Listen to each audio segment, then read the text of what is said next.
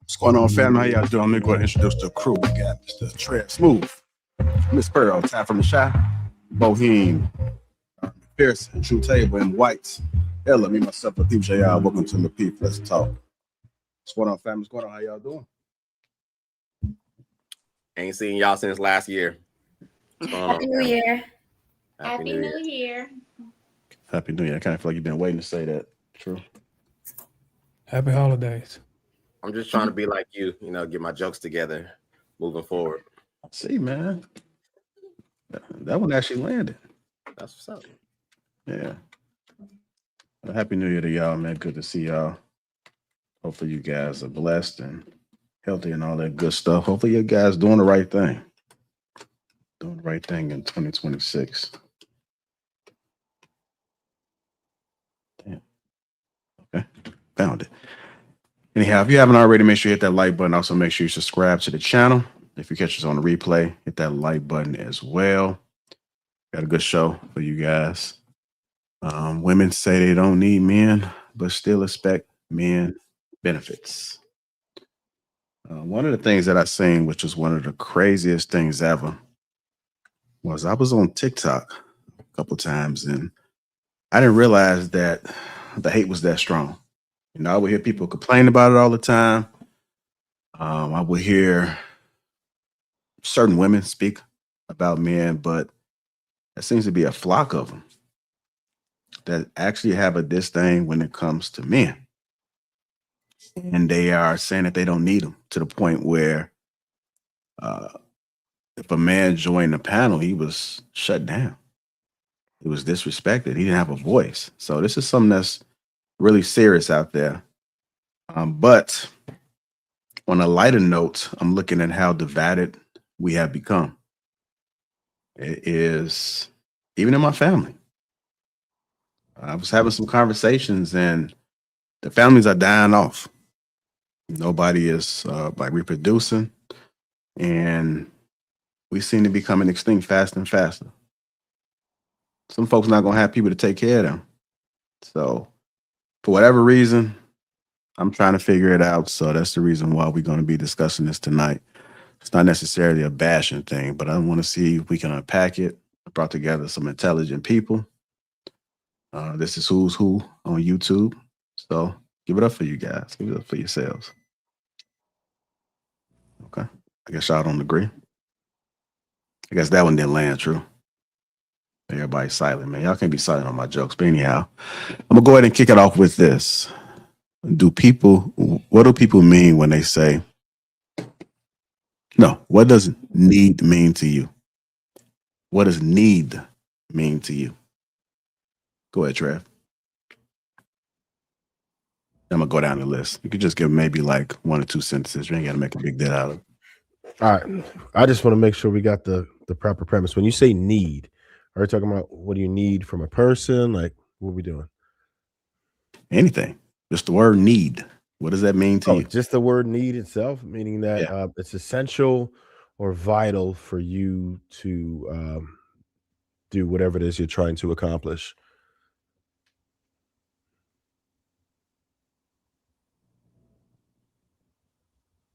Might not match Webster's, but that's my thoughts. I don't know. JR might have fell off for a second. We could keep it going, though, Pearl. You next. Look, that's what I was going to say. Is it just me? Yeah, Anyway, no, he fell off for a second. He'll be back.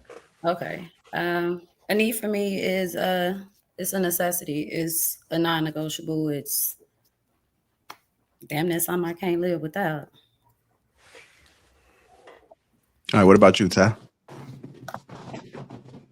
I agree with Pearl and Trev. It's a necessity, right? It's something that's an absolute. Mm-hmm. Without it, you can't function, right? Like life isn't the same. Okay. We got a couple more people. If somebody got anything else to add differently than what was said already. What about you, Ella? Need. I mean, it's kind of obvious, something essential, I ain't make it too deep. We all know what that is. Okay. Which is more honest? I want you or I need you? I Depends. can't take both lies. It's just the person that's saying it. You know what I'm saying? The Right. person that's saying it can make it true or a lie. If people could tell you they want and need you, they just saying shit. So it's just based on a person. You know what I mean? It could be the truth or a lie. It's basically a gauge on the integrity of the person. You know. I think McPherson. it's on the circumstances. I think Said both of them. I think both of them even. Oh, I wasn't done. Okay. Oh, my bad. I thought he called my name. No, like I did call his name. Go ahead, Ty. And then we'll go to Dara. Okay, go ahead, McPherson.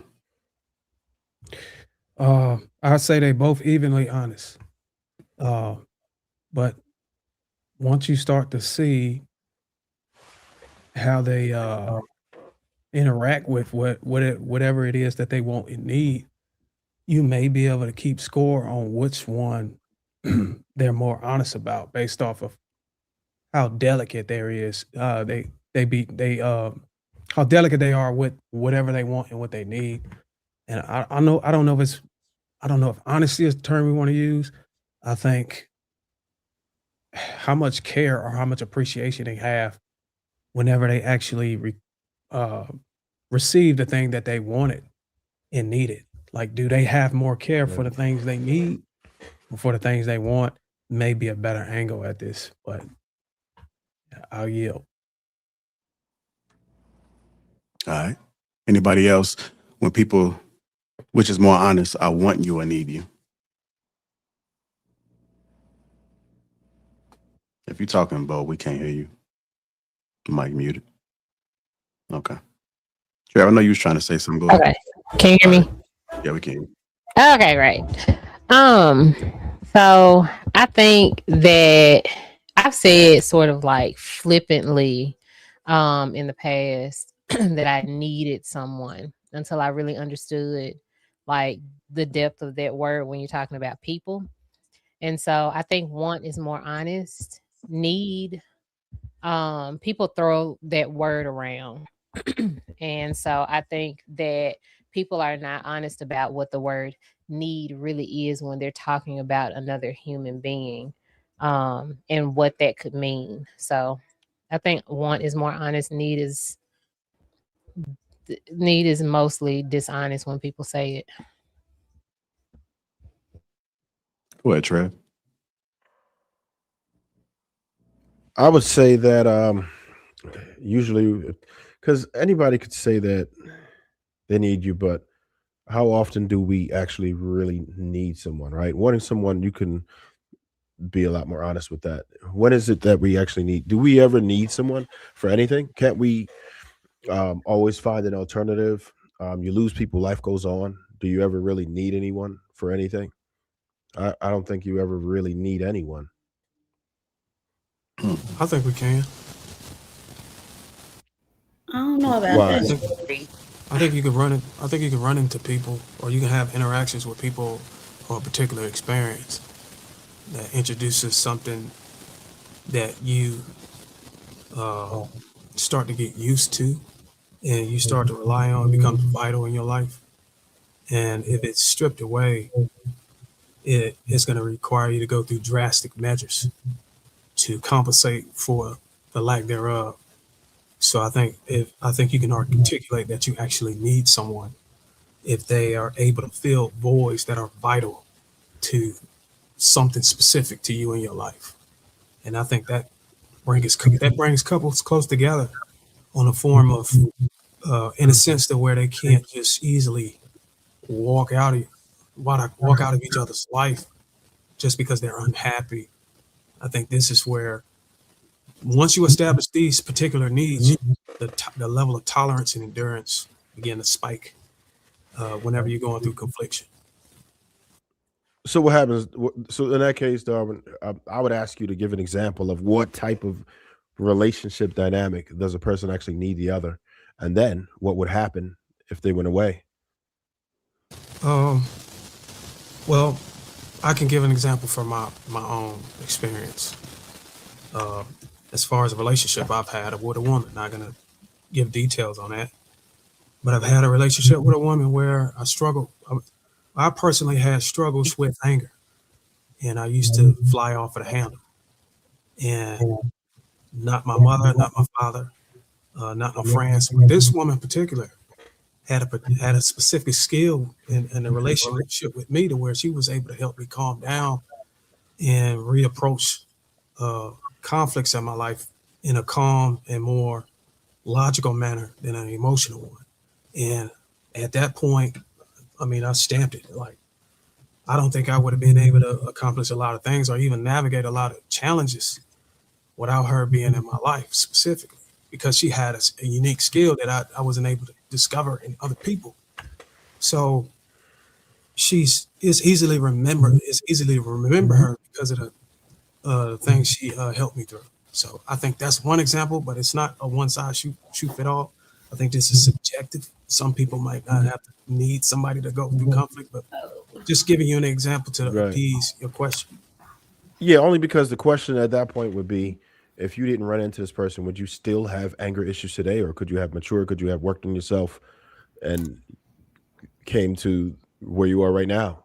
If it weren't for this person, could it have been possible that someone else could have helped you in that same way? Have you met other women who have similar characteristics right now? Well, I would say this: it is absolutely possible that I could have run into somebody who would have had that same characteristics to work through. But there's no way I can say that I've ran into women after that, because I haven't been able to test it. You know what I'm saying? Because she filled that void so much, it became muscle memory for me to be able to handle those, navigate on my own. And so if it were the case where I had backslid and I started to regress and needed somebody to calm me or show me how to work through things, then I would have been able to test future women. But she laid it on me in a way to where it stuck past the duration of time I had a relationship with her. So I can't really say that another woman would have been able to do that definitively. Right. Okay. So the reason why I try to steer people away from using that word need is because we can easily develop toxic attachment styles to a person when you decide that you need someone. That's a big deal. You don't want to be in a situation where you need someone. They can easily assume control over your life when you need them. Most people will betray you. It doesn't happen to everyone, but when people know you need them, people will weaponize that in a lot of cases. Well, fortunately for me, it wasn't weaponized, but I understand that it can happen. And I think that's the risk everybody take whenever they let themselves be vulnerable around somebody that they strongly connect with. But I guess I'm blessed. Go ahead, Ella. Logic trail. Tied in, Ella. Go ahead. With that logic trail, I would say then we would suggest for people never to try to fall in love or be vulnerable because you're afraid of people taking advantage of you for the circumstances. I think when it comes to need, that it becomes more of a foresight thing, right? Like, you don't think you need people that you have in your life until they're no longer there. I agree with Darwin when he stated that he learned something from that particular person. Most relationships that you go through, you need it to go through those situations in order for you to grow and learn and get to the place where you are now, right? I think people, as just humans, we need each other. You might not need someone to be a steadfast, person in your life for the rest of your life, but you needed them for that phase. Like they say, people come around for a reason, a season, or a lifetime, but you needed them at each phase of your life, right? So that you could grow and understand. Now, there are certain people that you want in your life, and you go out of your way to make sure that they are a constant, active person in your life. But there are definitely people that you absolutely needed and you still need. So Ty, how did you define need? I defined it as essential, as something that was absolutely necessary. And the situations you go through, whether they're good or bad, and this is the thing, right? Because I think we try to stray people away from the bad, but you don't realize the blessing in the bad, the lesson in the bad, how you actually can grow and become better in the bad. You need the bad just as much as you need the good. You can't even appreciate the good until you've experienced the bad. So sometimes you need to go through those steps, right? Most of us need to go through those steps where we deal with those toxic relationships, where we deal with our anger issues, where we deal with that cheating spouse, where we deal with those, demons that you are having, or that someone you're actually dating is mirroring back to you, so that you can realize your own struggles and understand how you can grow into the next situation. It's all needed, right? You might not want it, but it's all needed. It's I don't very believe. it's very necessary for your life. I think we'd be yeah. I can't get behind. We need that cheating spouse. We needed that betrayal and everything. The most successful relationships, period, are people who have had 0 to like 1 partners. I know plenty of people. This is anecdotal, but even the data supports it. The people who have the less encounters, the less betrayal, they actually have the most fruitful, long-lasting relationships. The people who I know who have been like high school sweethearts, met each other when they were young, have had no betrayal, or people who had arranged marriages, they've all been successful, the most successful relationships, people who weren't jaded, people who didn't go through those things. So we're saying that we should have people do us dirt for us to get better, but it doesn't have to happen that way. It doesn't have to happen that way. But what is the percentage of those relationships opposed to the majority of people who actually experience that lifestyle? You understand what I'm saying? And even in that situation, maybe they weren't jaded or cheated on or done wrong in that relationship, but they've experienced hardship that helped them learn situations. These were things they needed to go through. I think it's Not all necessarily. part of life, whether Not it's necessarily. from your actual lover or your parents or your friends. It can all come in different ways, but I think that sometimes those things are definitely needed. Abuse is needed. I Abuse, can't get behind that. I didn't say Yeah, necessarily if you're saying, abuse is well, needed, but if someone's some cheating people, on you, if someone's betraying you, that's forms of abuse. If someone's cheating on you, that is a form of abuse, and I don't think that we need that. I understand your perspective, but I mean, historically, cheating wasn't a form of abuse. It was a lifestyle, right? Men had concubines when they had wives. Men slept with prostitutes while they had wives. Women, did their thing. That has been a lifestyle, and I'm not saying that you should accept that lifestyle, but for some women, maybe the ones who have baggage, for some men, maybe the ones that need to learn certain lessons, you have to go through that in life to realize you don't want that. I got a point, but I'm gonna yield for now because I didn't let nobody else talk. Yeah, go ahead. All right, let's go ahead and get Ella True and everybody now. Yeah, I think everybody made great points. I'm more leaning towards what Trev and Darwin was saying, because I don't think, well, Trev to a degree, because I think you do need people. I think it's the difference between needing them to do something for you. Like, we don't need nobody to cook for us. We don't need nobody to clean for us. We don't need nobody to make no money. No, you don't need that. But we're human beings, and we're not here to be alone. So there's an innate connection that we need from each other, whether it's a brotherhood, whether it's a sisterhood, or whether it's a romantic relationship. I think there's an essential need there. But as far as like for a function or something in my life, no, I don't need that. So I think we do need interpersonal relationships and connections. You know what I'm saying? I think that's a necessity. Now, do you need them to take care of you? No. But what is life without, a real connection with somebody? So yeah, I think we do need each other, definitely. All right, go ahead, True. Go ahead, True and White, when y'all can go.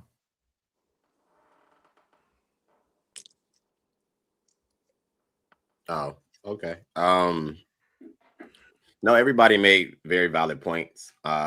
When I was listening to, I believe it was Darwin, he was referring to the need of the person who came into his life and I guess elevated his skill set to manage his emotions or whichever. I don't know if that I would tie that to being needed or that was necessary per se, but I would say that it sounded like that person had an impact on your life. And I think that just occurs just throughout anybody's lifestyle, that there's going to be people you meet who are going to be more impactful. Maybe they're needed, maybe they're wanted, To go back to the original question, I think if someone actually tells you they need you, I think that's actually more honest than saying that they want you. Mainly because need is tied to necessity and essentialness, as we were referring to moments ago. So yeah, like Illa just said, we need people. Sometimes I believe that being in this America, as it is beneficial in a lot of ways, there's a social engineering that we get to where we have this rags to riches story, or starting from the bottom, now we here, and that's not really how life works, period. I mean, even if you research the most successful freaking people, Trev made a valid point. These people are being arranged marriages and coming from a society, like a tribe. So this idea that one person is good enough to carry all of life's weight is a fallacy. I think it's a good story. Go ahead, Ella. Yeah. I hear what you're saying, but I think we live in such a due to technology and social media, we feel like everybody's so damn replaceable. So we don't feel like we need somebody. Cause like I could just get somebody tomorrow. I could just swipe. I could do this. I could do that. So we don't really understand. We don't even take the time to know the value of what you need, because you're already looking at what you can do. Next thing you know, you're 50 years old and you fucked up, think you always got an option. But as far as what Trev was saying, arranged marriages does make sense, but that's not something we deal with today. But I do see the value in what you're saying, that less partners is better, because once a man or woman starts, especially a woman, once you start taking on multiple people and dealing with this one and dealing with that one, especially if they got kids and shit, they really have a this sensitivity to connection, where it's like the more they get hurt. Because I know Ty was saying that, you can learn from pain, but I don't necessarily think, like Trev said, that that's a really good factor, because pain, I don't think, helps us grow as much. It might make us grow as individuals, but it definitely doesn't help us grow socially. We become colder, we become more callous. So I think the more women be having partners and dealing with different relationships, they can't even recognize a real man. They can't even recognize love, because they done been callous from this situation. So I don't think multiple partners is a need. I think it'll be ideal if we could just have one, but I don't think having multiple people and dealing with multiple partners is going to make you better for the future partner. I think the less is probably more. You know what I'm saying? Definitely. Yeah, and I wasn't necessarily saying more. No, I'm not saying you was. It made me think more. That's all. Okay, no, you make a valid point, but I agree with majority of what you said. And Trev, yeah, we need people. It's not going anywhere. Technology is not going to replace people, even though AI is out. We'll be fine, and I'll land. All right, go ahead, Mike.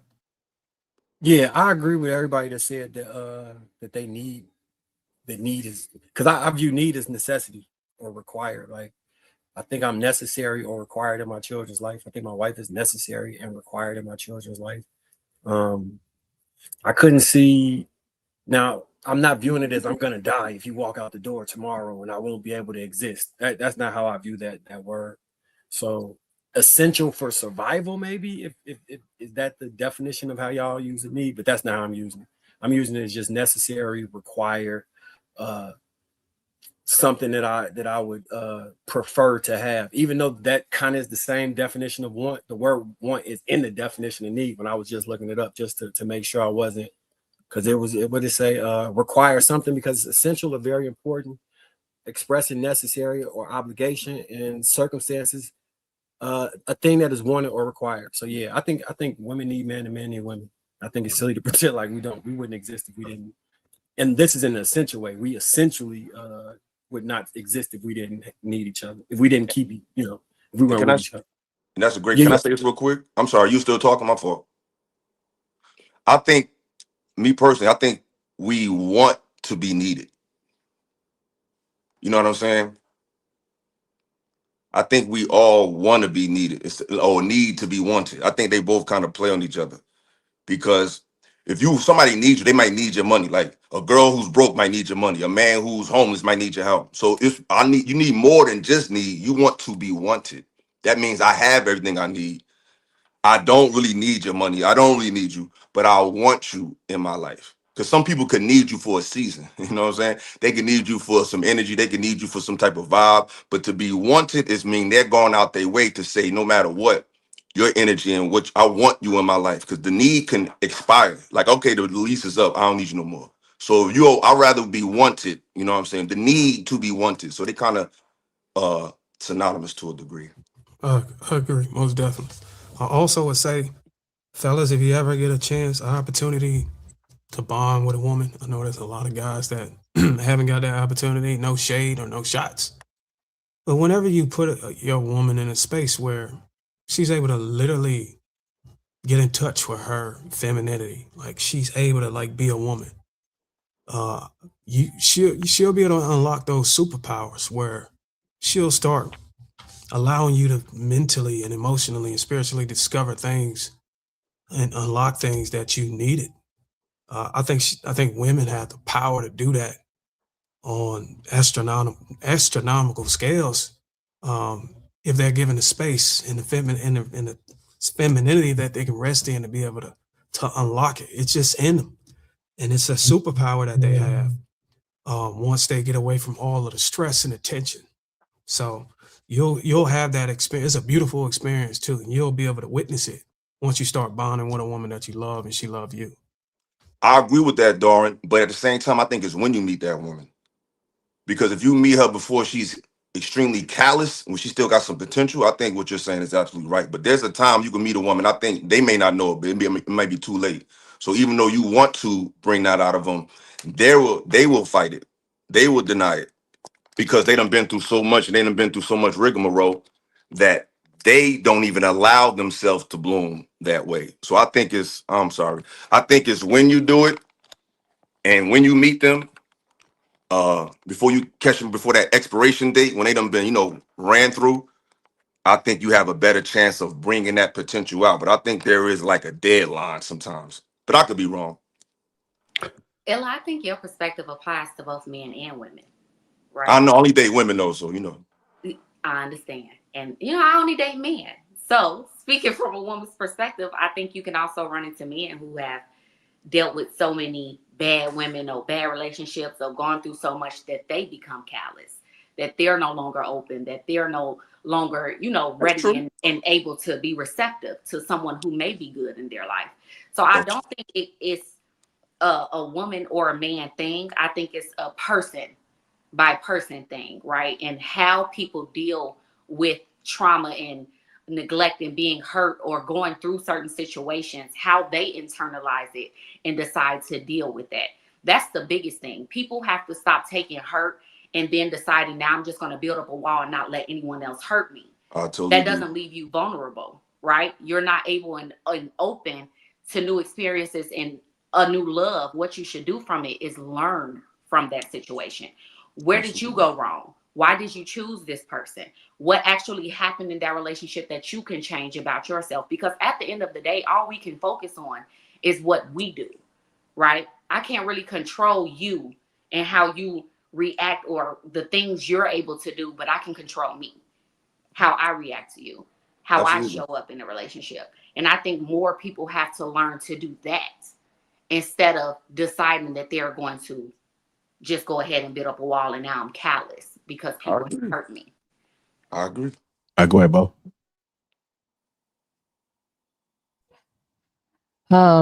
So as far as this subject is concerned, there is always going to be some pushback with me in particular. And I know women like me when you mention the word need as it pertains to a man. And don't get me wrong, when I was younger, I would say I need my other half all the time.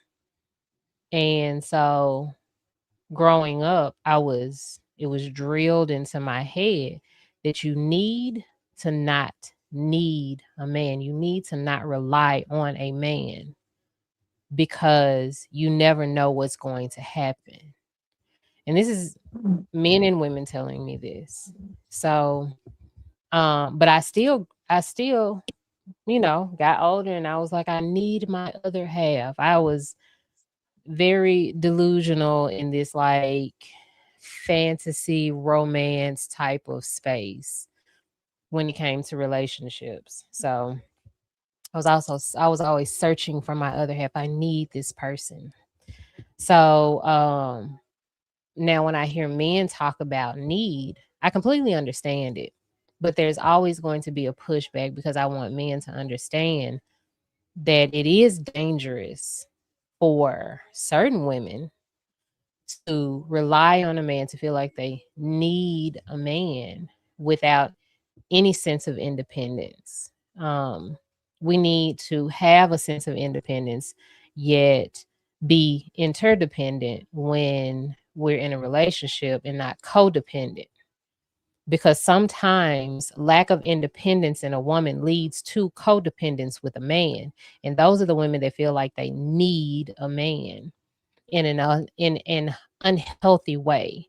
So having these conversations, I really appreciate most of you guys for having these conversations with me in an honest way and in a kind way. True and Mont specifically, the long conversations that we've had, and they've helped me understand how men view things. And now I completely understand what that need is. So, but there will always be that piece in the back of my head where I'm just like, you know what I'm saying? Like, I don't need you for my survival, but I do want you here and I desire you. But I know that men's language is they want to be needed. Bo, can I ask you something, Bo? Last time I seen this show, I seen you and Darwin go into it, and we was talking about relationships and marriage. And you was like, why does it always have to be such a negative perspective? But you just did the same thing. You know what I'm saying? We know that a woman don't need to just depend on a man for, like, that's a given. Like, we know that she needs her own independence. Like, we're talking about the positive aspects of needing each other. So I just feel like you kind of shifted it to somewhere else. Like, you know what I'm saying? Like, we already know the negative aspects of needing somebody. We already know that when you just can't get over them and it's this toxic addiction. We're not talking about that. You know what I'm saying? Because a man could be like that for a woman. It can go either way. So I think you kind of shifted into a protect women type of. It's like you can need somebody, and it doesn't have to be like this. We know women are independent. Like, it's 2026. We know that you don't need nobody. But do we need the energy from each other? If it was that, because it wasn't the case, we wouldn't be here. It'd just all be a world of just individuals. Like, we need something innately from each other, regardless of how we can take care of ourselves financially and economically. And I just feel like you kind of shifted it to, be careful because a guy can get you type of thing. And I don't think that's what it is. So I am finally convinced between last night and tonight that anything that I say is going to always be taken a certain way, because what I did there was admit the fact that this is what I was taught, and this is something that I have learned to think of differently. However, it's still there. And for a lot of women like me, those thoughts are still there. I specifically am trying to actively and intentionally think of this differently, because I do know that men communicate very differently and they receive things very differently. And I said that True and Mont specifically have helped me understand that was me saying, I understand that the way I think is not the way a man thinks now. And now I'm being more intentional about not being that way. And I'm so sorry that you took that negatively, but that is not how I meant it at all whatsoever. I was not dragging this protect women in it. I was just telling you the mindset of women who are told not to need and not to rely on a man. However, we do need to get on the same page about what that need means for men and for women. And I can understand and I agree with how men view need. You So took do it you that need way, and I'm anything so from sorry. do you need anything from the male species? Do you need anything from them? Yeah. Exactly. But I digress. I didn't say I just said I digress. I didn't even say that I didn't. Jesus Christ. I Yeah. never So said you didn't. I just said I digress. So, Bo, I am convinced that my words are I never said I going to be digress. I didn't say taken you said as nothing I am wrong. saying them. So, I and never it's said you said okay. nothing wrong. I'm I said cool. I digress. Don't worry about it. I got hey, Bo, hey, Bo, I heard what you said, and I'll be honest with you. from your message, it started out very similar to my message, if I'm not mistaken. I could have heard it wrong, but No, it was. I It think was your message, Trev. That's what I was gonna ask Illa. What was the difference between what Bo stated and what Trev stated way earlier when he I started? said I digress, man. That means I dropped it. I just wanna ask because you said that I Bo said I digress, which means in a okay, I negative. heard you. You made it clear. I digress. So I'm digressing. We can move on. I'm not gonna move on. I'm gonna finish my statement and then we can move on. All right, go ahead. Like I was stating, Bo, you stated that Bo took this conversation in a negative direction. I never said negative. Did he not say negative? Did he say negative? I said that. All right, my fault. Well, Thank I didn't mean you it. for being honest. I mean a different direction. Okay, but a different direction. Not necessarily negative, but a different direction. Different Trev direction. took the conversation there first.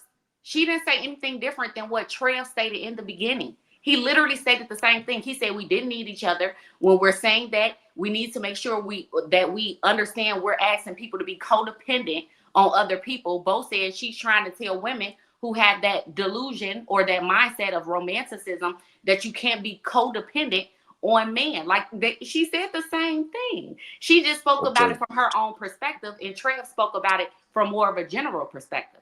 But they said the same thing. And yet you decided that this was the moment that you had to call Bo out. I just asked her a question. I didn't call her out. I said I digress. I didn't say, yo, you fucked up, you crazy as hell. I just felt like she focused on the next.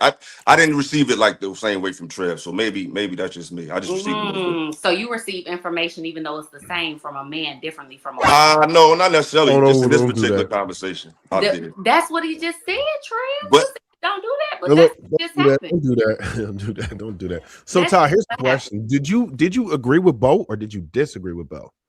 I understood Bo, but I disagreed with what she was saying, just like I disagreed with you. But the only reason I spoke up is because I found it funny that Illa decided to call her out. So what did you disagree with then? Thing that you talked about. All right, we got that. So what you disagree with that she said? I disagree with the mindset that you get to this point where women don't necessarily need to have the mindset of needing men. I think we need each other, period. No, you shouldn't be codependent on anyone, but that foundational need is still there, right? Even though she was taught growing up to not need a man, they were even wrong to a certain degree. You need them. You need them just like they need us. The need is there, but you just don't need to be codependent on the person. You shouldn't need them so much that your life will end if they're no longer there. So no, I just thought that was obvious though. But I thought, to be fair, that's what I was saying, Ty. Okay. That's exactly what I was saying. That's where you wrapped it up. Okay. Yeah. I found I went from one extreme to the next, and now I found my way in the middle. That's fair. All right, so since we on the main topic, when women say I don't need a man, what do they mean, in your opinion? Well, I would say that like I know Miss Pearl's about to go. Yeah, Pearl. Thank you, J.I. He was on point with that. I think it means they don't need the men like to take care of them financially. And I think that's really what it boils down to, because we essentially need them for everything else. I don't think they mean like we don't need men emotionally or spiritually or to be our leaders. If they do, they're misguided. But I just think now that they feel like there's this delusion of a level playing field in terms of like economic progression, and we can work and finance ourselves and buy homes and all of these things like that. They don't feel like they need a man to serve that purpose. I think that's what they mean. And I honestly, we know money make the world go around. So it's like money is tied to everything. That's your lifestyle. So men would be directly tied to that. So if you feel like I have money now, I don't necessarily need the man that would be tied to that money. Again, it's a delusion, but I just think, to summarize it, that's what they mean. I'm not one of those women, but I know what they mean when they say that. Like, I don't need a man. I just think it means they don't need a man to take care of them financially. Just saying. I could be For wrong. clarity, are we talking about a particular person or are we talking about in general? Because I feel like we started out I think it's just general talking shit. about like one person, like needing one single person in your life. Like when Darwin had his explanation, he talked about an individual in his life, and that was what I made a point against. But now it seems as if we've shifted into needing men at all or needing women at all. But I think everyone, like Ella was saying, it's obvious that we all, as far as meeting women just for part of society and vice versa, I think that's I like think a consensus. I think what Darwin was doing was giving an example of the totality, of giving an example of the need. His example was just a woman. You might need a father figure. You might we need somebody. I think he just gave an example of he just happened the woman. He just happened to need the person. He just happened to need it. He didn't know he needed it until he found out. Because a lot of times we don't know we need stuff until it's there. You know what I'm saying? Do you realize it? And it can scare you sometimes. And I've been guilty of that. I've met women that I didn't realize I needed them until it was too late. You know what I'm saying? Talking about years ago. And it's like, I think that's what he was talking about. He was just giving an example of when I found it, I realized I needed that. You may not have been look. Sometimes you don't look for what you need; it just finds you. You know what I mean? And just we may not be ready for it because sometimes when you confront what you need, it's kind of like a mirror. It's like, oh shit, you know what I'm saying? It's like I'm not ready to be that vulnerable. You know what I'm saying? So it's like maybe I don't need it, or maybe I'm not ready for this need. Maybe I'm comfortable in where I'm at. So, but I think that's what he was saying. I don't think he was just focusing on just a woman, but the woman just happened to present what he needed at the time. So if you said you made a point and said that you found out that you needed that a particular woman when it was too late. What do you mean by that? This was like when I was younger, like you know what I'm saying. You be taking women for granted. Like I think I think when I was younger, it was a different breed of women than it is now. I think back in the day, it was a I agree. lot of sweethearts, and we just like, oh man, it's there everywhere. I'll find that again. No, the fuck you might not. You know what I'm saying? And when I was young, I met this one girl. She was just like very, very. She was just so sweet, and I just took her for granted because I'm like, she's sweet. She ain't going nowhere. You know what I'm saying? She married now, like she should be. You know what I'm saying? With like 3, 4 kids, like she should be. But she always had those wifely qualities. You know, what I mean? She was That's always the one just you let sweet. get away. One of them. You know what I'm saying? One of That was them, one of my. right? That was like my earliest Do you one. see? Do you see my point now? What that was one of them that you let get away. How'd you make out in life? But not to be cocky, but everybody not me, you feel me? Some people got 1 or 2 chances. Some dudes might get 15 to 20, but luckily, you know what I'm saying, that shit like a bus for me, that shit always gonna run. So what I'm talking about is, but some dudes don't always get that opportunity. So they might have So 1 if that's the or case, 2. But you can't then why guarantee did that. you need her? You If said you made out how? okay in life, right? You made out okay in life, regardless, right? Regardless of being Did able I? to have this one that you let get away. Did you? What I'm saying is getting out. What does get out look like? Like you got a crib, you got some money. Like you could have all of that Yeah. shit. You could gain the world and lose your soul. Like Yep. I'm all right. My mother's Did you gone. lose My your father's soul? gone. Like I got a lot of loss in my life. So what I'm trying to say this. So yeah, I made it, but I've lost a lot of people along the way. So it would have been nice to still have her here because I know she cared and I know she loved me. You know what I'm saying? So it's like you open the door because eventually you get tired of the process and you meet this one and you meet that one and you meet this one and then it becomes like you start to wound up. So you're fine. You got money. You can go places. But what's life without someone that you know gives a fuck about you? You know what I'm saying? So So yeah, I've have you met been more, having but it's trouble not since? like her though. You saying but the bus keep running, The right? bus keep So running, but sometimes sometimes I'm like, fuck it, I'm gonna walk. You know what I'm saying? It's like I'm just saying, like I can get on the bus, but I might get an Uber this time. Like just because I got it's like somebody who got money. Eventually, you get tired of buying shit. You get tired of shopping spree. You just be like, man, fuck it. I'm just about to. Remember on Batman when he was the man, but he had to break himself to what he became. He act like he was just homeless. So you can get tired of that shit too. But I'm blessed to have that opportunity though. damn, I'm more confused now. What I got from what you Well, look, said, what I got from what you said is impact. She made an impact, and I Yes. think that's the interchangeable word that you can meet people, a body, a willingness, but that impact is not going to be consistent. You're not always going to meet that person who can impact you. That's both male and female. So Yes. respect for you being vulnerable, my brother. I respect. Yeah. And Shout out to Christina. She watches. I want to point out to the point you made earlier, Trip. You said, but you'll find another one. You'll see another one. How many times do we talk about how men don't have those opportunities to meet these women? How with so many men struggling nowadays and they can't build good relationships and they're not meeting quality people. Maybe they met them already and they fumbled. You fumbled the person that you actually needed, and now you can't meet anyone else. Now that quality of person is no longer there. We talk about this all the time. You always things need should be right somebody. at the same time. Most of those dudes we talk about haven't had that one opportunity to meet that one woman who would have treated them well. That's that point. So yeah, I don't know. That kind of falls flat. I think they didn't. No, really. No, They really. didn't I talk want to enough that men one about woman that. that would treat them well. They wanted something else. It's not. Yeah, but your perspective is completely different, right? It would be impossible for you to really empathize with the male experience. It's really not the same. It really isn't.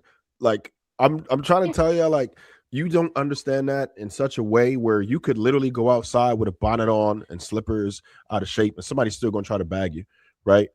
Men don't have that luxury. We have to be on point. We have to know how to speak to women. We have to know how to look. We have to know how to smell good. We got to have riz. All this shit. Y'all take that for granted. You acting like women are just falling out of the damn sky. That's not the case. Dudes don't get women like that. Like if you one of these guys, you one of them boys, sure, because all y'all like the same dudes. Them dudes is not worried about that. Once you get to that top 10, 20%, we get it. They're going to get it. And those are the guys that you're thinking about. Like, oh, you messed that up. That's what's good for you. This is karma now. This is karma now. Now you can't find a woman to love you because you fumbled it. Nah, the dudes I'm talking about, they never had a shot in the first place, ever. Like they really have been trying and never had that shot. That's all I'm trying to get y'all to understand. That's And a real thing for a lot of dudes. And even the guys that get girls, Ty, body count don't mean you got her heart. See, a lot of women give a body to mad niggas. They never gave their heart to nobody. Mm-hmm. So dudes who be getting a lot of girls, because getting girls is not that hard, but it's getting a heart is the hard part. It's getting a vulnerability. That's the hard part. And once upon a time, that came with the body. Once upon a time, you have sex with a girl, you got to get rid of her. You're my boyfriend now. Now, that's just, they could have sex with you and have sex with another nigga, and their heart was never given to anybody. They just give their body away. I did have another question I want to put out. Somebody about to say something? No, I mean, I did want to answer that question, but I was waiting for everybody to get the thing off. Pause. But I will say that as far as women saying they don't need a man, I think everybody pretty much agreed that it's a subjective stance, and depending on who's using the stance, it could be extreme or it actually can make logical sense. You just got to have further conversation and be able to peel back the layers. But I think that society, for the most part, when we do hear it, I think it's something scary happened, or there's a scary thing that could take place that I don't think men compensated for happening, and it actually happened. And I think we built the infrastructure.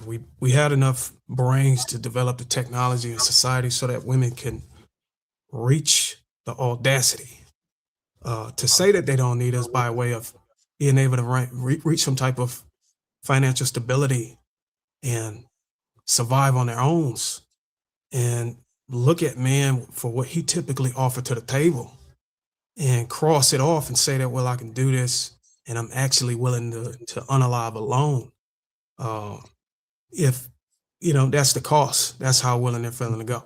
I don't think we compensated for, I don't think we thought ahead enough to where we was able to anticipate that the woman today is willing to go the limit. She's willing to go the distance for the sake of her own happiness, for the sake of being treated the right way in cases. So we didn't know that whenever, we were developing society ahead of time. And it just hit us in the face. And now you got a lot of women that's out here that's actually doing well for themselves to where they can actually cry out and say they don't need them. And then whenever you ask the question, well, why would you say that? Oftentimes she would articulate that, well, the things that I need a man for specifically, I can do it on my own. And I haven't yet discovered a man who can provide other things, or she have walled herself off in a way to where she haven't opened up the ability to understand a man, other things that a man could actually bring that she might just develop a need for. So there's so many facets that start to unlock when you take a dive down the layers. A lot of people just not intellectually driven to be able to go that far without having to run into mental gymnastics and get exhausted.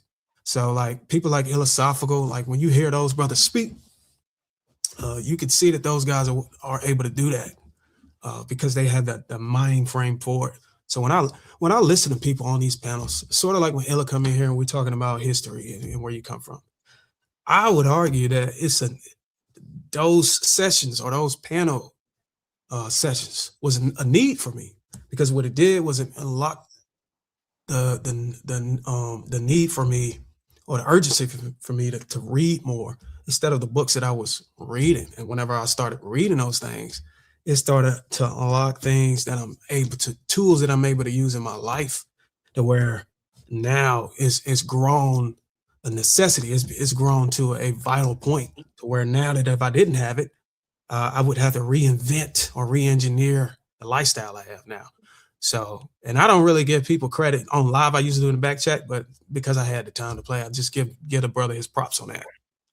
All right. Well, Darwin, thank you for growing up in 2020. Shout out to you, brother. You know what?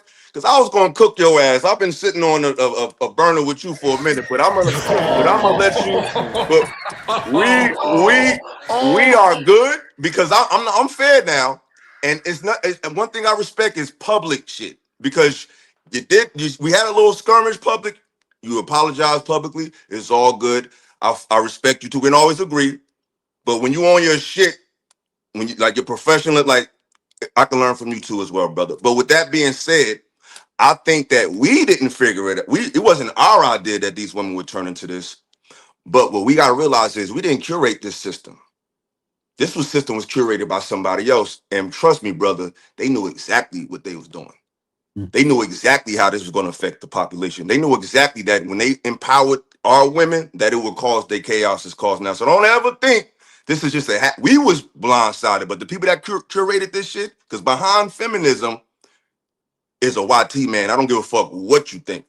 So let's not forget that this system was curated by somebody that didn't have our best interests in mind. That's why a lot of women, they talk about the patriarchy. It's like, whose patriarchy? Let's get specific, because it ain't ours. So we're under a patriarchy from another man, just like y'all are. You know what I mean? So, but shout out to you, brother. We all good, man. All right, go ahead, Bo. I'm gonna share the hand up in the back. Okay.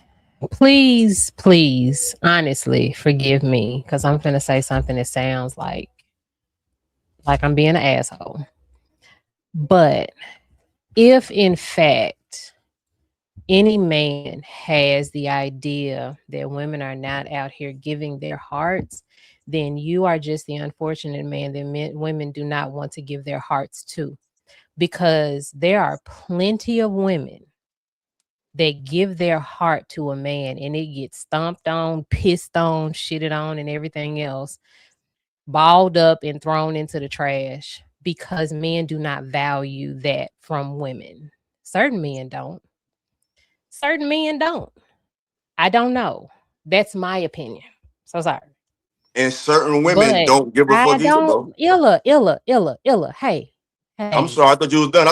Go ahead. I thought you was done. Well, I'm sorry.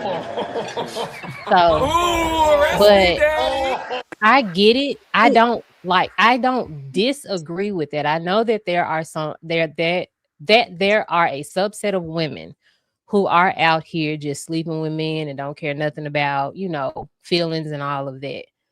But there are women out here that are like intentionally trying to be with a man, trying to give them her heart and express feelings and connect and all of that. And those men are not doing the same. They misuse that woman. They throw her away.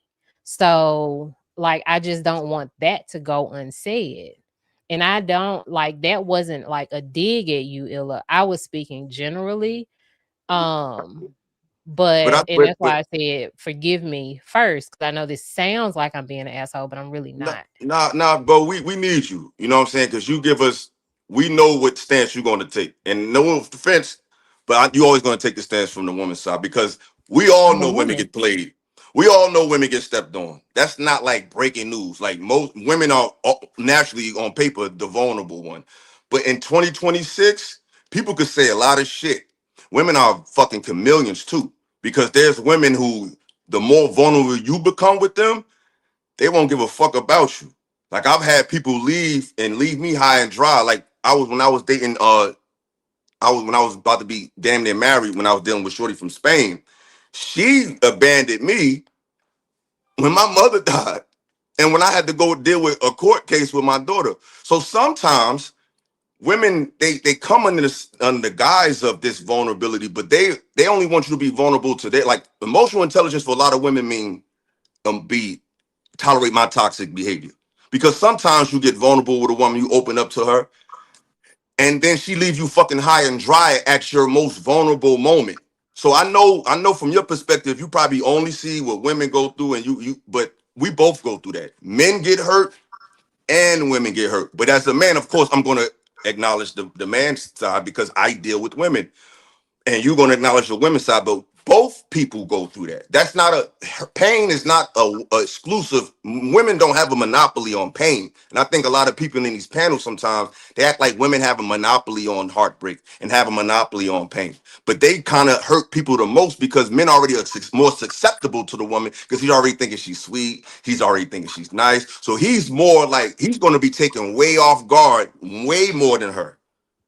More often than not. And when you really get into these women's relationships with a quote unquote man that hurt them the most, when you be a fly on the wall to see their situation, he was a goofy from the door. Now, a woman may not admit that on the panel because we can never understand their relationship. We can never see what's going on behind the scenes. So we got to take their word at face value. But a lot of women, when you actually do get vulnerable, when you actually let them know this is what I'm dealing with. I'm dealing with some mental shit. They ain't got the capacity to deal with that shit. I know that for a fact. I did want to ask a question Oh, for the I want panel. a quick question. Go ahead. You said you was dating a woman from Spain. You was a passport, bro? No, I'm a bro with a passport. Huh? I'm a bro with a passport because I dealt with them over here too. No, So I'm just asking about this one. that's irrelevant though. She's a woman. I know she a woman. I was It just don't matter where I met her. I could have met her around the corner. I could have met her in Chicago. They everywhere. They over here Let too. me ask you this though. If she was from Spain, right, and that's where you met her, first of all jokes aside, I didn't be her that's there. terrible that she did that to you at that time. That shows you the quality and character that she had as a person. Because a woman that loves you would never do something to you like that. That's not true. I mean, I was married too. I had a wife from America. So I don't want to make this a passport bro thing. I was married in America at 23. She did the same shit. A woman who loves you would not leave you when you're going through something as vulnerable as that. That was my statement. That's what women say. Overseas, a woman in America. Yeah, women say that. Yeah, they say that, but that don't mean that's true. See, I see this. No disrespect. No disrespect, but it's the difference between what y'all say and what y'all do. Y'all say a lot of shit. That's understandable. Men say a lot of things. I stand on what I say. Like I understand you're speaking from your perspective, but just like when Bo speaks from her perspective and you kind of go back and forth with her, I think that you're speaking from hurt and pain in every bitter relationship and situation that you've encountered throughout life. No. You just want to check me because I just said both of us go through that. I said men and women go through that. I barely even talk about pain on this panel, so you don't know me to talk about pain. Today, because we're talking about relationships today, but I don't be talking about my personal relationships on these panels. So to you to say you come from a place of pain, that means I have a pattern. I don't have no fucking pattern like that. You just think you know me. You don't. This conversation is we all talking about emotions. Pain. And no. It goes back to what I was talking about earlier, right? Like you'll have people who will deal with certain situations and they'll build up walls. And you were saying women, you specifically stated that hopefully you get to a woman before she's at the point where she has that wall so built up that you can't get through to her. Yeah, my wall ain't up. Thing to be reflecting right now is a man who has gotten to that point where his I'm wall not. No, I'm is not. that How? you can't see anything but the negative in women because you're saying, No, I'm not if doing a woman that. really loves you, she wouldn't let you No, do that. And you said that's what women say. That's what they make you because believe. they do They say that feel it. sometimes. They They do. they But I'm still willing to but it's love. also I'm not a closed lot off of to women, love. but it's also a lot of women who do stick by their men, who stick by them Right. for everything, Right. who You're ride right. for them, who will be homeless with them. You're So we right. can talk about it from both perspectives. And I said that. I said pain is not a monopoly owned by anybody. I said that. No, I agree with that. I wasn't I'm still disagreeing. open to love. I'm very open to love. I just know the difference between platinum and white gold. You feel me? I'm very open to still meeting people, but I know people, men and women, on these. I don't, like I said, I don't date men, so I'm not. I don't know. I'm not. How they lie to women can never affect me because I don't deal with them. So I could talk about what women do. I just know women say a lot of shit on these panels, and men. Because I give you an example. A lot of men say, my wife is a shit. You go home, you see what type of woman they got, and they full of shit. It's like, I wouldn't deal with that. Right. So it goes both ways. But to Right. try to say, I'm not speaking from a place of, I love women. I'm still very open to love. I will never close it down. But I know motherfuckers be full of I don't shit. think you should.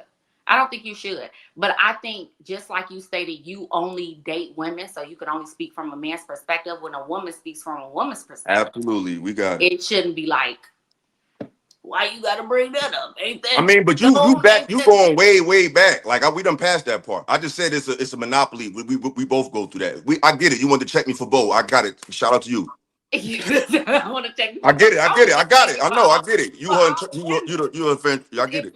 You keep making points saying it's from your perspective as a man. No, but I'm saying every time I'm on a from panel our with you, perspective you as want to women. come at me, like, you feel me? So I get it. Yeah. What You Ty? feel Ty, You would go you? ahead, True. Oh, Ty, What? would you just take a walk with me, right? Would you assume that most women, just majority of women, are good, decent individuals? Would that be your perspective? If you were thinking about women, would you take the perspective that I'm a good woman, so therefore I must be multiplied by millions? I don't think majority of women are good people. Just like I don't think majority of men are good people. I feel like they have the potential to be. But I do think there are good men out there, just like there are good women. You understand what I'm saying? So I like to speak from that perspective is what Fair. I'm But what I love about these panels, and thank you for that, right? It's interesting that you flipped it on talking about men. I specifically asked you about women, did not bring up men, but that's fine. Yeah. I asked that because a lot of times when we're trying to share our perspectives, and this is what I've said about these spaces, which is actually very beneficial for both male and female. See, y'all never heard us say what we're saying. And even when we say most interactions from our perspective does not look like y'all interactions. We know that because even though it may be your female interaction, we always know what it is to be the man on this side. We don't know what it is to be the woman, but we watch what y'all do, we watch what y'all say, and we watch reality. And I think that's the disconnect a lot of times when men are saying, Trev was laying it down, pause. It's way Pause. Hell yeah. Yeah, that's a heavy pause. That was crazy. That was crazy. That was crazy. Arrest me, Daddy. He said, Trev. Oh man, reel it back here. But Yeah. Yo, that was crazy. And I don't know if we'll ever get to this point. I know when I speak specifically to my lady and some of my female friends, I'm always trying to gain and I'm trying to give them an understanding. It's like, just take into account, we may know what the heck we're talking about because we live very different experiences. Like, it's vastly different. And it's almost like women want to be like, well, but no, like you said, well, women get their heart broken too. I would argue that's BS. I don't think most women in majority are really operating with men from where they would morph their life to be with a man, that they would sacrifice. I'm being 1000% honest with you. Most women love men out of convenience. They do not love men from a standpoint that they will warp their life in mountains. That's BS. Women great R&B songs. Most of the best R&B songs come from freaking us. So I don't understand why this idea is like, oh, well, women love and they give their heart. No, I think they feel emotions. Yes. But I think they love men from a real place. They think, see, this is the thing. This is the thing, True. This is the thing, True. They think niggas still falling for their PR team. We not falling for that shit. See, this is the problem. We've been convinced, we've been taught wrong about each other. And we got to start over. We've been taught about women that, first I'm gonna start with the men. Women have been taught that men are just these aggressive, sex-crazed animals. So that's why when you see a woman who dressed all sexy and men say, oh, so what you bring to the table? She like this, because subconsciously she think that's all we want, and she's wrong. Now us, we think women are just these soft, dainty, just loving creatures, and no, the fuck you're not. So we've both been lied to about each other, and now we're starting to be honest about who we really are. But sometimes, like what you doing, you keep trying to push that PR shit on niggas. Niggas ain't buying that bullshit y'all kicking. Women give their body to niggas. They don't give their heart to nobody. They give their fucking heart to Jesus. You know why they give their heart to Jesus? Because he can't hold their ass accountable. He can't call their phone and say, yo, you on some goofy shit. He can't do that. So I don't want to hear that bullshit. Sorry, I just don't want to hear it. I love women. I think they're beautiful. But that PR y'all keep trying to kick, yo, just say, listen, at least both honest. Both say, listen, we don't really trust y'all like that. I might give a little pushback, but she honest. But stop trying to sell niggas this PR team. That's not who the fuck y'all are. What? Okay, it's so much to unpack here. I bet it is. To respond to True. True, I understand everything that you stated, right? But I feel like it still just goes back to you're speaking from your perspective and we're speaking from our perspective. Just like we can never fully understand or empathize with a man's situation or what you deal with on a day-to-day basis, you can never fully understand or empathize the woman's day-to-day interactions with men and what we've experienced personally. For you to sit here and say that, not you, True, but you, Illa, switching over. Of course me. Even though he went out right against you, but of course me. You piggyback. So I'm just trying so to get my what? I thought out piggyback, so talk to the piggy. I'm on the back. Let me finish. You always want to argue. Pause. I don't want to argue. Yeah, super pause. So I'm just saying, for you to sit here and say, like, I'm trying to push a PR agenda and women don't really love men, that's insane to me. That's just PR. It's PR. And let me just finish.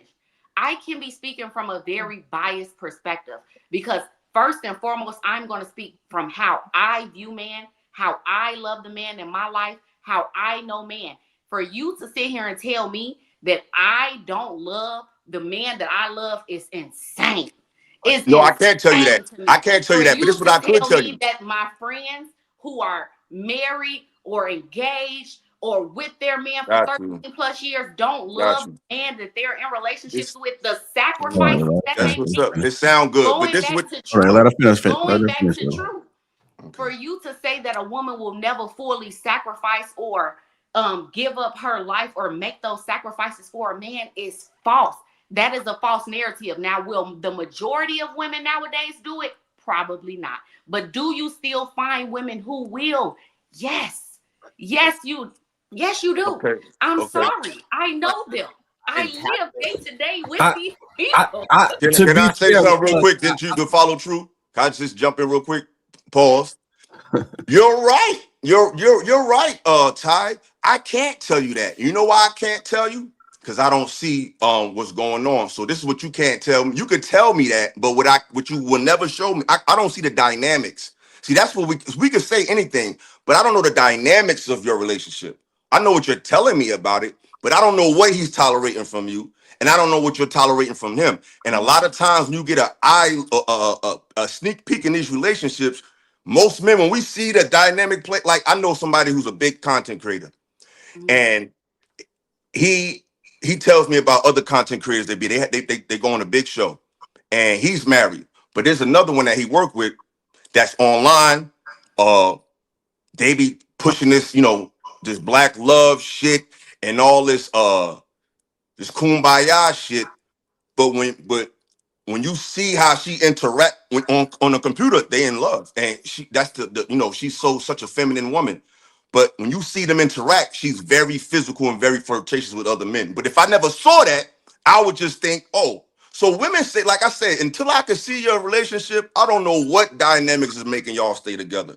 Because the women they definitely do go hard and love men, but most of the time, not all the time, and I'm talking about these days, not of all time, because today is a different paradigm.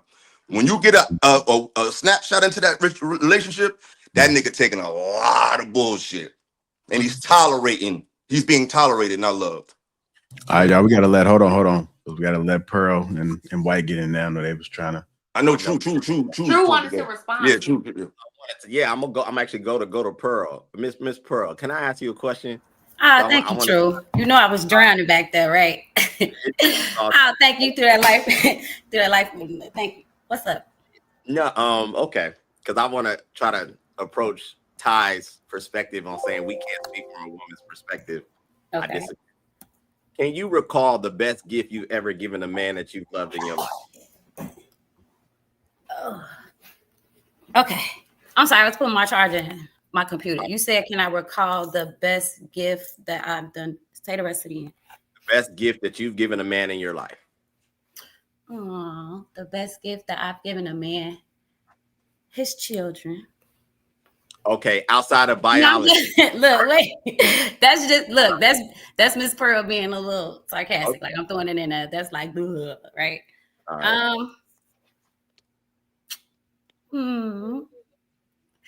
We're talking adults, right? We're not talking about like kids stuff, right? Are you speaking like? I'm talking about the span of your life. You've obviously interacted with men, and I'm pretty sure that if somebody caught your attention, maybe made you giggle, and I'm trying to figure out, have you showcased care for him in the form of a gift? I mean, it was a care package. So for him, it was just like flip-flops, like deodorant, socks, t-shirt. That's when we were teenagers, right? But then when we were adults, it was more like a memory book from a past relative. Like something that was really important for him.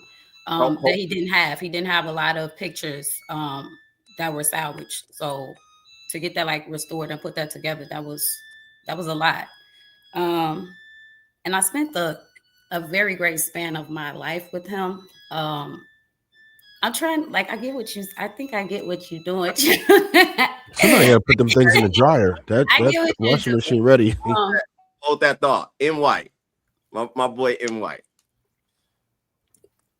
What would you say would be, even if it's referring to your wife, is the best gift that you've given to her since you've been around? Yeah. Retirement. I dropped $70K in the account like a couple months ago. Bought a Jaguar. Let me see. Oh shit, that ring, that motherfucking ring. Well, no, I ain't counting that ring. Shit, the kids. I'm counting them too, just like you. I gave my sperm is high quality and expensive, so that was a gift. No argument there. My point.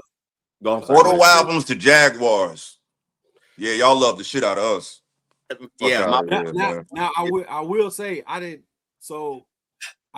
got 10K before. I got a Benz before. From a woman. Shit, like on my 27, like so my birthday on the 27th. So I got like 2,700, 27 pieces of candy, 27 27s, you know what I'm saying? Shit. A whole Nipsey Hussle, like the whole marathon collection damn near, like all the shirts, the jogging suits, the hats, all of that shit. That was for Father's Day. Would you say that is most men's experience having a woman? No, I don't think so. Because I be talking to it, don't seem like that's what most people be. Yeah. But that's subjective, True. So, but hold on, True. Let me No, that was great, M. White. That was awesome. I want to what you getting at? Like, let's do the roundabout. One thing I say is you left me over there. Chicago women, I think, might be different. So yes, they are. The women in Chicago, they might do some like gangster shit that might fuck your life up.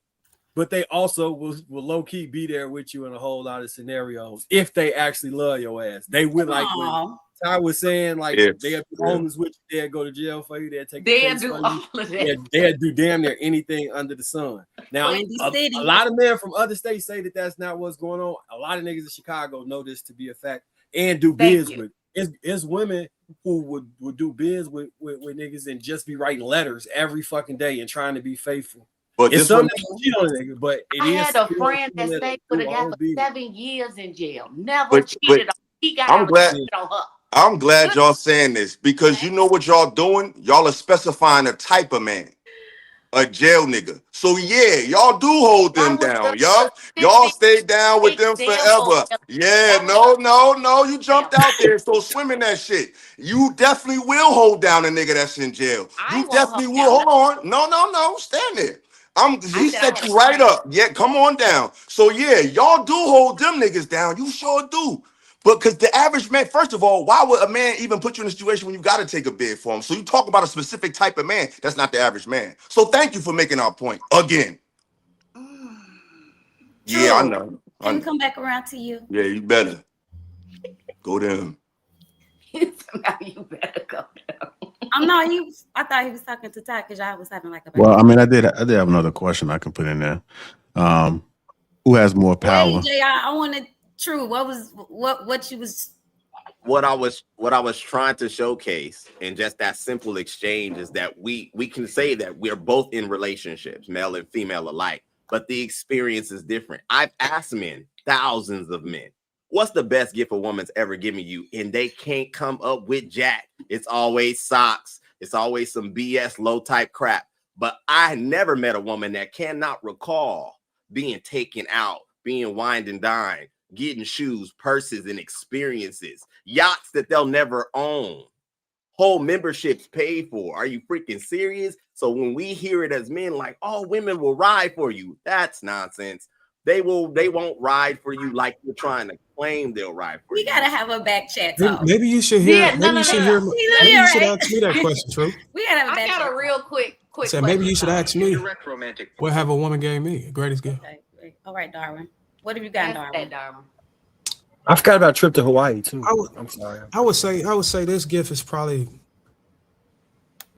not public opinion, obviously, but I think I was able to grow to appreciate the gift. And it's not like an item or anything like that. It's my position in life. Because if you look at the landscape, you look at society, I would say the greatest gift that she gave me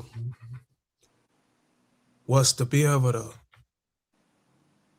speak from integrity in a way that where I have a wife, I have my kids within wedlock, and I have a cooperative woman in a era where it's becoming highly unlikely to obtain. So this is something that I had to grow to appreciate because it's just not a lot of guys are going to be able to pull that off or even to be able to receive that kind of gift from a woman. It's being able for me to have a woman that's steadfast enough to be able to have that connection and be cooperative in a marriage for X amount of years and going on. And it's not a lot of people going to talk about it.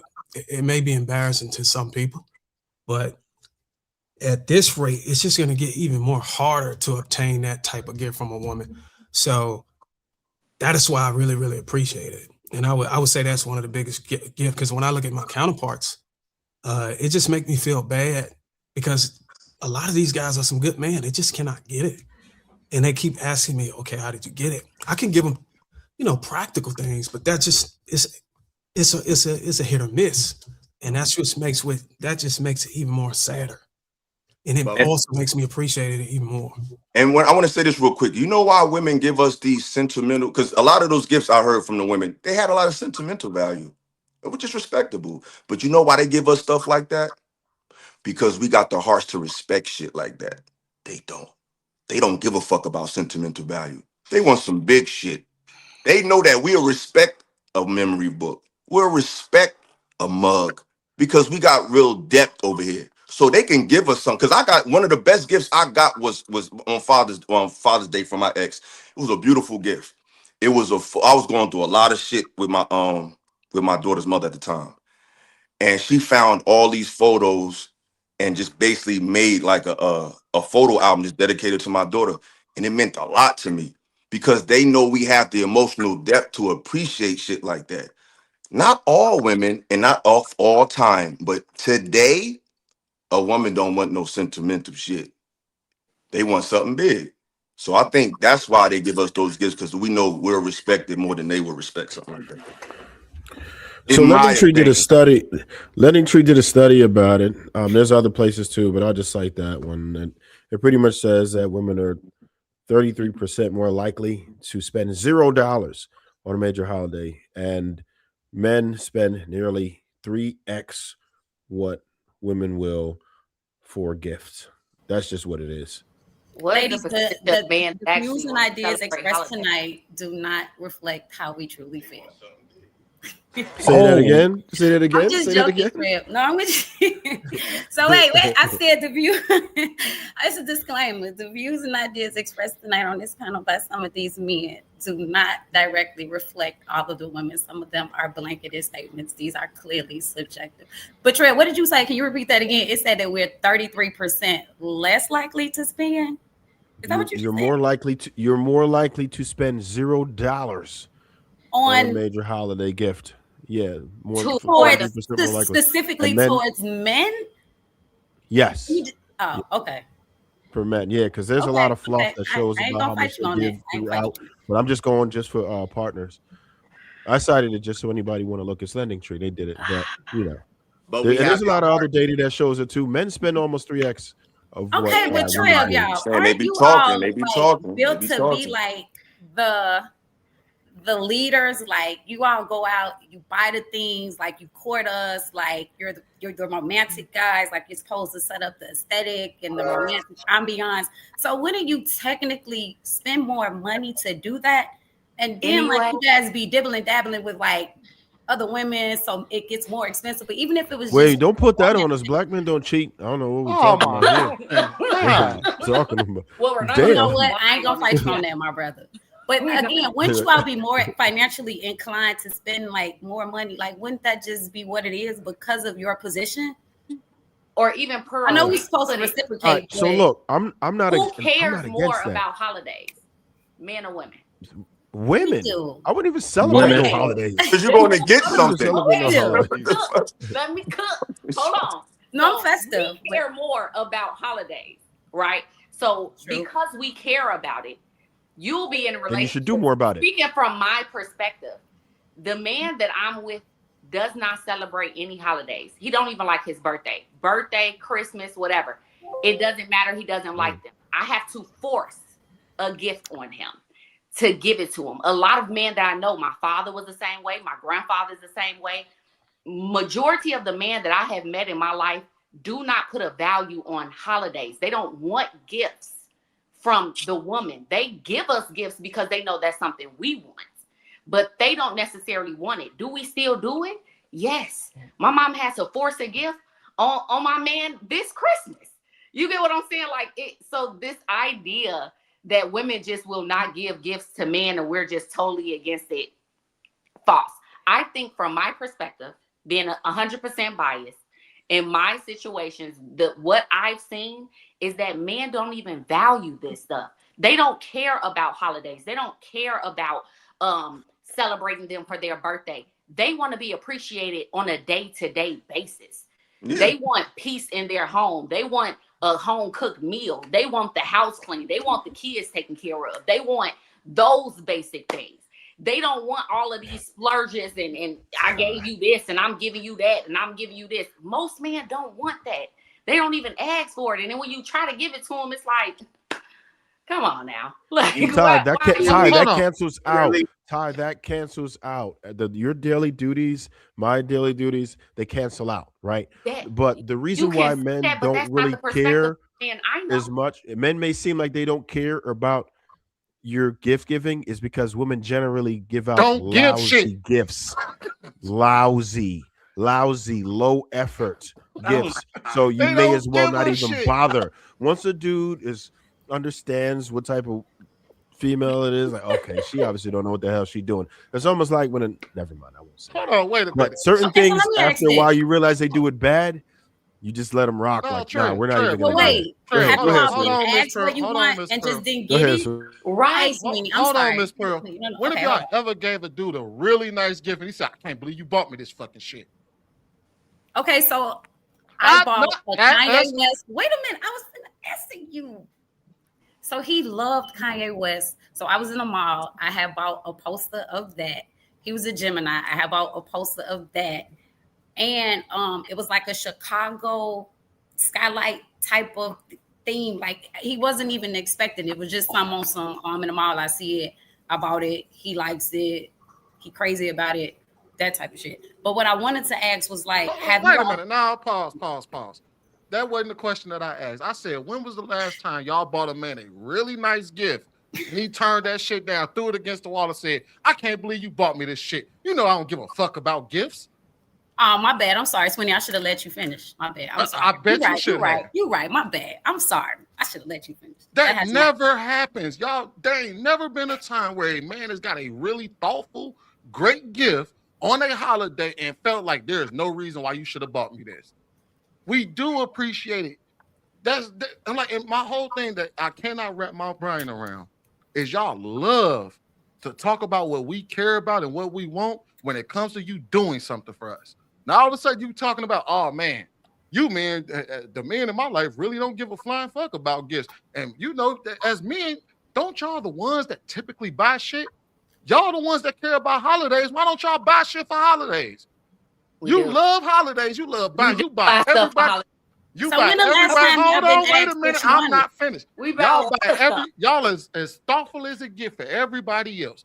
Oh, I know mama gonna want this. I know sis gonna want this. I know my nieces and nephew gonna love this. But somehow by the time it come to your man, it's man, that nigga don't give a fuck about holidays. No way. There ain't shit that nigga said that he wanted that year. He didn't want the grill, that pellet grill he been thinking about. I actually bought my man a grill. He didn't want so that. What are you talking about? I bought my man a grill as a gift. I paid off his house taxes as a gift. I've done multiple different things as a gift. Gotten hotels. I'm just speaking. What he did for you? Hold on, wait. I forgot some of these lists too. Wait a minute. I'm just right. Listen. I'm just speaking to the way that y'all before he died in Atlanta. Wait a minute. I'm just speaking to the logic that y'all give on these. I get it. Y'all, if you love your man, y'all may have bought a lot of shit. I'm not talking about y'all specifically. It's the logic that y'all put behind the thought process where y'all assume, where y'all put all of a sudden now when it comes to us saying, hey, look, y'all don't appreciate us in the way that we believe that y'all appreciate us. And when we point to things like holidays, y'all would say, or we point to things like what Trev said when he brought up the fact that we spend way more money on holidays than y'all do. We don't even care about holidays, and somehow, some way, we still manage to spend more money on y'all than a person who cares about holidays spend on the other person. If y'all love the shit, then just do it. If you know that you love the holidays, and you like birthdays, and you like Christmas, and you like Valentine's Day, it shouldn't only be a love that you receive. It should be a love that you also give. So you give as much as you receive, because I really love Christmas. So on this year on Christmas, I know you know your husband been wanting that pellet grill all year. I'm getting him that pellet grill. You know he been wanting that car all year if you can afford it. I'm getting him that car. If like that's what we expect y'all to do. You say you love the shit, then do it. Don't sit here and sit back and just want to receive because you love Valentine's Day and you love the holidays. Get your ass up and go just do. I don't care if that man say he don't give a fuck about holidays. You can buy something for him. So the argument is we do. We wouldn't be complaining.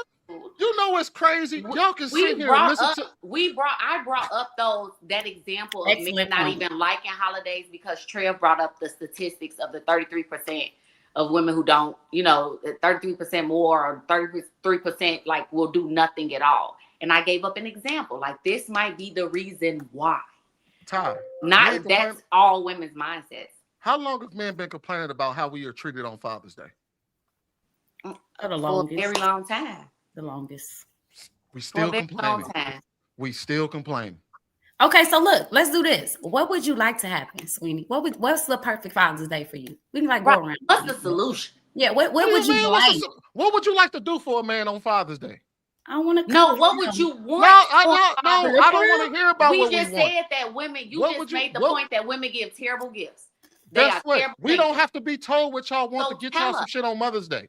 We don't have to run to y'all and beg y'all to ask y'all what y'all want. We just do. We take y'all out. We take y'all to go eat. We buy gifts. We bring flowers. Tell me what if this is your husband, these are y'all husbands on Father's Day. What would you do for him on Father's Day this year? I just want to know real quick. He ain't gonna see this show. Tell us what you got planned for him on Father's Day. Love the lake. Sweeney, I think she asked a fair question though. To be honest, I think we should give example of what it is we want. Just so we would like to go out to eat. We would like a grill. We would like some food. We would like a TV. Okay. We would like some shit that we ain't have. I take my. You know what your man want? He done been talking about. He done been looking at that sign. Goddamn, I don't know. Like for me, it's been a pellet grill. For me this year, it's been a pellet grill and a flat grill. Those are the two things I've been staring at all year for like the last year or so. For your man, it may be different. The shit that you know how we be intuitive and we sit there and we pay attention to the shit that y'all come up to us and say, "Oh, baby, you see this thing right here? He might the GTA 6 coming out this year. We buy Madden every single year. We buy I think the PS6 supposed to be coming out in 2 years. When? It's supposed to be 2 years from now. GTA 6 coming out, a new Madden coming out. That they put some goddamn money on his Madden book. I mean on his 2K player. GTA 6 ain't coming out, bro. It's definitely thank God. Out. Yeah, it's coming out this year. Get him a gaming PC and get him 5M. That shit just like GTA 6. You can do I'm just like, man, like you know what he is into. Just like we have to, y'all. How often do y'all get upset with us when we have to come up there and ask y'all what do y'all want? All the time, because I don't want to tell you. You should know by then. Oh, you don't say. But I still get asked. No, you need to ask me. Look, Shan. Look at Illa's face, bro. I feel you, bro. These chains. I feel you. That was the face I've been making the whole time before I jumped up here, bro. I mean, you just gotta let them talk, man. It's just comedy at this point. Just let them say what they want to say. One thing I do notice though, because I have women that drop the bag on me. I met a woman a couple years ago when I moved to Charlotte. I met her maybe like 2 weeks from my birthday. She paid my rent. Gave me an ounce of that. You know what I mean? She took me to Roof Chris. Exactly. Hold on. But you hold on. I'm not finished. She took me to Roof Chris. She gave me like 800. And she took me to like Neiman Marcus. But she was trying to buy me. You know what I'm saying? So a lot of, I just met her. You know what I'm saying? I just met her. So sometimes when they do break the bag, it's an agenda attached to that shit. You know what I'm saying? Because I never got that shit again. But she did it at the beginning because she wanted to get a motherfucker. Maybe she just got her taxes or something, but she went dumb hard. But that's not like a normal occurrence. Like sometimes oftentimes they break the bag for a person who really don't need the shit. Look at Chris, for example. He don't need $1,000, but they breaking them up. You know what I'm saying? So the dude who really need a gift, who really wants something, they ain't gonna give him shit. So sometimes it be a little agenda attached to it. You know what I'm saying? I think that's why a lot of cats don't even take shit from women, because it'd be like a catch to that shit. So it's like, no, I'm good. It's never just a gift. It's always, I'm gonna do something for you, but I want you to go extra hard for me. So it's never just a genuine gift when they go hard. It's always like, not always, but sometimes, maybe often, it's a little catch to it. But hey, it's just my opinion, you know. Unfortunately, that was an anomaly, guys. Bo, you can go. Don't diminish us, Bo. Don't diminish our experience. It wasn't an anomaly because all these men just said it. Better not. Understand. Just understand. I mean, y'all ain't even named shit. Only person that really named the real gift was Ty. Like, what the other shit y'all named? Some notebook or some shit? Like, y'all, what y'all gave your man, a notebook or some shit? Like, the only person I heard a real gift was given was Ty. Like, what the fuck the rest of y'all get? Like, Bo, what have you given your man? Because Pearl, I think you gave him a notebook or some shit. Bo, what did It you give your wasn't a man? notebook. Hold on. Yeah, And what did, and Shan, what did you Okay, give hold us? on. I wanna hear what Clarification Bo for got the to It was say. a photo album, some shit, clarification for right? the conversation. Oh, It photo was album. a photo album that was restored of Oh, lost family members that were passed away. Like they had to be restored. So it wasn't just I just put a collage or something together that was real quick. It was word, something that was very sentimental. It's word, actually invaluable. So I mean, you can go to word. whatever restaurants and buy whatever cars you want, but it's just certain word. gifts like that photo album that your ex got for your For daughter. Father's Day, yeah, that was cute. Yeah, similar gifts, Word, like similar sentiments. So we don't really word, put values on that. We're not word. gonna Of do course. So that. But Shan, it was what did you give your husband or Hold on. your We man? skipped over Bo. She was Oh yeah, about to Bo, no, say. no, what no. did you That's what give I your was man? saying. Bo could go. Let me turn my mic on. What you give him, Bo? What's the best gift you gave a man, Bo? I think Bo might be a good Mute. gift giver. Bo, you on your joint muted. We can't hear you. For Father's Day or birthdays? Here we go. Any day. Okay, because so the last guy I was with, he didn't have any kids, but for his birthday one year, I took him out to this really nice restaurant. It cost a lot of money. Another year, I got him his favorite cologne. I sang him a song, and I got him a gift card to one of his favorite clothing stores. So yeah. What song you sing? You can sing, Bo? We're not gonna talk about that. No, for real, you can sing, no, Bo, for real, you can sing. I can hold a tune. Oh, What so you song can did sing and you sing? singing for niggas? What song did you sing? I'm just curious. Was it Happy Birthday? You said I sang him a Like, song. what song did you sing? No. It was an India Irie song. I should have known. Was it the truth? No. No, it was the song about if I am shit.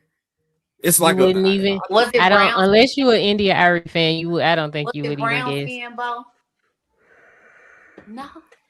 Look, we trying. Look, I'm thinking. It's a No. song where she kind of like bigging up Point like is, how beautiful black man is. I do for my men.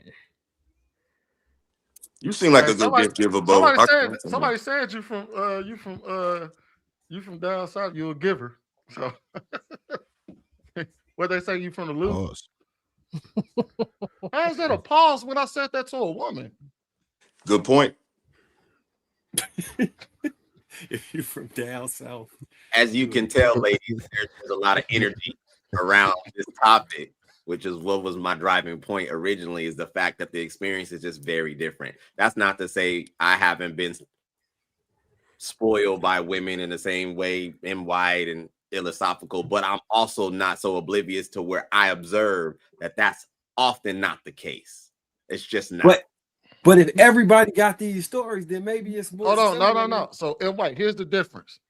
I guarantee you, most women can tell you every dude spoiled them in some way. And it may not have been the greatest relationship most of the time, but like they may have fell out. He might have cheated on her or some shit. We know that shit goes left. But at some point in that relationship, he did something for her. You know, even if it started at the beginning, man, he took me to a nice yada, yada, yada, yada. Most men can't make the claim that every single woman that they've been with has. I know y'all like to call me sassy for this, but get the Prince treatment.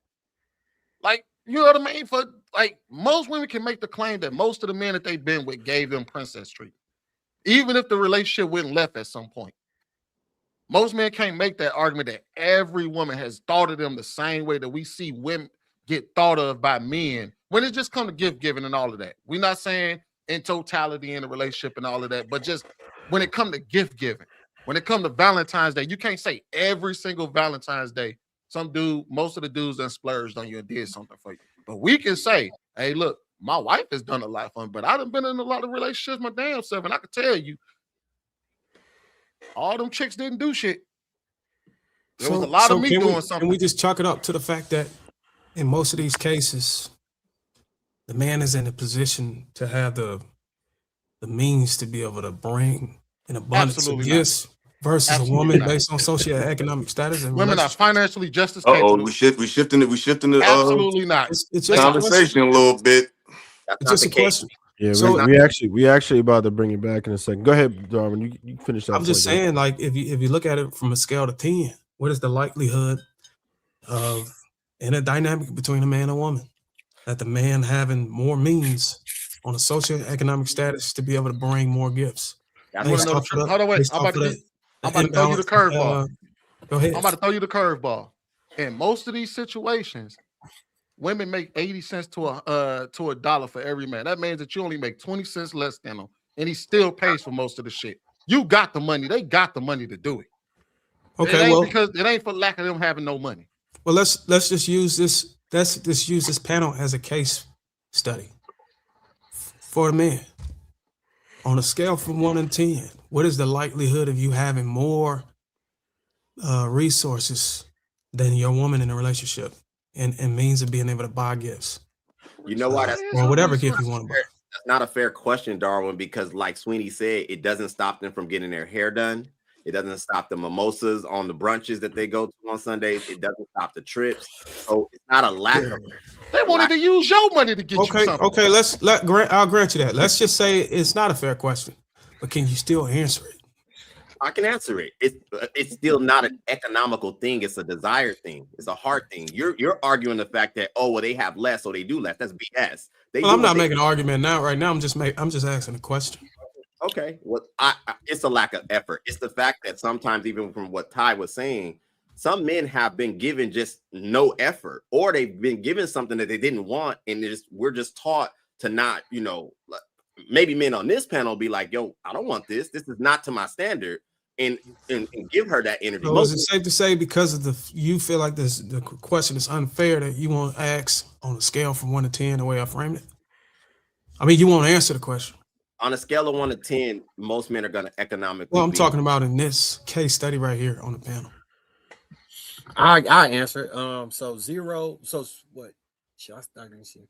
So like 9 years old to 25, it was probably more than likely that they was gonna have more money than me. Like I dated some girl that was decent or whatever, and then after that shit, it was more than likely I was gonna have more money than me. Well, let's just talk about right now in this instance. Oh, it would probably be a 10. That I have. 10 for you and White. You're more likely to have, extremely more likely to have more resources and by way of being able to bring more gifts and in abundance over the woman that you with. What about Trev? What about Illa? What about Sweeney? Yeah, I say 10. 10. Me and my wife both work, so I would say we 5. I guess it doesn't. but like here's the problem that True is trying to point out with your question. One, your resources is her resources. If you got bread, she got bread. And I know that NY said his wife worked. So she definitely got bread. Even she don't work no more. Not in like 3-4 years. All right, well, she worked 3-4 years ago. Now, point being, whether it's your money, you already know, even if it is the case that the only money that come in the house is your money, she still won't even grab your money and buy you some shit with it. It'll still be socks. That's a good point. So right, just hold take on. it. We kind of dragging this one out a little bit. We're supposed to be shifting gears real quick. I did have a question though, but I wanted the ladies to start out with it though. Is independence a skill or a shield? It could be both. And it's going to be subjective which way the woman leans towards, if she's sure in the middle or if she goes more hyper dependent or on the other spectrum. When you say independence, I don't want that to be like I said, hyper independent, like I don't need a man. I don't think that's what you mean. I think you just mean like, am I self-sufficient? I'm able to take care of myself, and I'm still open to a man taking care of me. I'm still open to the concept of a relationship and submission. I don't think there's anything wrong with that, because that's what you all would expect your woman to be able to stand on her own. You just don't want her to stand too strong to where she's not able to yield to you. So I don't I mean, she could use it as a shield again. And I think we had that conversation before. Sometimes our identity is wrapped in how well we take care of ourselves and our self-sufficiency. So sometimes relationships can, they can push you, right, to grow in ways that sometimes you're not used to. And it can be scary to do that. And so sometimes that shield is not that I don't want you. It's just I'm so used to doing things on my own to allow somebody else to do that. It's kind of scary because it's always a 50-50 that they may not successfully do it. And again, that's why we spoke about earlier. Like if you're really going to be in love with somebody and go all in, you have to release that fear and just, you got to go with it. So I'm going to land my plane. I think it, again, is subjective based on a woman. Got it. The person. Go ahead, bro.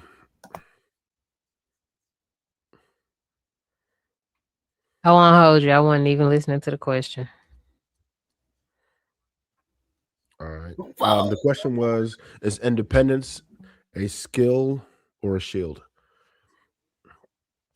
Ooh, a shield. I have definitely been guilty of using it as a shield because I find that people are not reliable. I find that people use use you being able to need other people as a weapon a lot of times. Like they can use it to control you. I'll do it when I get to it. You need me, I don't need you, stuff like that. So I feel like for me in particular, because of my past, it's been used as a shield. So Cool. Go ahead, sir. I actually agree with Pearl and Bo to a certain degree. I think it is circumstantial and it depends on the person. But I think a lot of women nowadays, especially if they come from single parent households, right, where the woman is leading that home, they use independence as a shield, right, because they're taught that.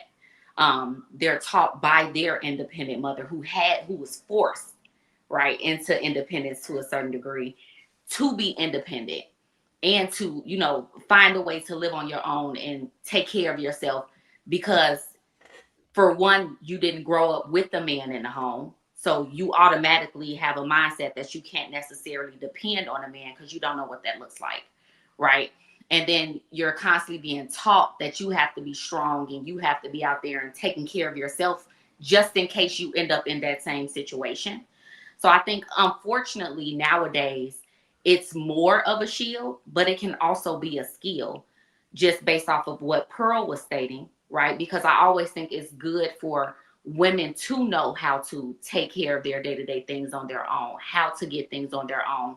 But like she stated, it's a balance of understanding when you no longer have to be that independent and when you can rely and be dependent on your partner in the relationship that you're in. But unfortunately, a lot of women nowadays have to learn that because it wasn't taught, because it wasn't experienced. So they're literally surviving off of independence, not thriving in it. So. Shan. I think both. I mean, obviously, independence is a skill I think everybody should possess. But as far as today, I think that when you experience things and they may not go your way, it turns into a shield. Or if you are raised a certain way, and let's just say you're raised in an environment where, I mean, a lot of trauma can lead to it being a shield. I think today it is more of a shield than it is. I don't want to take the skill out. It's a skill, period. However, the shield part comes in through experience, so to speak. I think, especially today, I think a lot of people don't want to be vulnerable.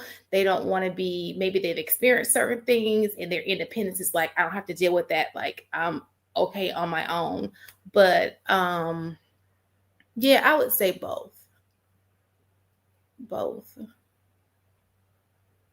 Go ahead, Sweeney.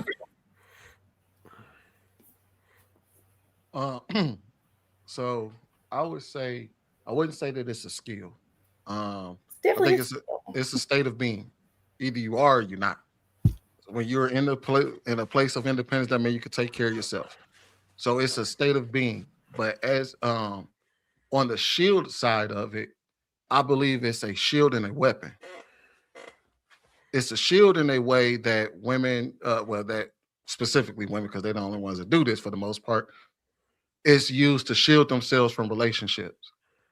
So they utilize their independence to say, I don't need relationship. I don't want to be in that. So that's in that aspect. But it's used as a weapon oftentimes to say, I'm independent. So here's what you can do for me. And it's a way of I don't know if coerce is the right word for it, but or guilt men or whatever to do for them. How women would say, Shan, like for example, how women would say, I'm independent. I can do this. I can take care of myself. I can buy my own car. I can get my own money. I can get my own this. So what are you gonna do for me? And they expect them to come to the table with something more on top of those things for her. Because if you can't give me more than what I'm giving myself, then I don't need you. I think I look that way because I think that both men and women and men alike, maybe they don't use those words, say those things nowadays. You've never heard a man say, I'm independent, therefore I don't need a I say they don't use those words. You're right. I've never heard that. But I have heard men say, basically, I do these things for myself. What can you bring to me? I never heard it before the internet, but in no, fair. You have it, but that is recent. That is a recent phenomenon. I got something to say on it. I would say independent is not a skill in terms of looking at it from a woman, for a woman, not from a woman. Excuse me. Pause. I would say it is a burden to be able to for a woman to maintain independence in this society. I don't believe society is set up. The end game for a woman being independent is not set up for a woman. A large number of them don't dawn into them. The humility don't come until, in one case, they have kids, and then they start to notice that they need to depend on somebody so they can continue to work and bring in resources to stabilize their lifestyle. So they may just need a man. Actually, it might just dawn in. In the extreme cases, it dawns in when it's time to retire, when it's time to hang up the uniform. A growing number of women are not even able to sustain themselves, their lifestyle, and they have to rely on Social Security because they don't have the retirement. And just going through life and not building a family, not having any kids, you can run the risk of unaliving alone and nobody noticing that you passed away until your mailbox overflow and your corpse start decomposing from the streets, the smell of it. And then you see elderly people starting to waste over without any family. They haven't made any time to build a family, build a connection with anybody. So there's some extreme cases that are likely to happen the older she get. And then in between a middle age or whenever she's getting ready to have kids, there's a humbling period that she'll go through. But the burden of maintaining independence for a woman is is something that we could speak to, and I'll yield. But would that take the skill out of it? It would still be a skill, right?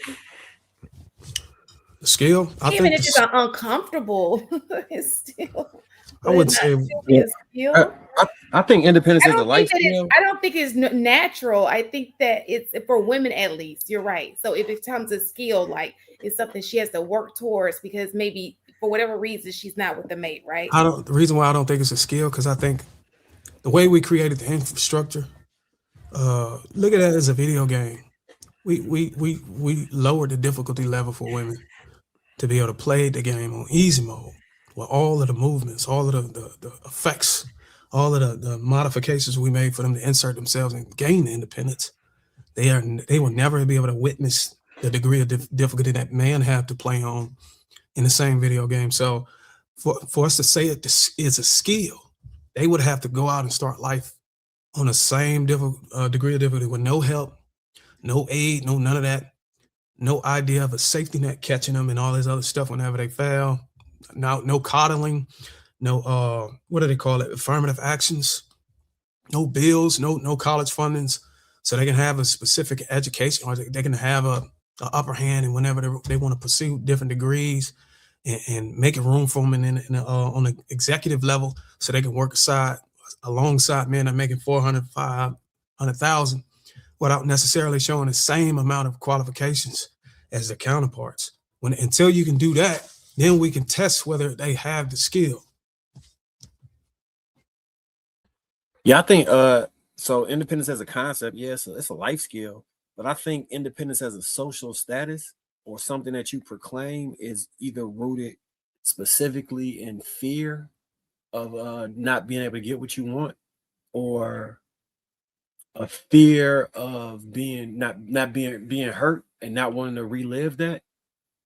And a lot of people they wear it as a badge of honor when really it's like the I'm taking my ball and going home version of dating.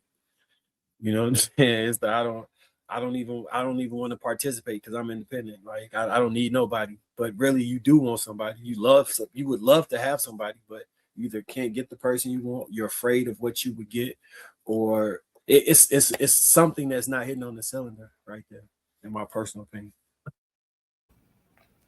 Darwin, where do you get that information that they changed the game difficulty for women? Because I love games. I'm just interested. Where did I get what information that they made changes for women in society? Specifically for women. You mentioned game difficulty being changed in terms like specifically because we were playing the game. So that was for us.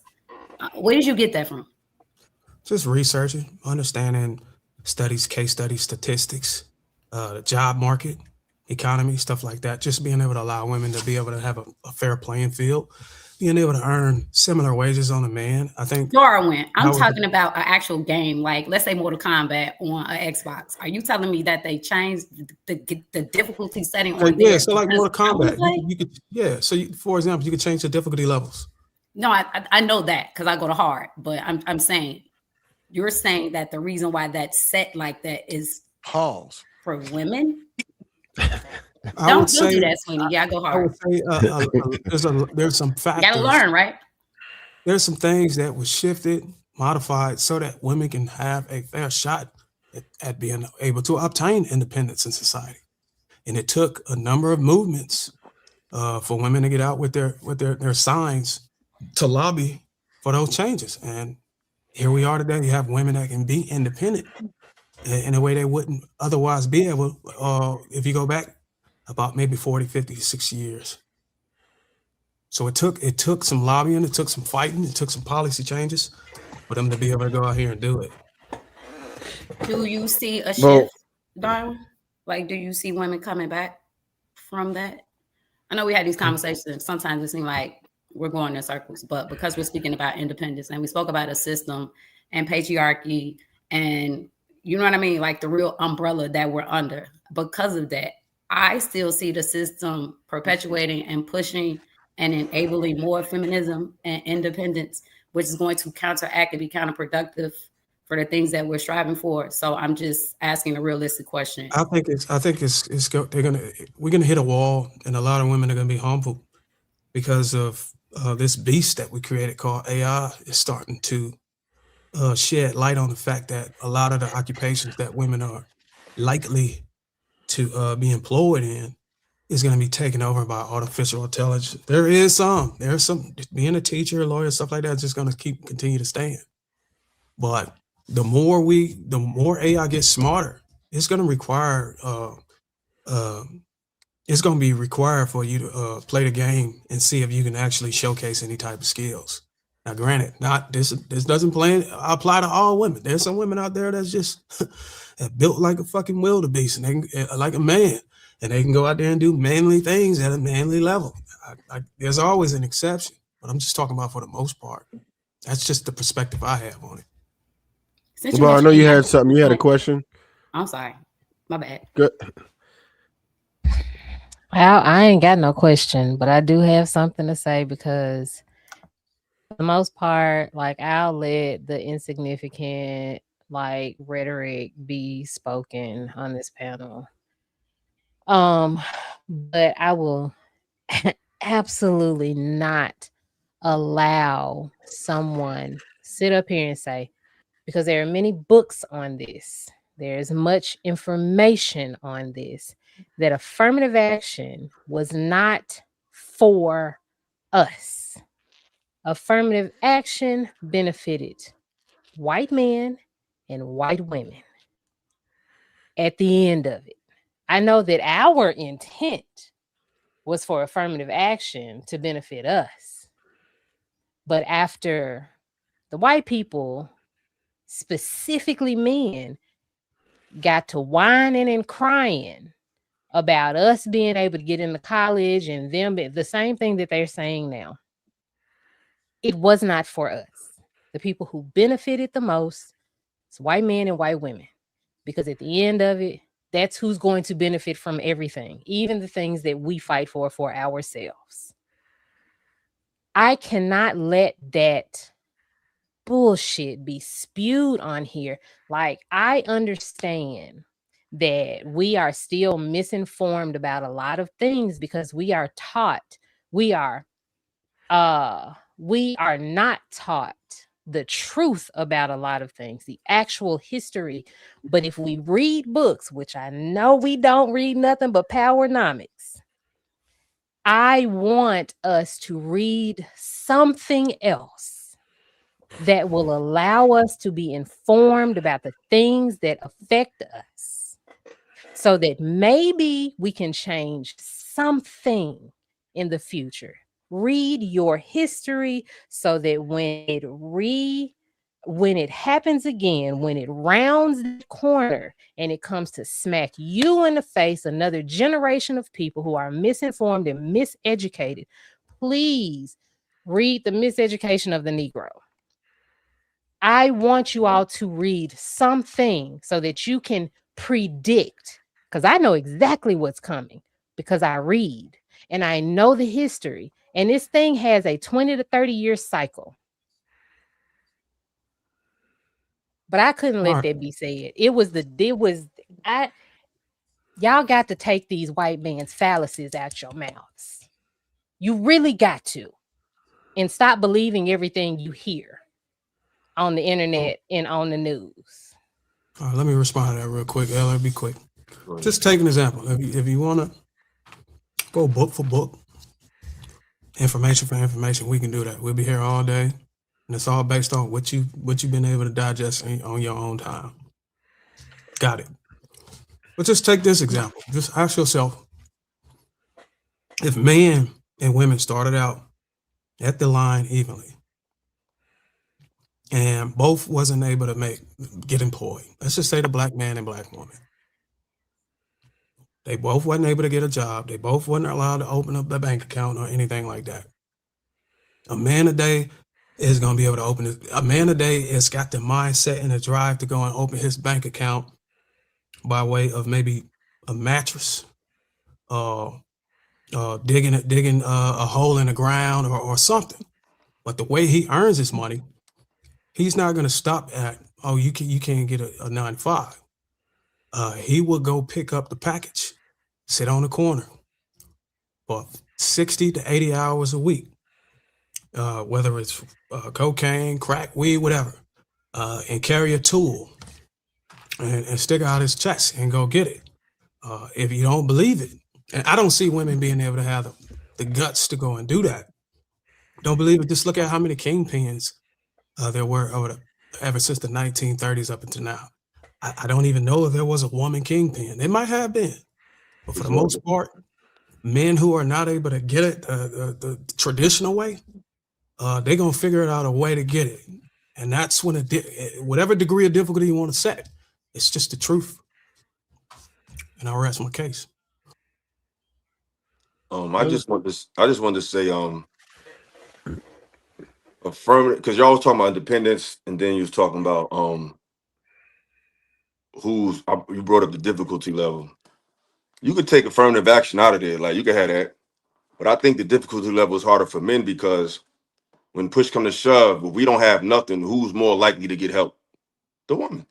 Like nobody's going to come in and no one gives a fuck if you ain't got nothing. If your man is down and destitute, there's not really too many systems that will, unless you got like a brotherhood, there's not too many things in the system that's going to come pick you up. So I don't want to talk too much about it because I think it's kind of like obvious. I think women have it on easy street because more people will be more likely to help a woman than help a man. And I'll land there. All right. True. I know you didn't get a chance to really go yet. I was just in a stage of listening, at what everybody was touching on was profound in my opinion. I think the original question was, is independence, how was it phrased? Forgive me. A skill or a shield? I wouldn't quite call it a skill. I think it's like Sweeney said, I liked his approach. It's a state of being. You mature. You go from being codependent to independent to some degree. If you really want to be honest, no one person is truly independent. We all belong to organizations or systems that provide us the ability to function at, a capacity. But I do think that it is utilized as a tagline, like Marcus said, and weaponized to highlight, one's progress or maybe the avoidance of a relationship. So a shield, I would say, is a little bit more consistent. Can I just say one thing too, real quick? Because I wanted to go in the independence part too. I just couldn't get my thoughts together, but now I do. I think there's an economic independence and then there's an emotional independence.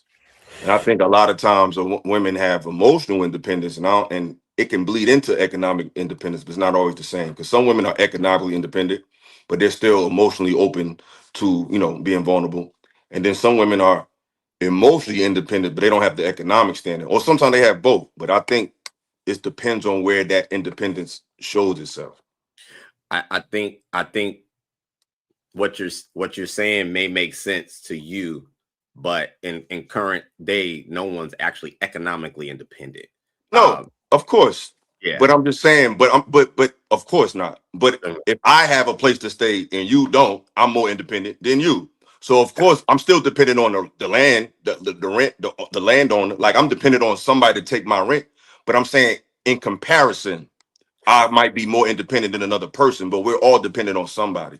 So I'm just saying that when women say they're independent, it often it can show up either in an economic sense or an emotional sense. Sometimes both or one of the others. What I'm saying. But like you said, we all depend on somebody. But some of us are more dependent than others. Yeah, I get it. I think that's what I believe that's what Darwin was trying to do, trying to frame in the sense that when you're really talking about the journey of life, it's just baked into the DNA. As a man, you're taught you eat what you kill. That's just how it goes for us. That's not the same for most women. Some women, yes, but not most women. Most women just got to show up to the party and there's a buffet and they always eat. That's just life, generally speaking. You're right. And if they hit the genetic lottery, they can attract resources to pay for beauty. So the skill becomes sort of genetic. It's not even a skill, it's just an inheritance at that point. So I had another question for the panel.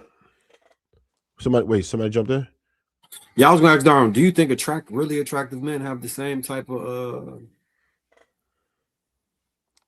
like handsome privilege? Yeah, the same type of privilege. I believe attractive men who hit the genetic lottery or whatever, just attractive men has handsome privilege. But I don't believe it's the equivalence of a woman having beauty to garner wages, resources, economic resources.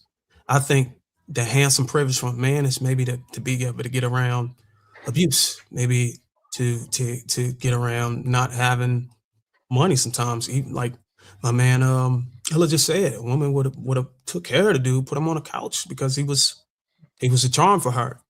But as far as for the most part, we probably be able to get away with some infidelity. A woman may feel like she cannot do better, and he's the prize, and that's whenever you can actually manipulate at that point. I would say it's as simple as this: a drop dead gorgeous woman can probably make it from one end of life to the other end of life completely on somebody else's dime without working. Absolutely. I don't think there's a man on this planet, no matter how handsome, can make it from one end of life to the other end of life on a woman's dime. There's only one caveat. There's only for the most one part. caveat. No, it is. It is an example of that out there. Like, say, for instance, There's only one caveat. You have to play for the other side. Not even That's not true. Curveball. That's the fact. You probably don't have to follow his pride a lot of times. That's the Pearl, you disagree? That a handsome man can't live from one side of life to the next without living off women? While only living solely off of a woman's dime. They absolutely can. I absolutely think they can. They'll literally just jump from one woman to the next. Like, if he's that handsome, there's always going to be a woman. Like, there's literally women that will write letters to guys in jail waiting for them to get out. So there's always, I don't know. I'm just using it as an example. There's always women that are desiring a man. Doesn't matter, like, necessarily where. Hold on, wait a minute. Let me rephrase attractiveness, because y'all saying I'm just saying, like, the desperation. It's like, oh my God, like, he can literally go from one woman. He can go from me, then he go from the next woman to the next woman, and he gonna move in. Like, it's a game to him. If, like, why are we acting like that's not possible? It's not gonna be for every man. We're not saying that. It's gonna be more women that can do it than men. The question was if a man could do it, and he can. That was the question. I'm not making a blanket statement. You asked if it was possible. It is. Well, we can just say anything. Can I say it's funny? I just think it's funny that every time we talk about the special treatment of a man, the first scenario that I've heard women on this panel say, maybe it's just subconscious. I don't think y'all mean it. Y'all may not mean it at all. It's just sometimes men, we say stuff subconsciously because it's just about our tongue. But it seems like the exception to the rule is always the nigga in jail. I just found that ironic, but y'all got it. Hold on. I think the reason that we bring it up was to highlight that they're like, what is this obsession with jail? No, I didn't bring it up. Y'all brought it up, jail. I'm just saying. No, I brought it up. So what I was talking about was that they'll be with you when you at your lowest point. That's what I was saying. But that always. But I'm saying. But I'm not even you. But I'm saying the first thing she said was, there's men in jail that write letters.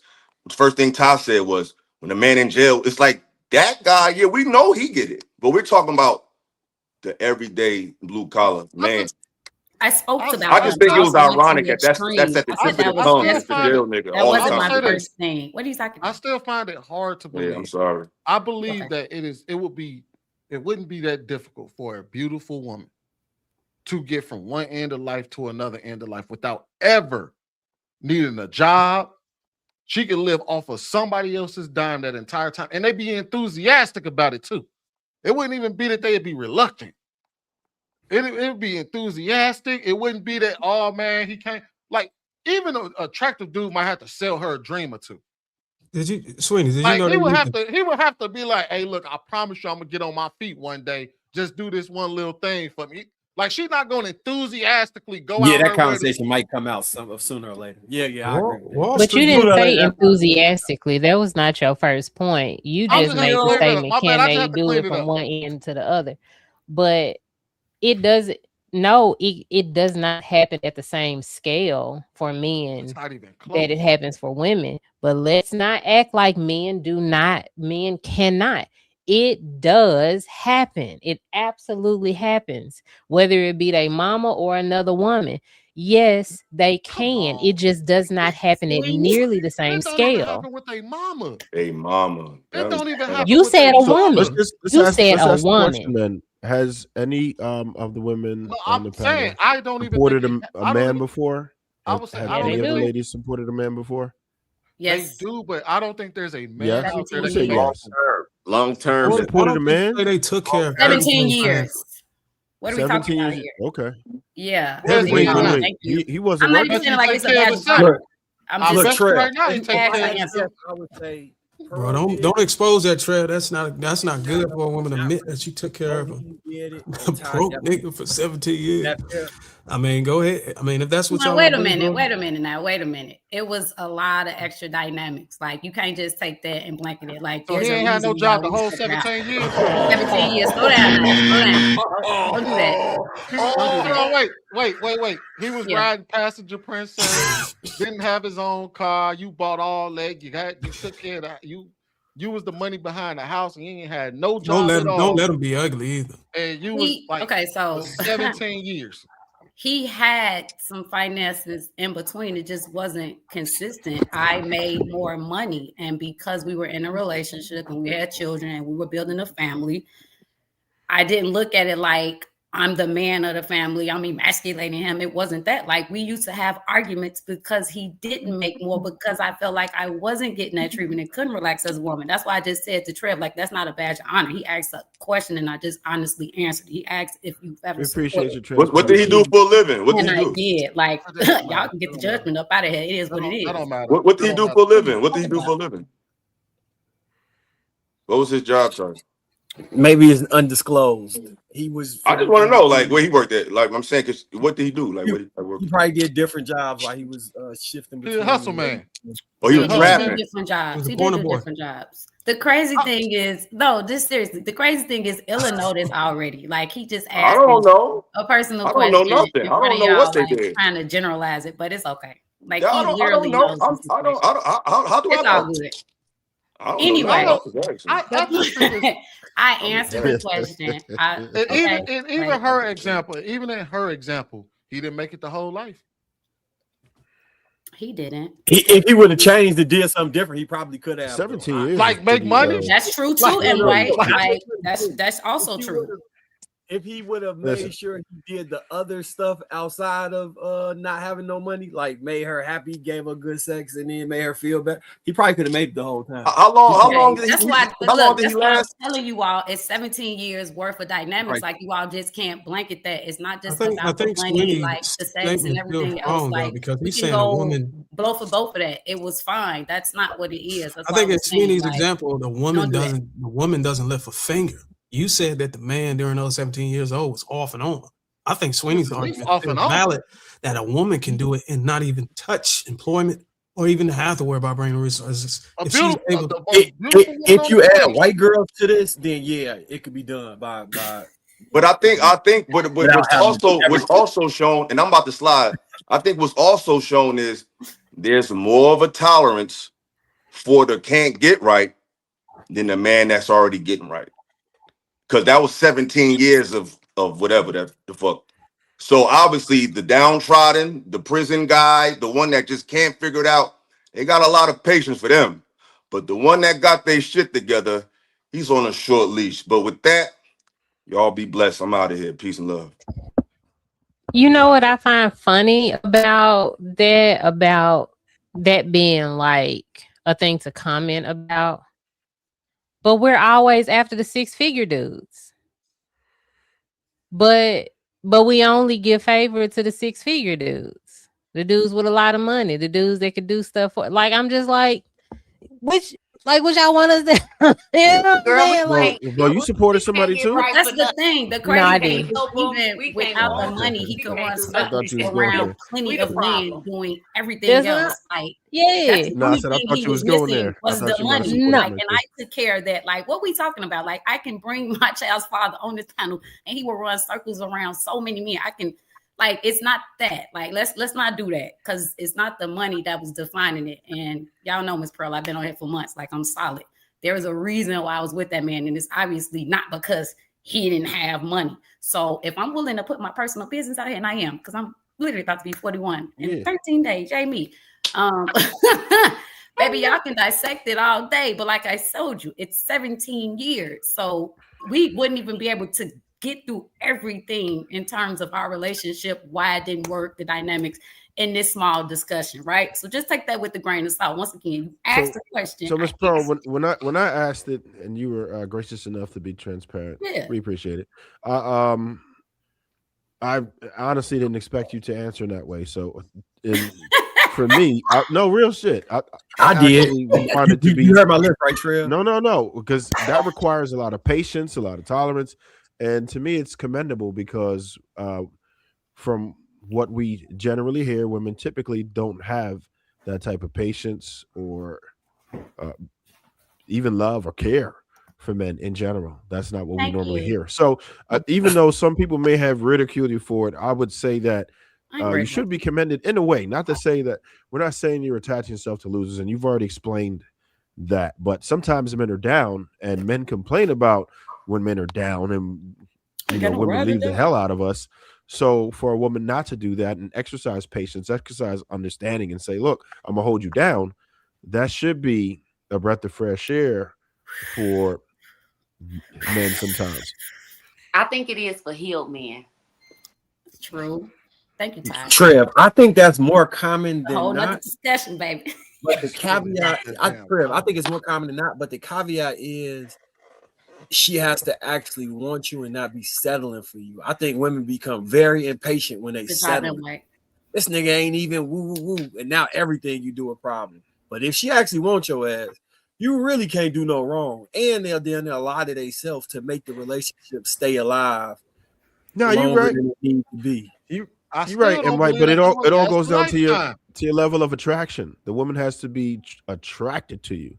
You know what I'm saying? If a woman is really attracted to you, then you can almost do no wrong. But when you have a low level of attraction, is then you start to run into these issues. Now women have all these standards and guidelines and everything else. I got another question related to that, but I got a feeling that Ilkan Ali has some thoughts on this. Thoughts on which part? I mean, whatever you was thinking about. No, I just popped up, man. I was following the conversation, and then I just, okay. Everybody pop. Arrest me, daddy. What's the main question? I think y'all was talking about privilege or handsome privilege. Well, shit, we could actually move to the next topic if you. I thought you hopped on because you really wanted to, get on this particular topic. But that's fine. I had another one. When someone says I have standards, how do you know if that's actually standards or just entitlement? You asking me? You can start. That's cool. Based on what they actually have in their life, based on how they carry themselves as well too. So a lot of people have standards that they set. Well, I ain't gonna say a lot of people. I'm not even gonna start off with that. Just so you know, your picture's froze. At least on mine. Is it froze? Okay, let me refresh real quick. All right, we'll Ali let him computer jump in, do not want him to be great. It's always something when he come in. My bad. Well, it is. It's always something when he came back pretty quick. Am I good now? Great. Now you blacked out altogether, man. We can hear you great, but you blacked out. Y'all look, we're gonna let yo, that's crazy. Yeah, look, we're gonna let Bo go real quick, and then if you're ready by the time she's done, then we're gonna jump right to you. So usually standards have to do with things that are not tangible.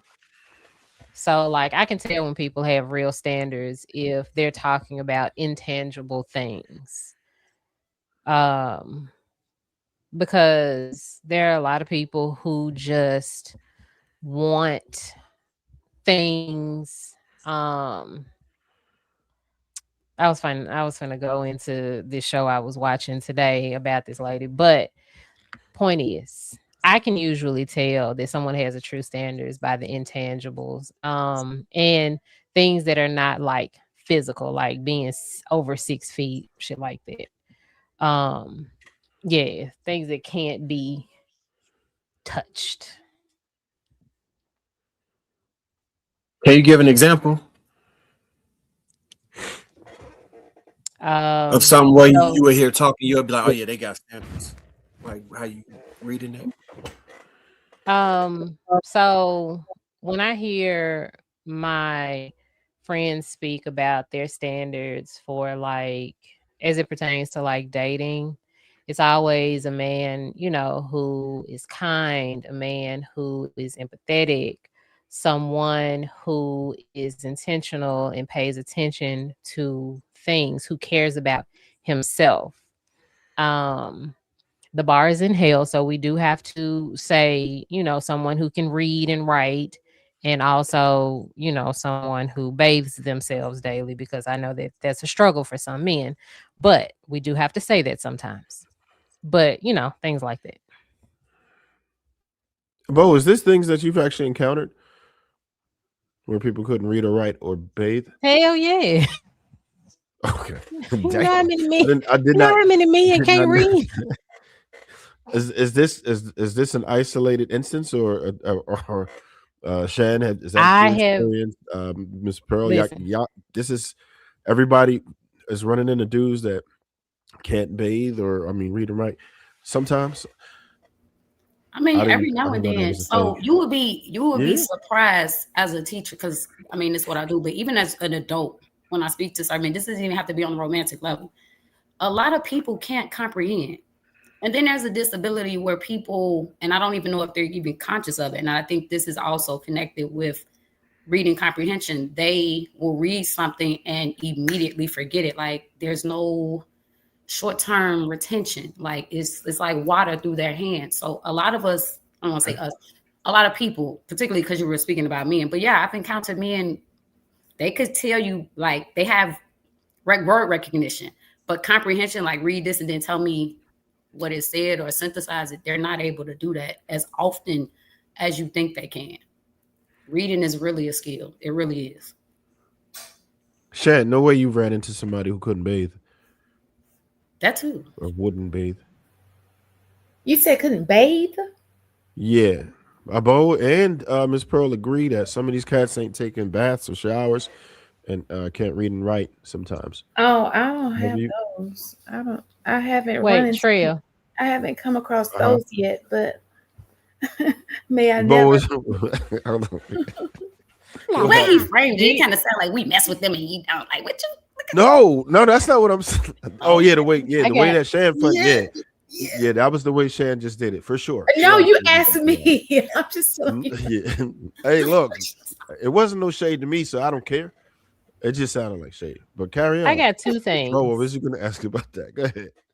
I got two things. One, I know that I'm the fat girl on the panel, but despite popular belief, when I go to the gym and I walk by dudes, I'm talking about it smells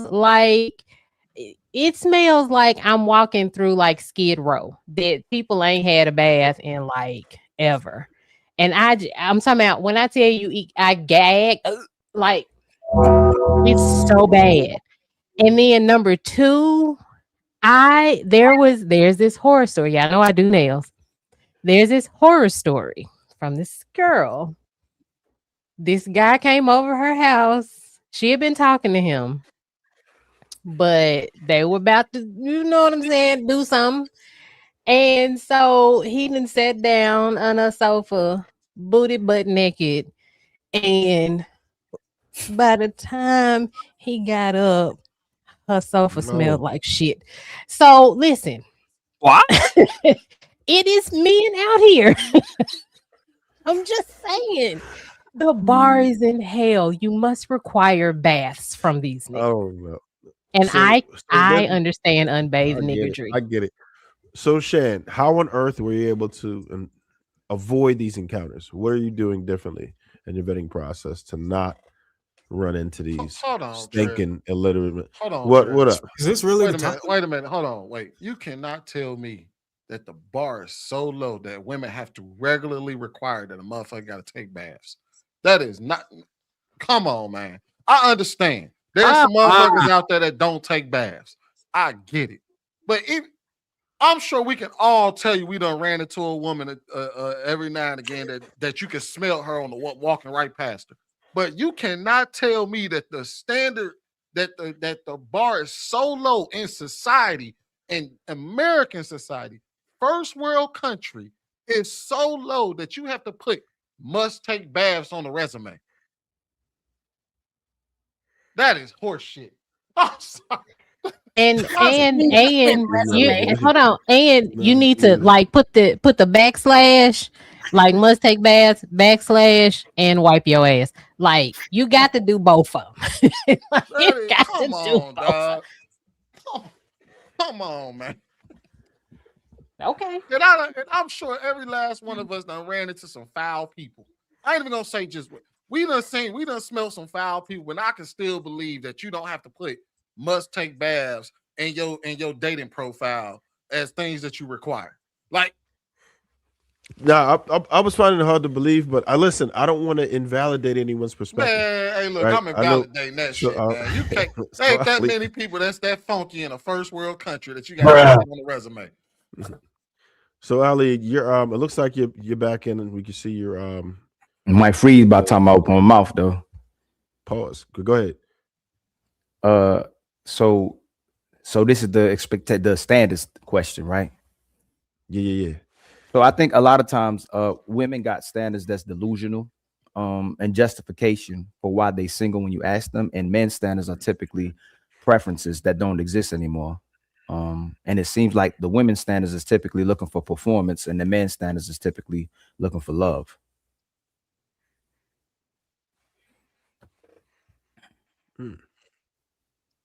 That was it. Yeah, that's it. Can I? Oh, can I okay. answer? What was the question again, please? The way it was actually stated. When someone says that they have standards, how do you know if it's actually standards or a sense of entitlement? Okay. The way you can know that it's actually standards is by the body of work. Does the results they got relate to them withholding a particular standard? It's critical for them to withhold that standard. Otherwise, they wouldn't be able to get the results. So it's about a fruit they bear. But I will say, since we're talking about relationships specifically, from my perspective, from my understanding, I could tell that a woman have standards, and it ain't always a positive connotation to it. I could tell by her loneliness, her failure to be able to acquire a fulfilling relationship. I can see the evidence that she do have standards. Now, whether those standards might be justified, realistic, or unrealistic, depends on a further, questioning, peeling back the layers. But I know oftentimes in these spaces, I'm able to get meticulous with peeling back layers and discovering that some of these standards indeed are what is keeping the woman from obtaining a fulfilling relationship, and maybe adjusting those standards will be able to allow her to get into it. So that is how I'm able to confirm that a woman has standards, whether it be a negative or positive. As far as entitlement, I don't have anything wrong with the entitlement, so long as the woman has enough leverage to demand the things that she feel like she's entitled to. But when I have a problem is when a woman has these entitlement, but she don't have the leverage. Like she don't have the femininity. She don't have the level of cooperation. She don't have the beauty, the sex appeal, the attraction to demand such or expect a particular outcome. It's just the likelihood is very low based off of the anticipated reciprocity that you can give to the person that's going to give her the entitlement. So that is that in a nutshell, and I'll yield. I would say that it's actually pretty difficult to tell the difference when you think about women, because it is very easy for a woman to sit back and make demands and nobody bats an eye. In fact, she is celebrated when she sits back and make demands, whether she gets it or not. She can say what kind of man she wants, exactly what he should be, how he should be. And most people wouldn't go outside of probably maybe the last 2 years with the manosphere and red pill and all of that. Somebody would go, are you sure you can even get that? Oftentimes she is celebrated, even if she cannot get it. So it's kind of hard to see what the difference between her, it being a standard, and what did you say? Entitlement. An entitlement. Because oftentimes most of it is entitlements, because they can just sit back and make demands because they don't bear the burden of going out there and actually having to get the thing that they demand. They could just sit back and say, I want this, I want that, I want that, I want that. And nobody will fault them if they said that. But for men, since the burden of achieving that falls on us because we have to actually go out there and get it, you can tell if a man has a standard or not because he will say, okay, I'm picking based on this. I don't tolerate this, so therefore I won't do this. And if you can't get it, then it's just like hey bro, are you sure you can get that? Like he's always questioned on whether he can get it or not. Most women aren't even questioned on it. So Sunny, I ask you this then: do these women who have the so-called entitlement that we're speaking of, are they able to achieve what they want? A lot of times, no, but it doesn't matter to them because as long as somebody is willing to tell them, "You go, girl," sometimes they can live in that and be single and be happy. And you know how and I mean, it's to a point of delusion. But even in delusion, there's a state of I don't want to say bliss, but if you can sit there, even if you don't get it, and say for instance, Trev, you got a list of demands, right, in women, and you never get it, but everybody around you tells you there's nothing wrong with your list. You're doing you getting exactly like you. There's nothing wrong with what you asking for. You keep that standard. Don't let nobody tell you otherwise. How quickly would you realize that your list of demands are unreasonable? Got it. Now, do you feel like that's a little bit contrary to your earlier point when you said that women could virtually live on easy mode and live off of a man, and almost any woman could do it? Hold on, there's a caveat to what I said. I said the most beautiful woman on the planet can make it from one end of life to the other end of life and not ever have to spend a dime on herself. And I said the most beautiful man would never be. That also speaks to what I meant by entitlement as well. Having the leverage to be able to create the terms that she feel like she entitled to. Right. So if she's a beautiful woman, is she entitled at that point? No. How could you be entitled to something that somebody's giving you? Willingly and enthusiastically. They just throwing their money at her. You see that chick, bro? Just throwing it at her. How could you be entitled to that? Well, then you would just say it's regular. So then you would just say it's standards. It's not a sense of entitlement, even though she's not offering anything. I mean, I can't explain how it can be entitled. Wait, are you saying, okay, if you say, all right, so what I'm gathering, you're asking, all right, so think of it this way. Would a woman like that have to have a standard, even vocalize the standard, if she gets what she wants in spades? Like she never goes a day without she don't have to ask for it because it just comes to her. She wouldn't even vocalize it. It'd just be there. She just walk out the door. That's true, but she can vocalize it if she's able to be a student of the game, learn what the desired outcomes of the market are as far as men concerned, learn what they want, learn what their requirements of the woman. Once she learn it and study it, she can optimize herself to fit that demand that the man want, and she knows what it comes with, so she can make demands. Okay, I am the architect. Y'all giving them too much credit. I think you don't know what I'm talking about. No, I'm so. Well, let me rephrase it for people who have a lower level of intelligence. Then you can call it whatever you want to call it. That had nothing to do with what we just said. Well, Trev said his beauty. I think you said his beauty is an entitlement. I was trying to explain it. You said his beauty, or a woman who's beautiful. Does that mean she can? How did you say it? You asking me? No, you was basing off of what Trev I said. made a question. He questioned, and you said she would be a demand because she would optimize herself to or learn what men would want and all of this, and optimize herself to be able to get those, so that she can demand it. I'm just saying, what I'm asking is, what does that have to do with what we were talking about? Because I said that woman wouldn't even have to demand it because it's just given to her. She wouldn't. I agreed that she wouldn't have to vocalize it. But I'm saying if she were to vocalize it, she would then say, for example, I know Look that at me, I'm pretty. I know that supermodels are getting XYZ treatment and XYZ's lifestyle. And she would say, based on for what all y'all want a supermodel. So you better give me the XY treatment that's the typical archetype for this woman is getting and make it a demand. And they're able to communicate that.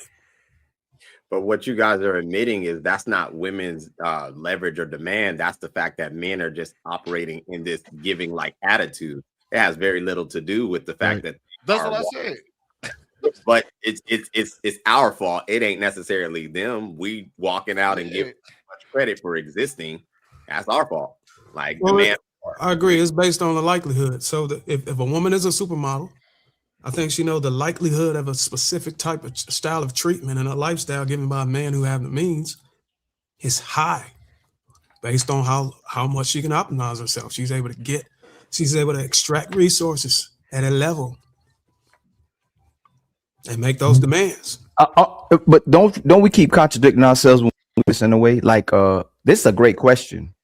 If she's gonna be entitled, if we keep telling men to work for women, and in a sense, her beauty is worth more than our dollar, and her beauty is worth more than masculinity. But then true, you'll say that it's our fault. But that's where I disagree, though, because I'll say they're delusional, and I got to correct my words because they know what they're doing. It's like saying they're dumb for expecting a man to be monogamous. Then, so if men are cheating, they should accept men cheating, right? Like if our nature is to have multiple women, and then there's different than that loyalty. Oh, what happened? My mic went up. You went out. Yeah, it's back. It's back. I'm back. You're still. Yeah. You're back. Like if I can see why they had the should know better.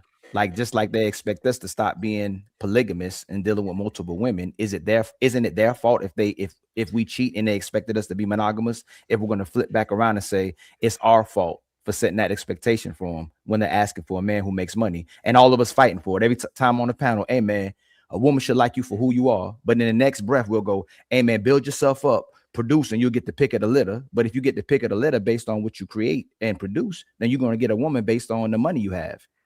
So then we cater to the sense of entitlement. But that's what but that would mean again that's still our fault. How? Because the standard that's being created, the expectation is coming from experiences. They're able to view the life, whether it's directly or indirectly, that this does happen for women that may look like me or women, period. Women can demand all they want to. The reality is, if we're not like feeding into it, it doesn't exist. So it's but we're not arguing whether whose fault it is and whether it exists. I think the argument is that the woman that is is admirable and she's attractive, she can actually make demands that will feed into a sense of entitlement.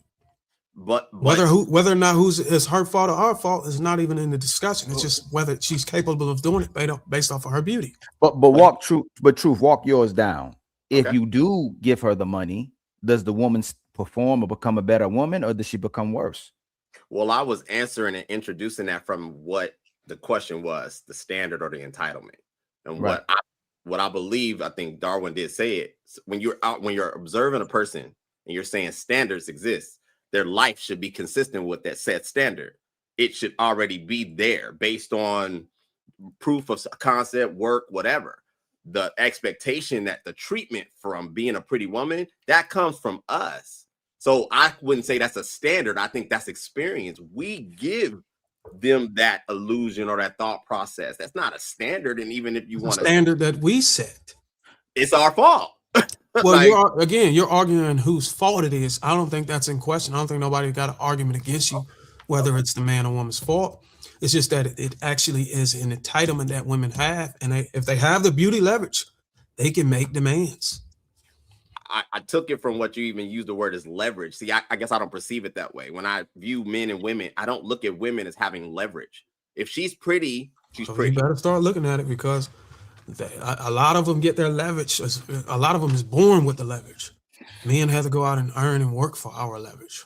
When we're talking about what matters in life monetarily, exteriorly, sure. Human value is human value. And we all understand that a prettier woman is just going to be more perceived and more received different from mainly the men in this society. We get that. but we are giving credence to the fact that beauty is commodified. This is more valuable. Two things can be True. true. You know what? True. You know what? Were you in the LA area your whole life? Yes. Or not?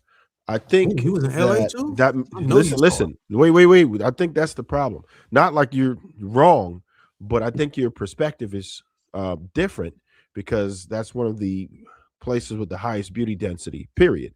So you would never see that as leverage over there because every woman is pretty. That's why it's less of a big deal to you, right? Oversaturated. If you're in LA, Miami, shit like that, it's way too many. For one, it's a city with an abundance of people, right? An abundance of networking, and everybody from everywhere who feels like they look good go over there. The culture is completely different. So yeah, I see beauty. It's dime a dozen.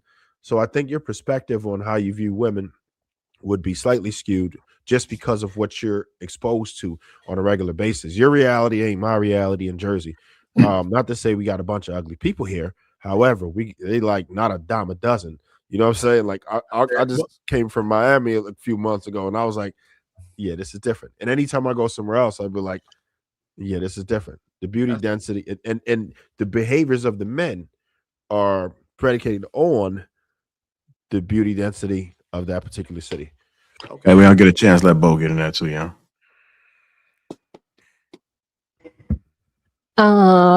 So I feel like we are not like, I think men see it differently, and like I respect it. Because you all don't know what it is to be like a pretty woman. This leverage that you think pretty women have, it doesn't quite work that way, unfortunately, because there are a lot of men that are unimpressed by that. Like, now don't get me wrong, I can I walked into many places and walked out with a lot of free stuff. Many a times. So it works. But however,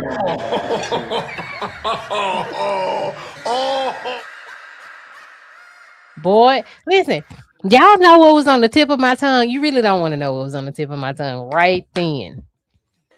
Yeah, we do. I'm fighting it, but I'm gonna find it again. However, but in relationships, honestly, that doesn't matter. What True said and what Ilkin said were essentially the same thing. Like, Ilkin was right. Women, say that again, Ilkin, about how Bo. Ilkin, my bad, Ilkin. Jesus. Yes, ma'am. I got you. I got you, Bo. But which part you want me to say again? Okay, so when you were responding to True, because I don't want to like paraphrase you. When you were speaking to True about him saying it's men's fault.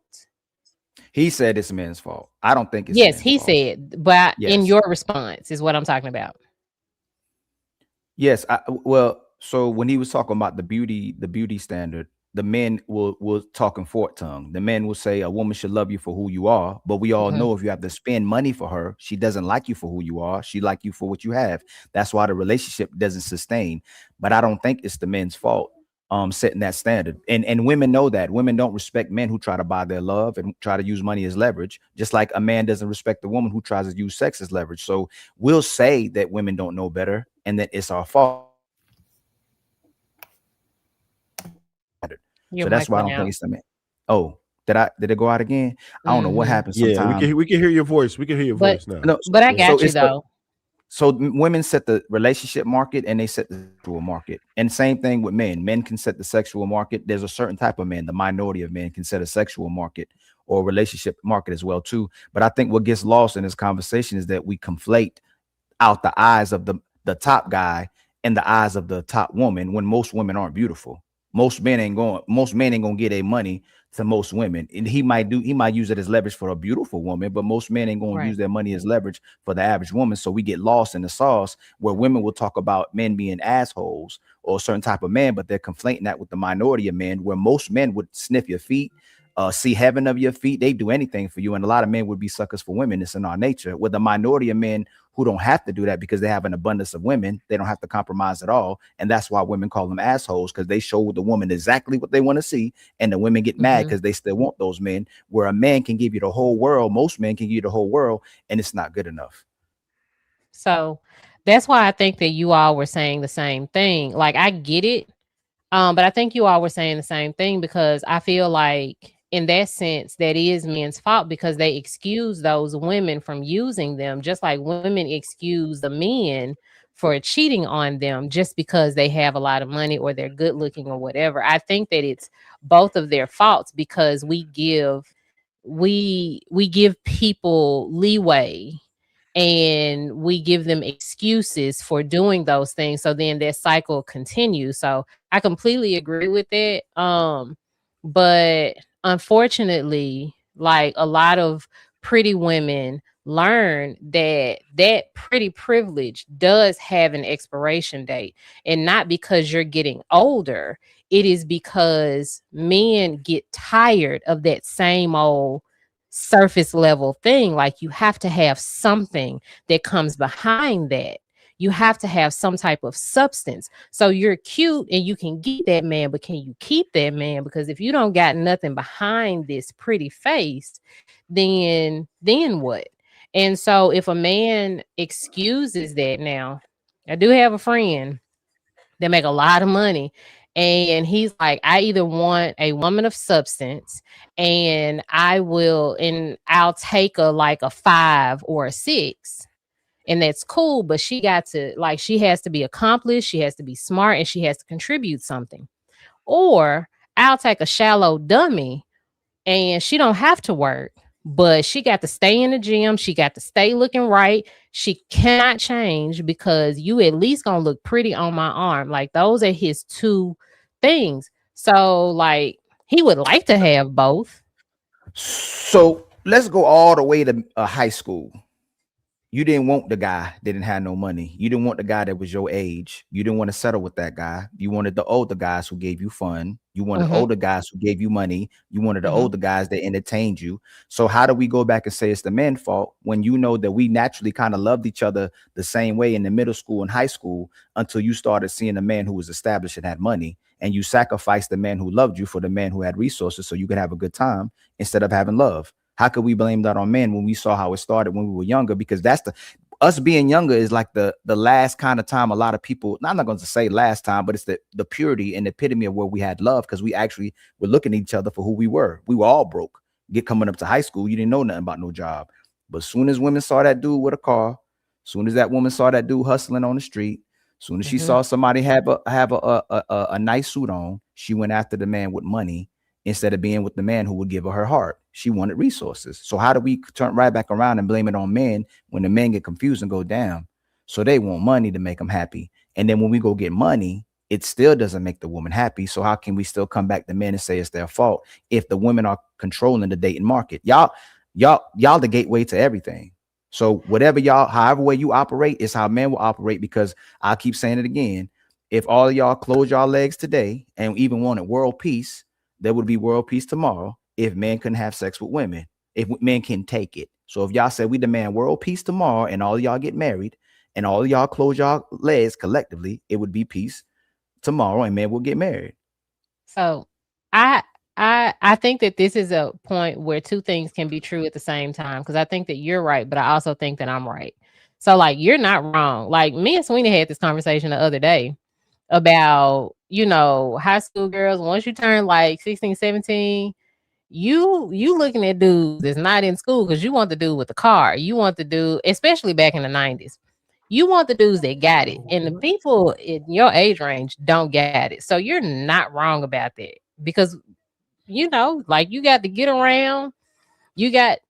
So yeah, you're not right. You're not wrong. But I think that two things can be true at the same time. And I think that's where we are right now. True. But if it confuses us and go, damn, I lost the love of my life to a dude that had money. Oh, you got to have money to get a woman. Most men start developing and maturing into thinking that you have to have money. And us as grown men are still pushing it. But then when we really think about it, when you see that man who comes in the room, they ain't got to spend nothing on the woman and having sex with all of them without having to do anything. We know that she still likes what she likes naturally, not based off a social construct of the resources. She likes what she likes, but she fights her nature instead of being with the guy that she actually would love or would be with based on his nature. Right. But originally we are taught to go after men with the resources. So then so now we kind of like at a, because that's what we were taught, especially in my age range, because back then girls now, they got the cars that guys got. We didn't. So we were taught to go after men with the resources. By daddy or mama? Both. I think if I can interrupt, I think for the most part, I think I can make the argument from a non-subjective by just using numbers, history, survival of the fittest theories and all that shit. And it's not that a woman was told it. It's just understood. It's just innately understood that they go after the most fit. And hypergamy is pretty much going to naturally train them to go after the top, to try to swing big or go home, so to speak. So as far as somebody teaching you it, yeah, that's acceptable. I can agree to that. But I think most women just innately just have it inside of them to go after a man who has an abundance of resources and is sending those signals that he's socially, economically stable enough to be able to provide a particular lifestyle that appeals to her. But isn't that a question? Wait a minute. So Darwin, isn't that what we're supposed to do though? Aren't we supposed to go for the man who has the resources and the ability to take care of us and provide? Depending on what type of principles or rhetoric you subscribe to, you may find that it's expected that you go after that, but you don't have to. We create a society where you can create enough resources to be able to balance the difference between genders as far as socioeconomic status. If you're a woman who can reach up to 70 to 80, 90K or above, hell, you can actually take a care of man and sit him home. So it's just based on your own prerogative on what you see as. I'm not saying that's the majority. I'm just saying, like, you can't. There's a social norm that says, a woman should go after the highest bidder. So what do you want us to do for that then? If the same, you want to answer that? I can answer that for you. But that wasn't the social. But that's not the social norm. That's not true. So first of all, okay, go ahead. I was going to answer and then I'll pass it to you. She asked me what we wanted to do with that. So fathers used to pass off their daughters. That was not the social norm where women picking the biggest and baddest. And money is a social construct. So we can't say that's the social norm. The social norm was that you had to meet the father, and the father picked who his daughter would be with, and so she can have security for life. It wasn't no picking from the biggest and baddest and who had the most money as well too. That could be a luxury if the prince or somebody in a high status picked your daughter, but a man was trying to find security for his daughter, and you would marry off your daughter. It wasn't her out there by herself picking the biggest and baddest and having all these bodies and not being able to be loyal with nobody and using hypergamy as social mobility where she can't even stop herself. So it's not hypergamy is not nature. That's what we're teaching right now. But women typically look for security, just like we look for somebody to love us, and it would stop there. This stuff what we're doing now is the perversion of love, and it's the perversion of what she's actually looking for as well too, is with the security, because she can't do what we do. If I was going to ask this before I came up, if you gave Boheme, Pearl, Ty to all the men on the panel to be your wives, you be loyal to them for life. You may step out and deal with multiple women, but you be loyal to them for life. If you gave Boheme, Pearl, and Ty, all of us, most of them today would not stay with those guys. A lot of women can't stay loyal to monogamy, and they can't stay loyal to polygamy, and they'll say it traumatizes them and they need to heal from it. Men don't have to heal from dealing with a lot of women. A lot of men are trying to get access to a lot of women, where women get access to a lot of men, but it compromises them and they become traumatized from it by their own self their own self-statements, the statements that they're making, that they have to go to therapy for it. They go into church to rebrand. And most of them are still healing at 40 and 50 years old because they've been dealing with so many men where men are begging to touch a woman and they can operate with a lot of women. So we're not the same and it's not nature. So Ali, Okay, if I could- you don't think if I could men answer- have been through respond- trauma from women? What's that? You don't think men have experienced the need to heal from trauma from women? A broken heart. A man, a pearl. Don't know man want no virgin. Don't know woman want no virgin. And she don't want no man who not experienced. She wants a very sexually experienced man, and she wants who all the women want. So man ain't nature and reality told me that. Told you that. Arrest me, daddy. Yeah. So a man who has a lot of women is extremely valued in society, and they progress in society, and they become great lovers when they deal with a lot of women. They know how to talk to women, and they know how to maneuver with women, and they know women's games. So if you don't have access to women, that woman will use you instead of the man using her. But isn't the man supposed to be more experienced? Like, aren't you supposed to vet and go through the process of women? So that would be expected as opposed to a woman going through a slew of men trying to figure it out. So wouldn't it naturally be different though? But don't make sure you stay on my point. If I deal with 20 women, it makes me happy. If you deal with 20 men, it compromises you and it traumatizes you. It's not natural for you. And that's what I'm saying. So when you say you deal with the 20 women, these 20 women are not the high caliber pick of a pick. You're dealing with women who are, they're not. There's a caliber of different women. Okay, we don't even have to go through that. My point that I'm making is like, after you've gone through so many of those women, are you telling me there's no trauma that you need to hear from? Just every experience was great. You just geared up. You ready to go for the next what breaks a man? Man ain't shocked by no hoe. So if he dealing with hoes, that the hoe don't take him off guard. That's a hoe. It's the woman who he thought wasn't a hoe that breaks his heart, that messes him up almost for life. It's the woman that he trusted and thought it was an angel that messes him up when his heart gets broken. It ain't the hoes that's messing him up. The hoes keep him on his feet. But the women, when the man give him your heart and she breaks his heart, that's what can traumatize a man. Also, I would like to answer your question, Ms. Pearl. You said, what would you? That's what I was trying to do. What would we expect y'all to do if you're saying that y'all were taught this, right? Or if this is a society norm? The same thing that y'all do with every other society norm, especially when it doesn't benefit you. You throw it away. Y'all, when we said it was a society norm for y'all to sit y'all ass down at home and take care of the kids, y'all threw that shit out the window as quickly as a pot of piss. So if you could throw that out, if you could throw out all the shit that you don't like that are society norms, then you could throw out all the shit that we don't like as society norms. So like Bruiser said, y'all live in a society where you no longer have to do that. You don't have to go outside and be like, oh man, I need to get the biggest, baddest person to take care of me, because you can take care of yourself. You, him can come together and y'all can be the shit together and work hard together. But y'all don't do that. What y'all do is y'all like to take all the society norms that benefit y'all and then throw out all the ones that benefit men that don't benefit you. So how you can do it, everything how you throw out everything that don't benefit you, you can throw out all the shit, all the programming that you had in your head that told you that it was okay for you to just sit back and make demands all day and expect men to just come in and take care of you. You can throw that shit out the window too. Well, what I was gonna say was different.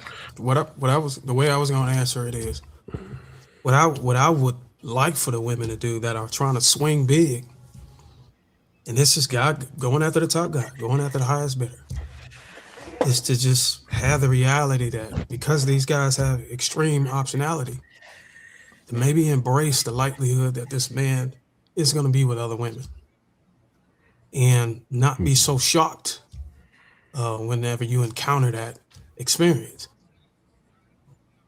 All right. Into the Black Dragon. I know you had something you were trying to I just had a question as far as like women were taught about going after resources rather than the man. But my only question was, what is more resourceful than a man that loves you? Both ways. That's a phenomenal question, because most of y'all don't even like the high value guy, and most men don't really like the high value woman. She just had a pretty face, and No, a lot but of I mean, as far I as- agree with you. Yeah.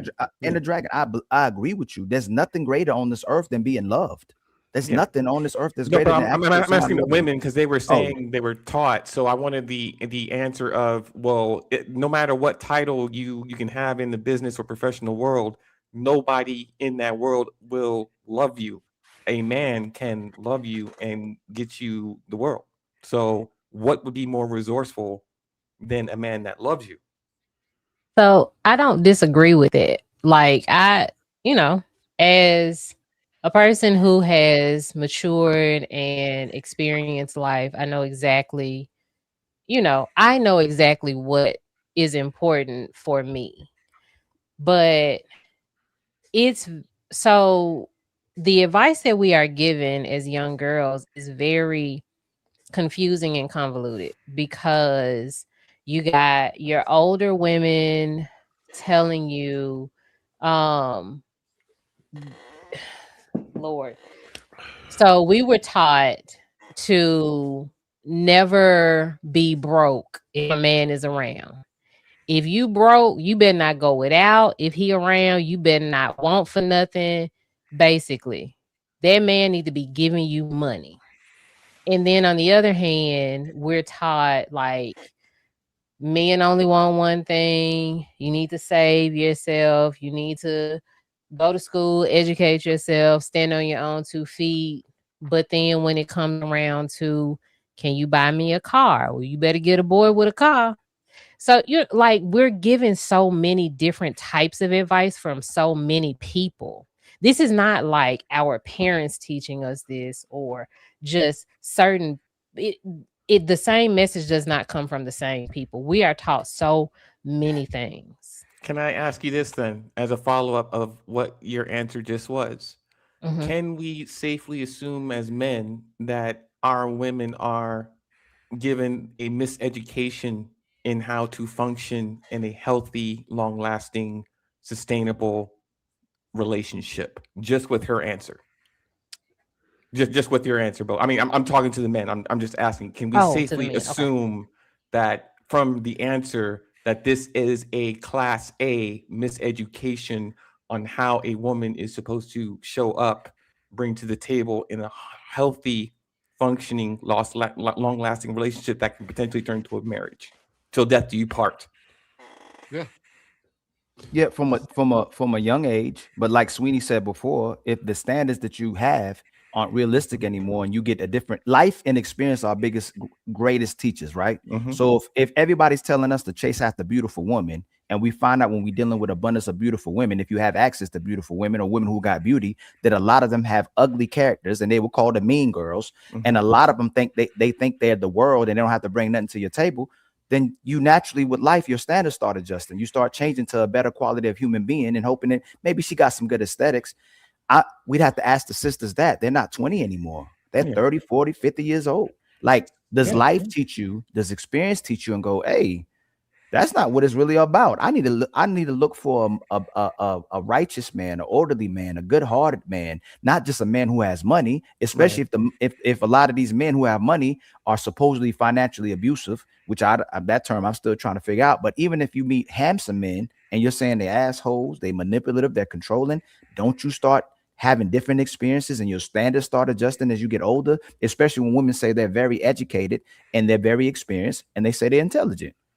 But I would say, okay, I would say just to that, like to follow up on the miseducation thing, would you also agree, just from asking and answered, that you were taught to also, I guess the questions for the women are, does this also mean that the average man is not only good enough, but not even worth your time and attention, no matter how good, loyal, respectful, and all the other boxes, good for you, wouldn't leave you,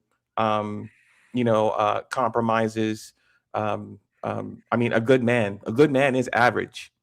He is the gas station worker. He got your burger. He whatever. But are you, with this education that Bo was talking about, does that mean that you walk around with this lens excluding good men? Is this For the specifically women, specifically for the women? what Bo was saying, this is how we were brought up. We were brought up, not one for one. He better have a car. Does that exclude the dude from Burger King? It Right? does when you're young, though, right? When you're young and you're listening and you're impressionable and you're listening to all of these different people trying to figure out life, right? But like Ali said, life is your greatest teacher. And so by the time I got to the end of my 20s, now I understand. Like now I have seen and experienced enough that I know that the average man is the best man. I know to not go after that man with that big expensive car because you know what I'm saying? Like financial abuse is definitely a thing. Like men always want to bring up these dumbass points about options being different women. No, men have the option of treating you right or not treating you right. And more often than not, men with money don't treat you right. Trust me, I know. So like you do learn. Hopefully you learn sooner rather than later. But yeah, like luckily I learned before I got out of my 20s, so I was a lot less traumatized outside of my 20s. Can you, before we hold on, y'all? Bo, how does a man with money typically mistreat a woman? I would think a man that has less money probably would use more. We'd say he have to use more of what he is to give a woman, right? He probably use more of his heart. He have to do certain things for women, right? Because for the lack of not having money. How does a man who has money? Because typically, the more money a man has, it seems like the more he does for you, the more he buys for you, the more he caters to you, the more he dates you, the more he takes you on Well, trips.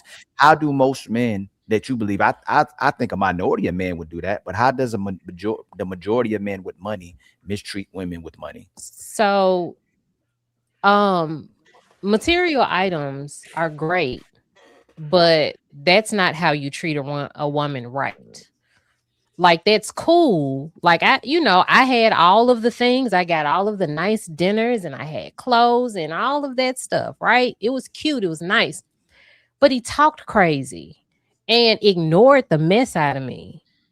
You're disposable. He'll call you when he's ready for you. Basically, he doesn't treat you right. He might buy you things and take you places, but he doesn't treat you right. You know how many bitches I got called by dudes? Like, let me tell you something. No, they're terrible people. Some of them, not all of them. Some of them. That's what I was actually gonna say. I think that we, as men, at least in this space, romanticize this idea that money is the root of solving the issue, and that's far from the truth. I don't know a woman who's not dealt with a man with money. I've never met them, and I also don't know the fact that, again, this kind of speaks to some of the way we grew up. Maybe in your high school, people didn't have cars, but some people, that's not their reality. Like there's a lot of people who having a car was normal, but maybe depending on where you came from, then yeah, that makes sense. Oh, she's going after men with resources, so therefore I have to compete. Most of the women, I believe, from what Bo is saying, is actually very true. If they're able to get around those privileges of sorts, the exterior, they still want the character. But hold on, that's your experience. There's men on the panel that got money. I got money. Yeah. Your experience with men with money is that they're deceptive or they're manipulative or they're controlling or they're bad people. Most men with money are extremely generous. They'll pay for everything. They'll take care of people. And the bad part, and I'm gonna tell you this, the bad part about it is this: if Ali, he doesn't you keep have talking money, about money though. We're not talking about money. No, I'm not just talking about but I'm talking about money because we're talking about men with money. But the man with money, a lot of men who built himself, who got money, that guy has charisma. He has personality. That most people with money built themselves up. They know how to communicate with people. They know how to treat people. I don't see men with money who most of the time are mistreating people. They're very generous and respectful people. From my experience as well, I don't know. There's people on the panel that I know got money as well too. What is your experience with men with money? We're talking about Respectfully, two different Ali. people. We're talking about two different people, not the same guy. The CEO who communicates by everyone perceiving everyone as their employee may also transfer that. Hold on, into his and a dragon. personal Hold on. Let's not You know go what to I'm the saying? let's not go to the minority. No, of like no. We're wealthy. talking about men with money. Yeah. That's the subject. That's Are the we subject. talking about billionaires? But we're talking and no. We're talking about two different men. The man who loves Bo and who may have always been in love with Bo since middle school or Rugrats or whatever, he's going to most likely share his wealth with her and cater to her because of how that candle has been burning forever, versus someone he just met on some Tinder profile, or No, someone that's he not just met and the at a dragon. convention. That's You know what I not the mean? Someone question. he can buy. Do you think most men with money are Right. generous and treat their women good, or do you think most men Right. with money are financially abusive towards their women? That's the question I'm asking you. Most men with money can treat their women good, even their I didn't side pieces. Right. Their main do women they. and their side women. Yeah, that's all I'm saying. So I believe there's a minority of men who are financially abusive and controlling it. And again, I'm still trying to figure out what that financially abusive is. Typically, it's like a man asking his woman to budget because she likes to spend. Women love spending money. No. There's that, but there's a So business aspect too. so can you give me an example of how a man can be financially abusive? Withholding money. Like he gets For what? mad at you and now I'm not giving you nothing. Or he'll buy you things, but he'll take those things right back from you. Like they do a lot of different things, like just because they feel a way. Men will do that. Like, especially like men who are married with wives that don't work, like they'll withhold money. I need gas money. What you need gas money for? You're not going nowhere, so you don't need it. Like that's abusive. Okay, I'm just saying it does happen. I'm not disagreeing with you at all. I guess if people are withholding money, that is extremely abusive. But Yeah. we don't think most men are doing that, do we? I still think you guys are speaking to the Let me interrupt because I was trying to get in there and say something. I was trying to go ahead, Darwin. No, go ahead. Go. I mean, I don't know if you caught it, but if you didn't, just go ahead and go. I'll just wait again. Well, I think when we're speaking again, I think men do this. We romanticize this idea that you have the money and then women are just flocking to these men with money. I firmly believe, just in reality, to go outside, women are still, they want the best of both. They're not going to compromise treatment for money most cases. We see very, very few women who will do that. That is not the common woman. Like in abundance, I'm sorry, it's just not. Stop right there. Stop right there. If we walked into a building, there were 20 men to the right with abundance of money, and there was 20 men to the right that would love women for life. They don't have no money. Who would women pick? If she could visibly see who has more, just visibly, you're talking money? These guys over here don't have wealth, but they'll love you for life. These guys right here, they might not be the most loving, but they can take care of you financially for life. They have wealthy. Who would women pick? Most women in modern today, would they pick the men who are wealthy? They might not be loving you as much. They're not going to be detrimental to you, but they might not be able to love you as much, the best, and the way you would want to be loved. But these men here, they don't have money. They don't have money to their name or a dollar to their name, but they'll love the women for life. Who do you think most women would pick? The man who loves the best or the men who have the most money? Women are going to flock to what is most flashy, what stands out the most as far as. True. Can you answer my question that I asked you, brother? I just asked you, are they going to pick that? There's 20 men who have money. There's 20 men they'll take care of you for life. And there's 20 men that'll love you for life. In today's time, what man would those women pick today? Please. They're going to pick the man with more resources, but that wasn't okay. So but that goes against no, that does. Because you said that the woman would still want the man who treats her good. But the reason why a man get money is because treating her good isn't good enough. Hold on, Ali. It is good enough, but you need money to survive. Like they used to say, no romance without finance. And it's like, what are we talking about right Pearl, now? y'all working. Y'all are working now.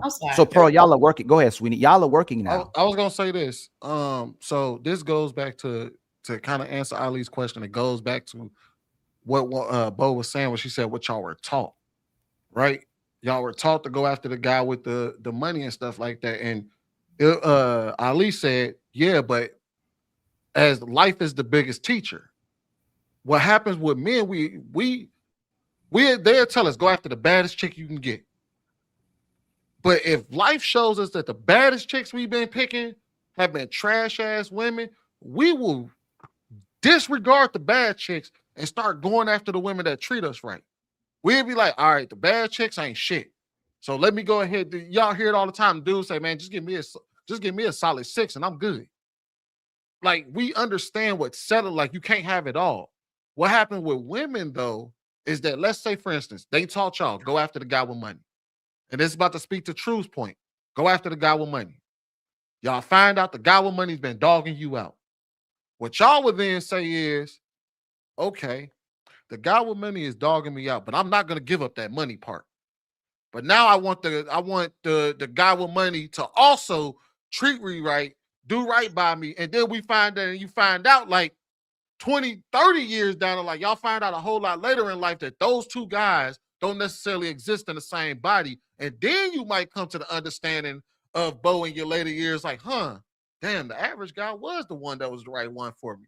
We learn very early on what's good for us very quickly because we logically understand quickly, because life always teaches us life is about choices and trade-offs.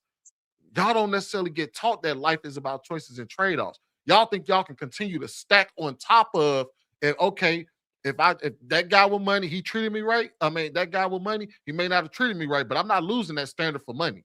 I'm gonna just stack on top of that and say, okay, not only do I need a man with money, but now I need a man that's gonna rub my feet every night. I need a man that's gonna treat me right. I need a man that's gonna do this, and they just keep stacking on until it becomes this impossible man that don't exist on the planet. Whereas we say, all right, we know for a fact that the baddest chicks on the planet ain't gonna act right most of the time. All right, well, shoot, I'm willing to sacrifice her being the baddest chick on the planet if I can get a sweet woman out the deal. Right. And then flip All the right, so look. question. Oh, I'm sorry. Go ahead, Bruce. So two things. Number one, is whenever you ask True Table that question, it was kind of loaded. You ask somebody, would a woman choose a man who is peacocking? He's showing the signals that he has the economic prowess to be able to provide the lifestyle, or the man who is going to truly love her.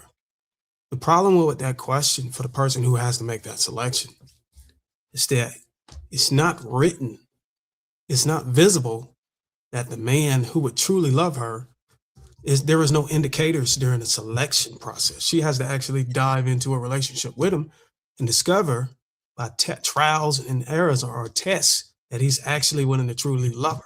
So whenever you're faced with the selection, you could see the peacocking, but you can't see the true love. You got to actually go have experience. That's why it's kind of unfair to give a question to somebody. It was built into his question that he automatically assumed. Obviously, it's a hypothetical situation where she knows without a shadow of a doubt that the 20 men on the right is gonna treat her right for the rest of her life and love her, and the 20 men on the right got the money. Okay, got it. So if it's unrealistically set up to where it's written somewhere that the guys are gonna truly love her, I would make the argument that the women that's gonna choose the men that's gonna truly love her. End of story. The second point I wanted to make is that you just said, hold on. Let me just land and you can have it, because all right, you got it. Interruptions is, I mean, it ain't no problem interrupting. It's just I wasn't able to get in at like no time. The second point I wanted to make was it's not an absolute when we're talking about high earning man or high status man treating a woman a certain way. That is subjective, because if you let it be told from the man who is actually dishing out the treatment, he may say that the woman wasn't being cooperative, or she was participating in some nefarious things, or she was just not acting right, and that's why he withheld his resources. And it also shines a light on communication issues between those two, because a lot of these men up here that actually has the leverage and the status would communicate to the woman that, hey, look, having access to me comes with a cost, and if you don't behave in XYZ manner, then you don't get XYZ allowances or treatment or lifestyle. So it sheds light on that, and whoever has the upper hand in that dynamic gets to set the terms. And oftentimes you have a lot of women who are obtaining access by these men, and they're not privy to the terms of being able to retain that access. So they call it financial abuse, they call it mistreatment, and all these other things. But most of the time, I would say to argue 9 times out of 10, guys who have the status and the power are not just mistreating them for no reason. There's a reason behind it. And if you let the women tell it, then most of the women are going to give themselves an A+ on their own report card. And I'll yield. So earlier in the show, because I've been watching the whole time, you said you felt bad for your counterparts because they can't find the same thing that you found, which means that most women wouldn't choose love if you felt bad for your counterparts. So why do you switch it now and saying that the women would choose love? And what's ironic is if I asked the same question to the brothers, if there was 20 boss babes to the right and they had money and there was 20 women who would love them for life, the brothers would pick the women who love them for life. But you said earlier that you feel bad for the men, your counterparts, because they can't find these type of women that you got. So why are you switching it now and saying that these women would choose love? I didn't switch it. I stand 10 toes down on what I said. So why do you feel bad for them then? I feel bad for a lot of guys because they can't obtain the experience that I've had with a woman who's able to give me the level of cooperation, but to give me to love me throughout 10 years of marriage, Right. give me kids within wedlock, all of those things included. A lot of men are just not. My statement was there's a lot of good men out here. Yes, that were not able to obtain that. I still stand tall on that. So what did I switch? That means that they can't get men and they're good men. They're gonna have the resources to get those women. That's how you switch. You said these women, you said the women would, now you're saying the women would pick the good men over the resources. But those good men can't find women because those women want resources. If you paint an unrealistic option, saying that the woman can visibly see that the man would truly love her, which is unrealistic. It's a loaded question. It wasn't unrealistic. It's truthful. It is. That's why Sweeney had to point out that it was painted as a hypothetical. Most women don't say they won't love. Interrupt me earlier when I was answering. It is actually written somewhere that they could foresee that these group of men on the right side, across from the man that's peacocking, would actually truly love her. When we know that's unrealistic, you actually have to dive in a relationship. Why they peacocking? They just got money. You added the peacocking. They just got money. Okay, that's a metaphor to the man actually signaling that he has status and resources. You can call it whatever you want, but let's not filibuster the point to play semantics based on the terms that expose whether or not the man has money or not. Oh, let's ask the brothers then. It might just be us two brothers. If there was a guy that looked just like Bruiser, they had two brothers look just like Bruiser. One has money and the other one doesn't. The other one will love the woman for life. The other one will take care of her for life. Who do you think most women would pick?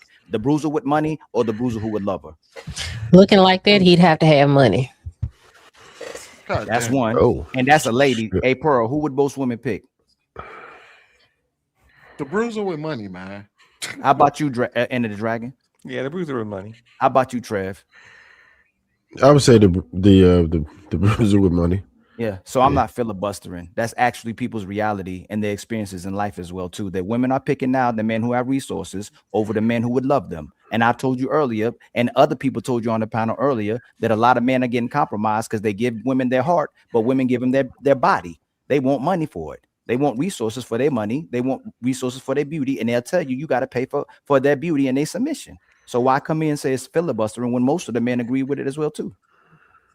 You on mute? Something happened to your mic. How did it flip flop from what I said earlier? Hey, Sweeney, just remember. Look. I think I got it mixed up. I got a point. No, we don't get it. We don't got it mixed up. Hold on. Earlier, when you mentioned counterparts, and I think that's what Ali is talking on when you mentioned counterparts. When you mentioned counterparts, I think you were still talking about like other men. No. Hey, Pearl. You remember when Sweeney was talking about women with status and they don't know and they don't know when to stop. Let her answer the question. That's what Bruce is doing right now. He don't know when to stop. What was the question you had, Ms. Pearl? No, so earlier I heard you when you were speaking and you were saying like the counterparts wouldn't be as they weren't lucky to be able to obtain have the same experience that you did. And I think when you said counterparts, Ali took it as women. When I think you made a mistake and you were just speaking about other men. No, it was men. He said they were good men. No, they were men. They were good men. Everybody heard it on the panel. I was talking about a lot of my friends and people that I know that are good. I said, these are good men and they want the same thing I want. They were just unfortunate. And they can't get it, sweetie. Unfortunate to obtain it. That's my point. I never changed anything. All right. So just let it go. I had a hold on. We got to get Shan now. Shan been in the back trying to get in that trip. Hey, Shan, you ought to come in the camp. Listen, I have already got myself ready for bed. Unless y'all want to see me in my. Hey, look, that's your fault. You joined the I live. have to get to work in the morning. On your. on your shit. You don't be sitting there. We can't see you. So listen. Sitting in the back chat, raising your hand and shit, talking about some let me get in. This irritates me because some of the most generous people I've met, men, have had money. So stop with this. And some of the most horrible, most women are getting played by average dudes. They're not getting played by men with money. I'm sorry. Most women don't even have access to men with money. They are getting played by average dudes. So stop saying that just because you have money, you're this guy. There are other reasons. Maybe he's, the particular guy isn't attractive, or maybe he's corny. There are other things that go into play. But generous, the men that I have met, I find them all to be very generous and nice people. I think in our mind, we think is like this Boomerang character where he's like this suave guy who has money with with an attitude. That's not most, I would say that's not most men with money. They don't all look like that. They don't all carry themselves that way. So let's just get that out of the picture. Now, Ali, I would argue that your argument, I get that. When you said the women who like money on, the guys with money on one side and also the men who love them on the other side. But I would argue that for men, it would be, would you choose a woman who loves you or a woman who's attractive? And most men are having these issues because they're going out of attractiveness in opposed to love. Because there's always this woman that maybe she's not that attractive, who's, loving on you. She wants to be with you. She'll do all of these things for you, but maybe she's not the baddie, or she may not be as attractive as maybe what physically what you want. So I would argue that would be more of an we already debunked that.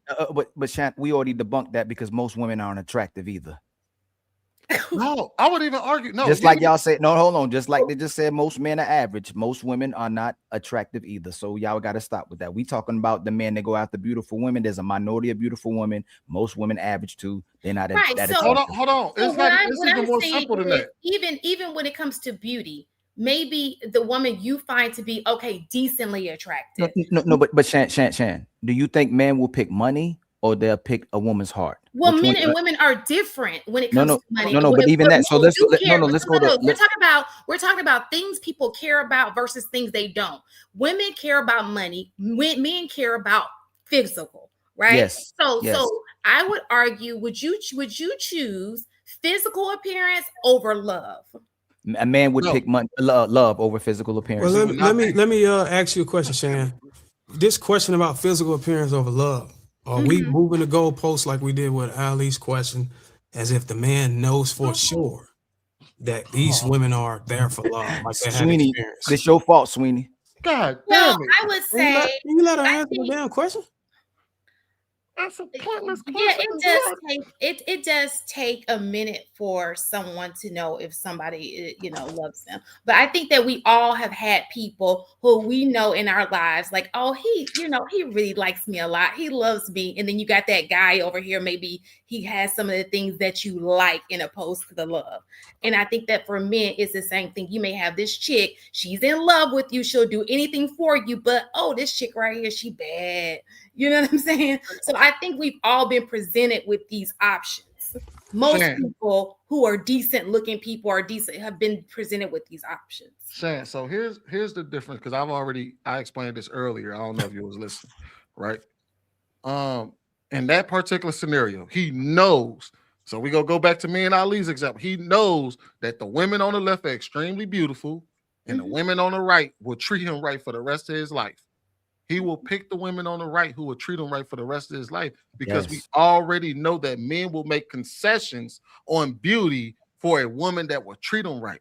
Remember how will he be loyal to her? God damn it. No, but you gotta say you're making it seem like this is a handsome man again. Like we keep talking out the eyes of the best guy and the best woman instead of the average man. Most men can't cheat. And we would say men, there are men. We would say, Lord, go ahead. He might not be loyal though. That's a good question. Who gives a fuck? We just talking about the initial choice. No, we gotta dig deeper. He ain't choosing her. He just wiping her and then going to shoot that baddie. When he looking for interceptions, man. He looking for an interception. That's all. Okay, wait. Was Bruce this trying to get proved? back in the Hang on, game. hang on. Was this Hold on, proved? y'all. We got to get Trev in there too, y'all. Got to get Trev in there. Go ahead, It's Trev. like we said, no, she'll pick the dude that'll give her love, but cheat on him with the dude with money. We know that shit is like It's different values. if she had access to both of them, of course they wouldn't make a choice. We're not saying that they have access to both of them. We're saying you got this or the other. We will say we know that women would choose this over the love, and we know that men, if it was this or that, and you had to live with it, they would choose the love over a beautiful woman because we do it all the time. We make concessions. The moment we realize women who look good ain't shit, we gonna pivot and say, hey, look, give me a 5 or a 6 who gonna treat me right any day over that bad chick that get. That's most people. That's most men's wives. I would argue that most men. No, it's the truth. It's the truth. Most men would cheat if he choose a woman. Saying, did you not ask the question that I did, and cheating has a lot to do with it. And the reason, let me just say this. Let me just say this. The reason why cheating has a lot to do with it, because I know many of men who have wives at home and they spend a lot of time with another woman. Most men don't cheat. Most men don't cheat. This is a moot point. Most men and women. I know a lot. I didn't say most. Women, I said I know a lot. But Bruiser has to do this so he can get back in the game. But most men and women. I'm making a claim that I would. I'll make the claim that I would. If I choose a woman that I'm not attracted to, I'm telling you, bro. This nigga I'm most likely the likelihood of me cheating is gonna be high. Just to answer your question, Shane. I second that. Hold on, y'all. We got to get Trev. We got to get Trev in there. Go ahead. Admit that. Then we might as well say that the woman that cheat on the good dude with a rich nigga. That's moot. She gonna cheat on the dude who treat her right with the nigga that got money. That's what she gonna do. She gonna. I would argue that the guy that she has money with, who has money, if she goes to him and she does not truly love him, she's going to cheat on him. Actually, that's what the whole pool boy thing is. With the guy that treat her well. The whole pool cheat on a nigga with money. Listen, she will cheat. I'm gonna tell you this. If a woman is with a man for resources only, and she has no attraction to him, that's where the whole pool boy, that whole saying goes. She will cheat on him with the guy she really is. And a woman that's with a man that's broke will cheat on that man that's broke with a man with money as long as he can. Like, we know that, yes. We pigeonholing the conversation, man. Right. We pigeonholing the conversation. All right, go ahead, Trev. We'll get Trev in there. Go ahead, Trev. All right. So I would say it's actually some validity to one of Shan's points where we talked about sometimes men have made wrong or poor decisions based on their attraction to that particular woman, whether if they feel like she had that good, whether she had a fatty, whether if whatever. It could be any type of thing that's related to their beauty or their sexual ability sometimes. And men will follow that. And I know a lot of dudes, because, I mean, we're using anecdotal reasoning right now, but even the studies show it. There's Harvard did a study on this, and plenty of other places have done a study on it. And we realize that we're ending up with the wrong woman based on the amount of women that leave us in general. And for the most part, we may not want to see it. We might be delusional about it, but your friends will tell you, your family will tell you. What Willie was saying, he's giving out $5,000 retainers to say, yo, that shit's not going to work. And we ignore it all based on the beauty or whatever it is that we like about this chick, ignoring everything else about her.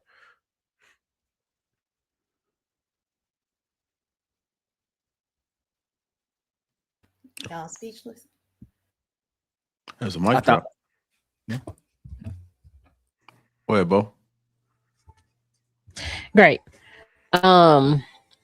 Goodness. So I think that we are not we're not paying attention to the fact that we are all taught something dumb when we're growing up. All of us have made the wrong decisions. Women have chosen money over love. Women will cheat on an average man with a man with money. Women will also cheat on, the little D over the big D. I listen. We choose our things. We do things, and like, it's a thing that happens. We're all human. We make human decisions. Everything is glitter and gold when you're young until you learn the things behind the glitter and the gold, until you learn the things behind the beauty of this woman, because that beautiful woman is ugly acting and she might be real dumb. So like, but men still choose it. We uh Men, Ali, I'll give you that. Men will choose love over looks when they learn, right? Um I have seen many a men with women that, because you've heard the women, he left me for that because she was a better woman than you, no matter what she looked like, right? I get that. But when men are young, just like stupid young women, and then some people never grow out of it, but I digress. When men are young, they choose the 10. They go after the hot woman. So I think we all make all of these decisions. They cheat on this woman with this woman just because she's more beautiful until they learn. Some people never learn. Some people think that you should be in your 40s exercising options. Too many STDs out here. It's dumb. It'll give you a patchy beard. But I want y'all to just realize that we all do the same things. I have realized we all do the same things. The only thing I do is speak from a woman's perspective, but I don't invalidate men's experiences. But can we admit most men can't ever get access to the beautiful woman, but the unattractive woman can get access to the handsome man? I can admit that. I would also like for you to admit that a man would learn a whole lot more quickly than a woman would to get rid of a cantankerous fine woman over a decent woman that'll treat him right. And if I don't I will know. say this, What? and if you do see a man with a cantankerous bad chick, the only time you see that he'll stick around is if he's stuck with her because he married to her. But a lot of men are just stuck because they're loyal. Some men are just overly loyal. And so they stay there and they unhappy as We hell. loyal.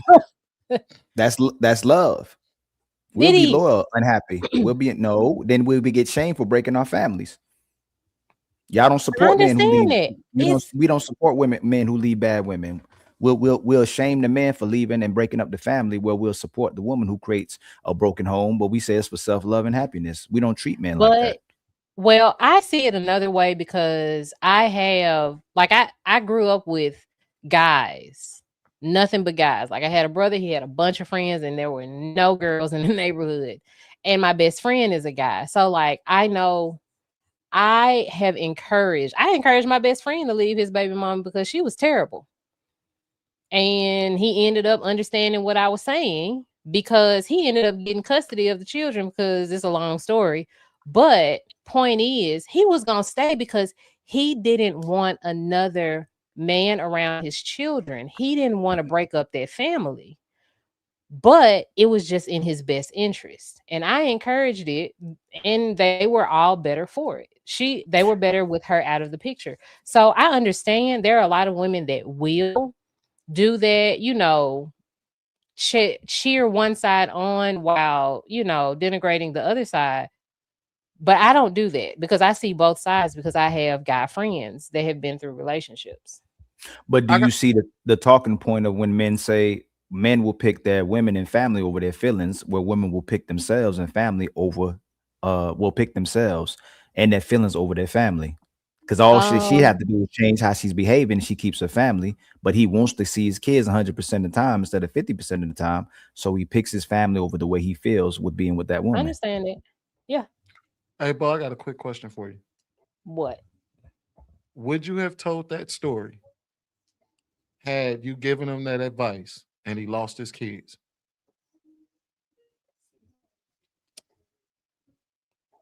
Uh No, That's a guess I lot of wouldn't. men's. That's a lot of men's situation. Right. They Well, no, get they. he did. No, she had the kids before, and he was on child support. No, I'm saying like But if you look like right now, he wasn't seeing his kids. Like she'd have took off yeah, on him. She won the right. kids. Did some like because that's what happens with a lot of men. Like even through encouragement, like a woman, like our home, like people tell us to leave all the time. You know what I mean? Hey, bro, you need to. Hey, that shit, something wrong with it, bro. But we already like our fear of losing our children and losing access to them. And then because I know a lot of women, a lot of people like to say, "Oh, well, how can men be afraid of losing resources when they ain't got none?" It don't have to be resources. It could just be the kids.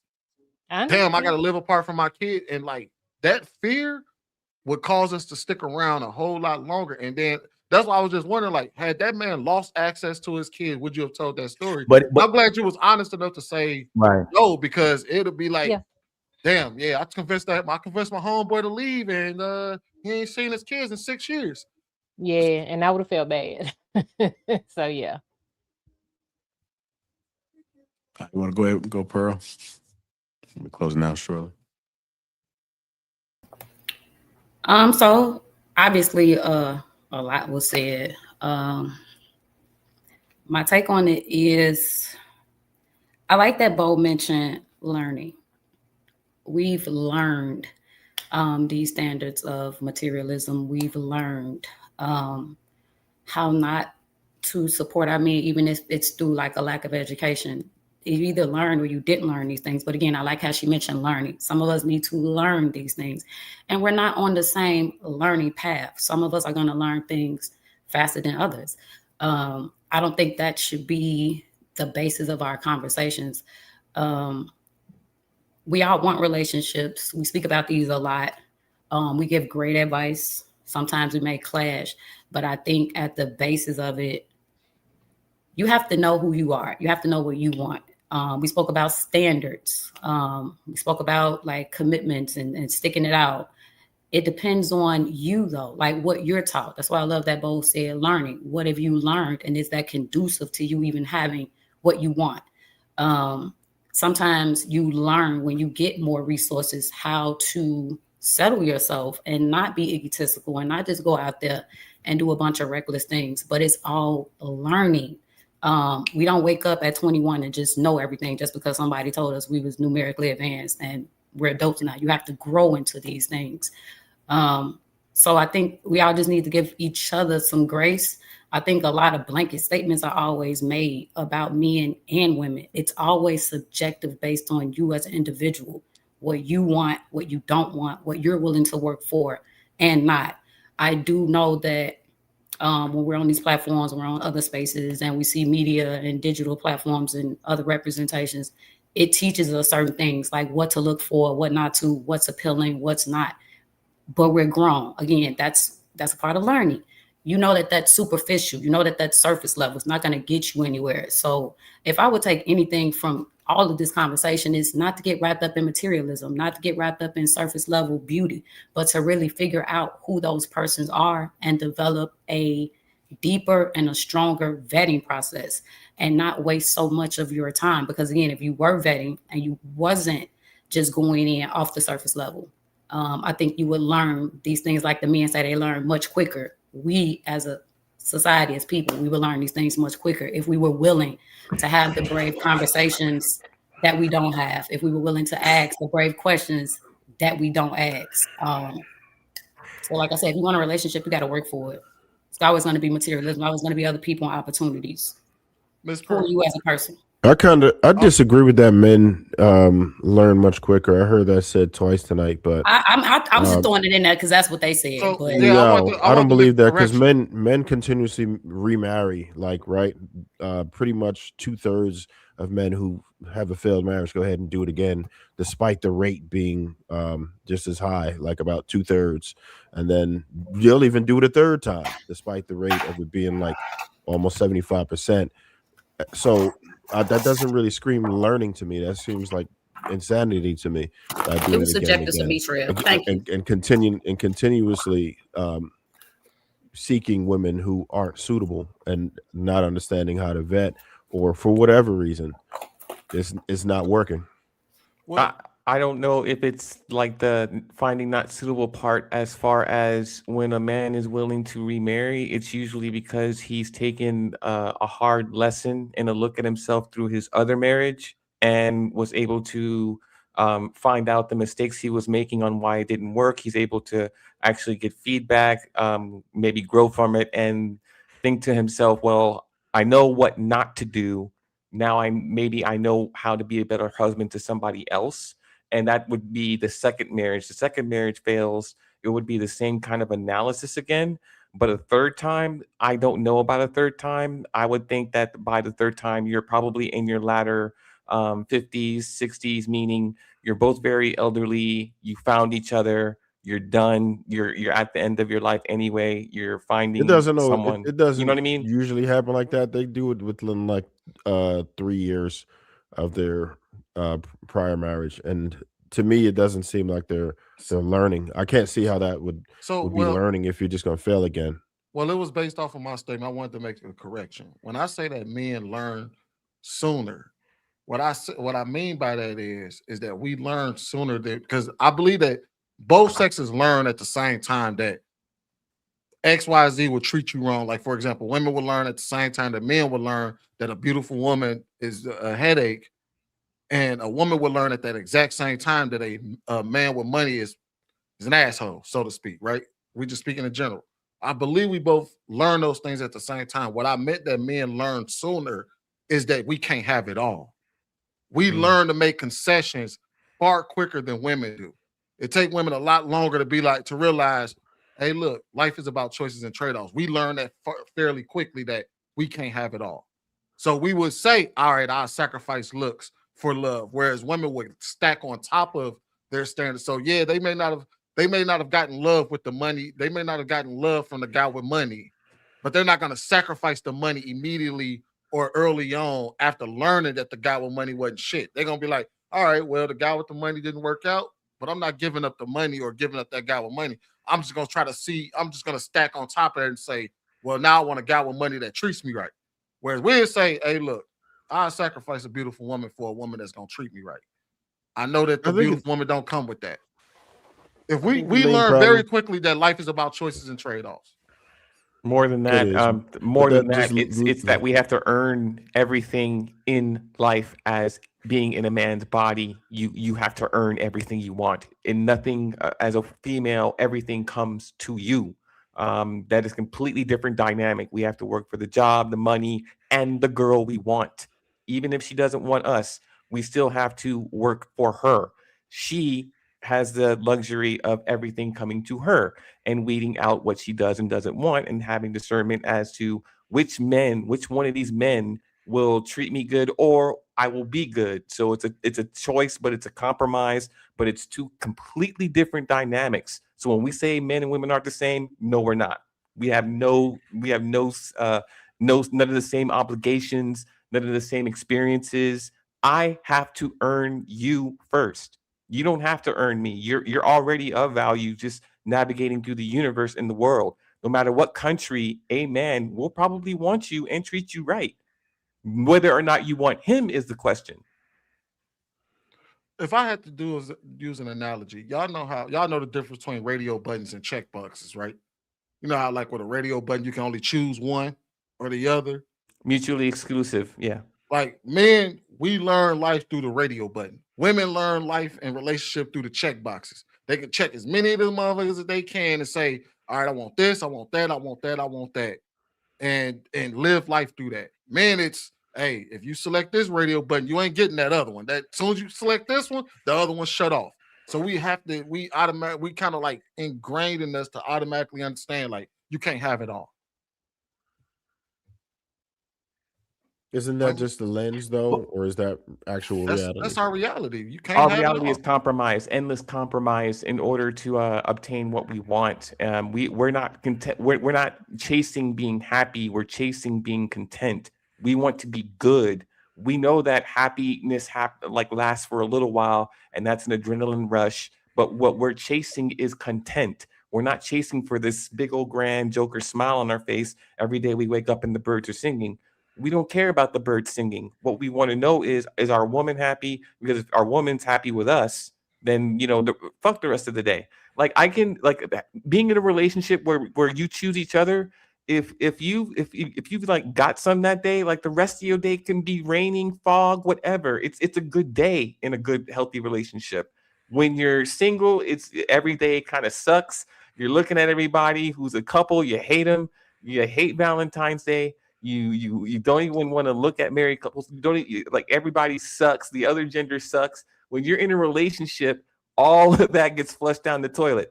All of that is butterflies in your stomach. All of that is, oh my God, like you're that old black man from Zippity Doodah and all that shit. Like, bruh, you're a Disney movie when you're in a healthy relationship. When you're in a messed up one, it's different. It's hell. It's another Disney movie. So what if just by nature they just never really liked us? Like we get money, we got money to get them, and now they got money and have the opportunity to get us. They don't want us anymore. Like they make their own money now. Do they naturally not? Did they really not really like us? Like we But keep Ali, fighting for women to yes, love. we We still keep do, Ali. we keep Yeah. Yes, we do. we keep fighting for women to love us just without money. Then we Which go, we one? get money. No, women in general. I'm not saying how about you and Bo is minority. We're gonna put y'all in a minority. we gonna let y'all do that for the show. Don't do that. If For life. What you mean? if I say love me for me and it's not enough, and you say, yeah, go give me some money, and I give you money and it's not enough, now that you make your own money, do most women, not y'all, actually love men? No, if they keep moving the goalpost and it's based on materialism and superficiality. But that's what I'm saying. But we keep saying men are the problem, but men are getting money to give it to women, and women are getting money to take care of themselves instead of taking care of the man that they love. But shouldn't men So stop bringing money and ask for more substance? No, they do. So the goalpost. Matter of fact, it was on Lapeef, I think last year, 2 years ago. The goalposts have been moved to no problems and peace, and men can't even get that from women. So we don't ask. They don't even care if a woman cooking no more, if a woman cleaning anymore, if a woman inconsistent in the bed anymore. They just say, hey, no problems and peace, and the man can't even get that because everything y'all want from a man costs money. Everything we want from y'all is absolutely free. Nothing that I want from a man costs money. I remember I said take y'all out the equation. I said Bo and Pearl. Y'all go rest in y'all soft girl era. That's not y'all. Most women, everything they want costs money. Everything we want is for free, and they still can't do it. Head is free, sex is free, love is free, understanding is free, submission is free. Everything y'all want, not y'all, most women want costs money. And it's still not good enough. Yeah, that's a mic drop. Okay, so can relate to that. Can we add I can relate to that. That's a wait. That's a problem. Wait. What he just said. The problem is that he's correct and he's right, and that's what makes it a problem because it means that our values. What he's saying is a misconstrued in values. Your values are in the wrong place. If our values are love. And love is something that we're supposed to expectedly do for our women day in, day out, waking up, going to bed. Why is it that when it comes to y'all selecting, it ain't for the hardworking average man who will love you. It's for the rich man who will pay you. Not pay you, but whatever you want to call it. So do all of the men hold that same sentiment that Ali said? Most. That it no, I'm talking about on the panel. I'm talking about on the panel. Have y'all experienced that on the panel? I would argue that without money, most of us ain't getting that. Without, so we're not saying money as in when he says everything that y'all need from us cost us, is because money is always a part of the equation. It's always a part. I don't care how much. It's never a time where it's not in the equation. It may not be the Sweeney got the best. Sweeney needs to make an app. We talked about this last year too. I ain't heard him talk about it in a long time. Is if we charge y'all for everything that we do for y'all, you get to see how much it is that we actually invest in y'all. You would get to see it. And I ain't heard Sweeney talk about it in a long time. If you had to pay us for everything that we did to you, the money would be crazy if we charged y'all. versus what most women actually do for men, and it's free. And to go further, it's free. But if all men left women today because they don't get sex and they don't get catered, they're not happy. Most relationships went in today too, but men are loyal to women. Most men don't get sex. Most women don't get men catered to them, and most men are not happy in their relationships, just like Boheem said, but they're loyal. So Ali, what we need to do to level the playing field? There's only 3 things to do. What we need One to do? is, the first one is laws. If we're going to change laws, right? We Sweeney talked about it a year or 2. The second one is, if y'all change, y'all have to change. But if y'all don't, what you mean? For y'all to actually love men? When you say change, because that's gonna be the next question. For y'all to cooperate with and actually love the man that come inside you, that would change everything. That'd be it. Because y'all end up not loving the man who come inside you and have a kid with. He's the worst person ever after the kid, after he nutted. So if you cooperate with the man that you let nut inside you, then it would change overnight. But if all of that can't change, we have to go back to that old school patriarchy. We have to make you do it so that we have families, because most of what men are asking from women is just to be righteous. Because I ask y'all too, and I ask this a lot of times, Pearl and Boheem, are women more progressive and do better, and women and children under their own control or under the control of men? Under the control of men. We know that, Ali. Should men control women? In terms of what? You don't want just total control? No. That's I'm asking. That's what you mean? So you just a blanket control. Control? If we control you, a Pearl, outside of what we don't control you, everything y'all try to do is something 3 or 4 stuff. Y'all want to be lit. You want to go to the club. You want to go to strip club. You want to go on girls trips. You want to do OnlyFans. You want to be a video vixen. You want to be an influencer. Everything is on some these whole women? Stuff. Okay, Ali, that's the extreme. It started with just women wanting to just work and have an identity outside. And Boheem, it's gotten so bad that when women actually get what they want, they get the marriage, they get the baby, they get the family. They want freedom, aka going back to being a thought. Like that they is want to not go. True, Ali. Yes, it is. Yes, it is. No, it's not being a thought. Okay, so let me explain something to you. So when I don't want to make a blanket statement, so we're not gonna say. Now, host playing this to us. Come on. Oh no, Pearl. Pearl. I didn't get to say the second. It's either she going back to be a thought, or it's too hard for her to love somebody outside herself. She loves herself way more than she loves her man or her kids. So it's 2. I'm sorry. One is she goes back to being a hoe, or number 2 is she struggles and doesn't want the responsibility to love somebody else other than herself. And that usually happens in mature woman. The older woman, younger woman, she go back to being a thought. The mature woman, it's very difficult for her to love a man and a kid and kids and love somebody outside herself. She loves herself more than everybody else. And sometimes it's just difficult for some women to create a balance. It's not that they don't want the husband and the kids. Sometimes the dynamics in a relationship, she may be overstressed. She may be overwhelmed. I'm not making an excuse. That's an excuse. No, it's not, Ali, because if she's overwhelmed and she needs a break, that doesn't mean I want a break because I want to go out and sleep with somebody else. A break can mean I want to go to the spa. A break can mean I want to just walk around Target and I don't want to take the kids with me. It could be very dependent. Sweeney and Trev.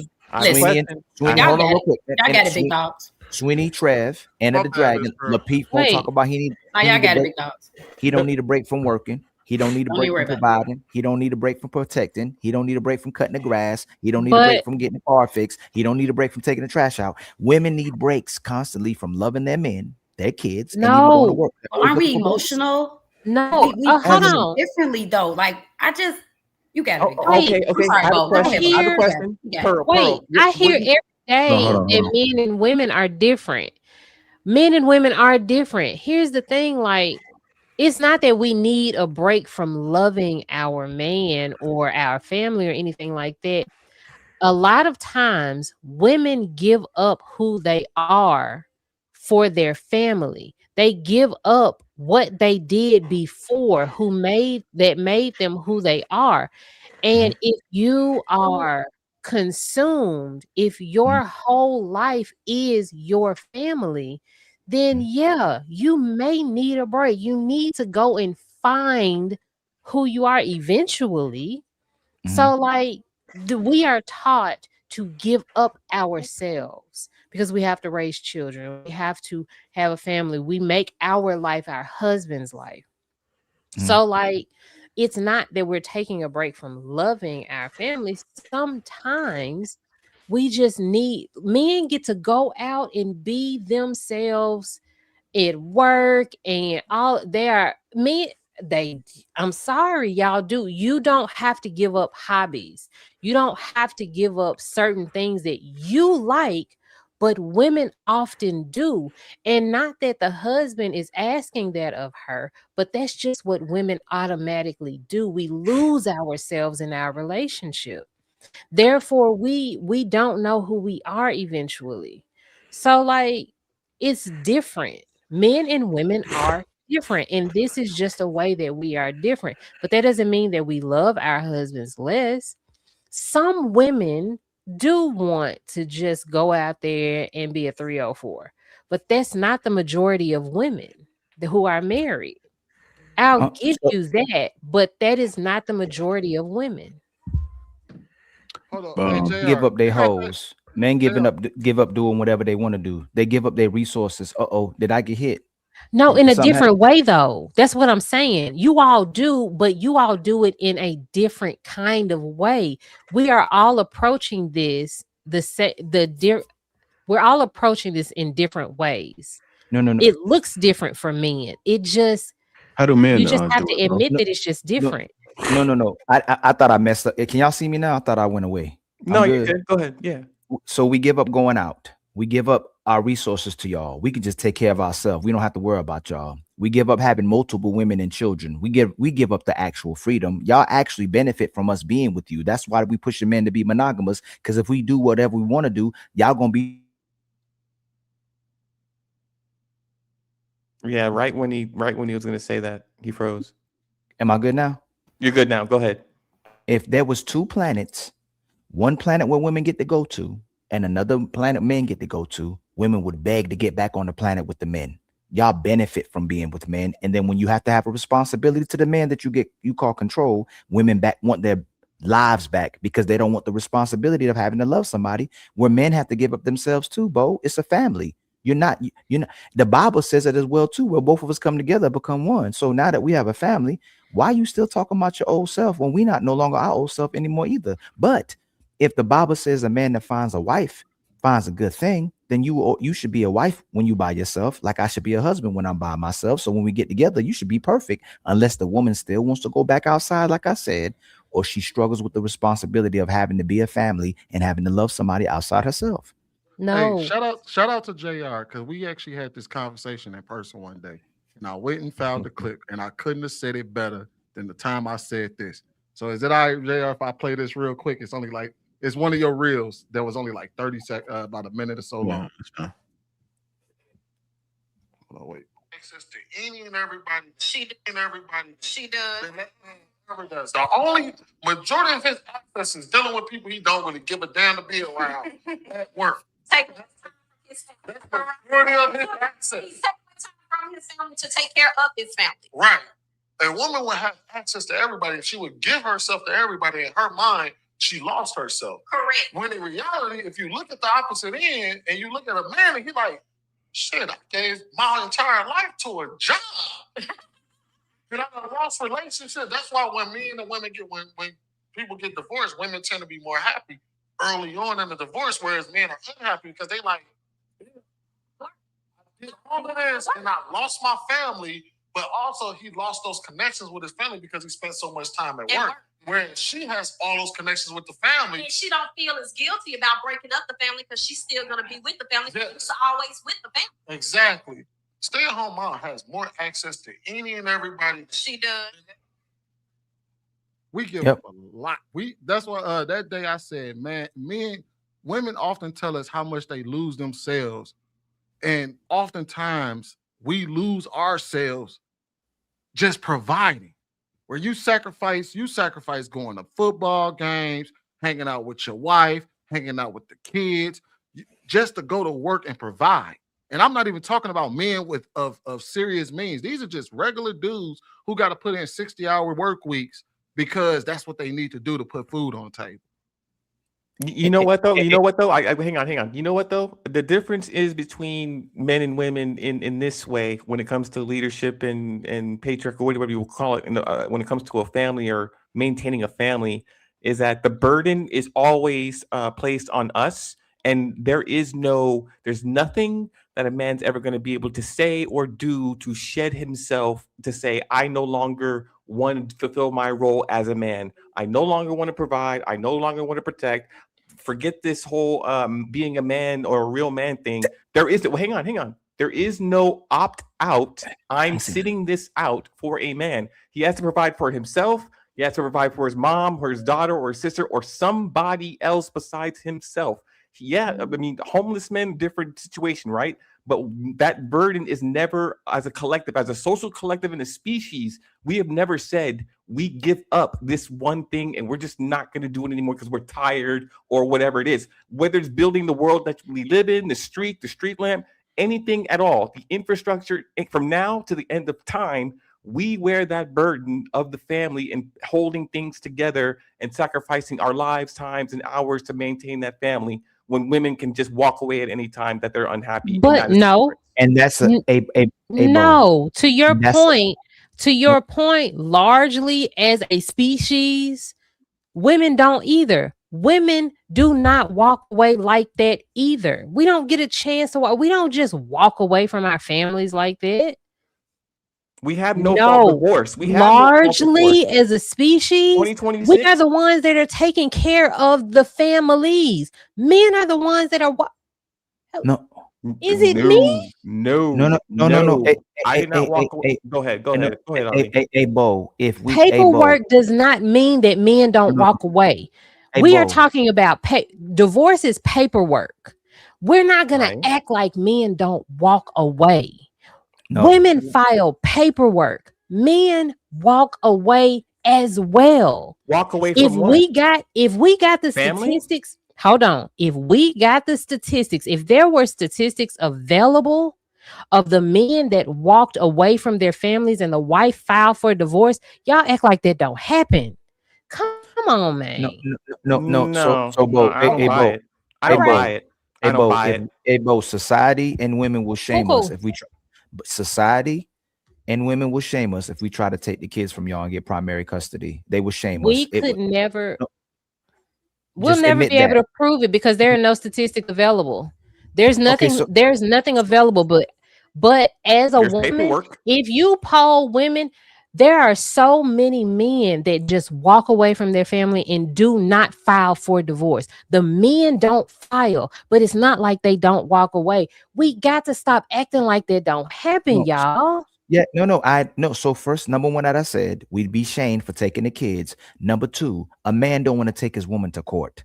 A man is not trying to hurt that woman or his kids. That's why he don't take them to court. And then y'all turn around and say a real man would take his woman to court when we're not trying to take you to court. We're not trying to put you in that type of position, put you in front of a judge. Why would a man that loves you want to do that? And then in the middle of that, if he's trying to be a father, the women get in the way of the man trying to parent. And a lot of times that's why men will walk away. But most men don't walk away. The CDC, 85% of black men are either living with their children or involved with their children. Most men do not walk away. And that's self-reported by black women way more than black men. There's a minority of men who walk away, Bo. No, I'm talking about, because divorce was about to be brought up, I'm sure. That's why I went there. I'm not talking about men, because there are a large number of men who are living in the house with their children that are not married to that woman, but are still committed to that woman. I completely understand that. And you are definitely right about the whole women are not letting men parent their children. There's a situation going on right now that where that's happening. So I don't disagree with you there.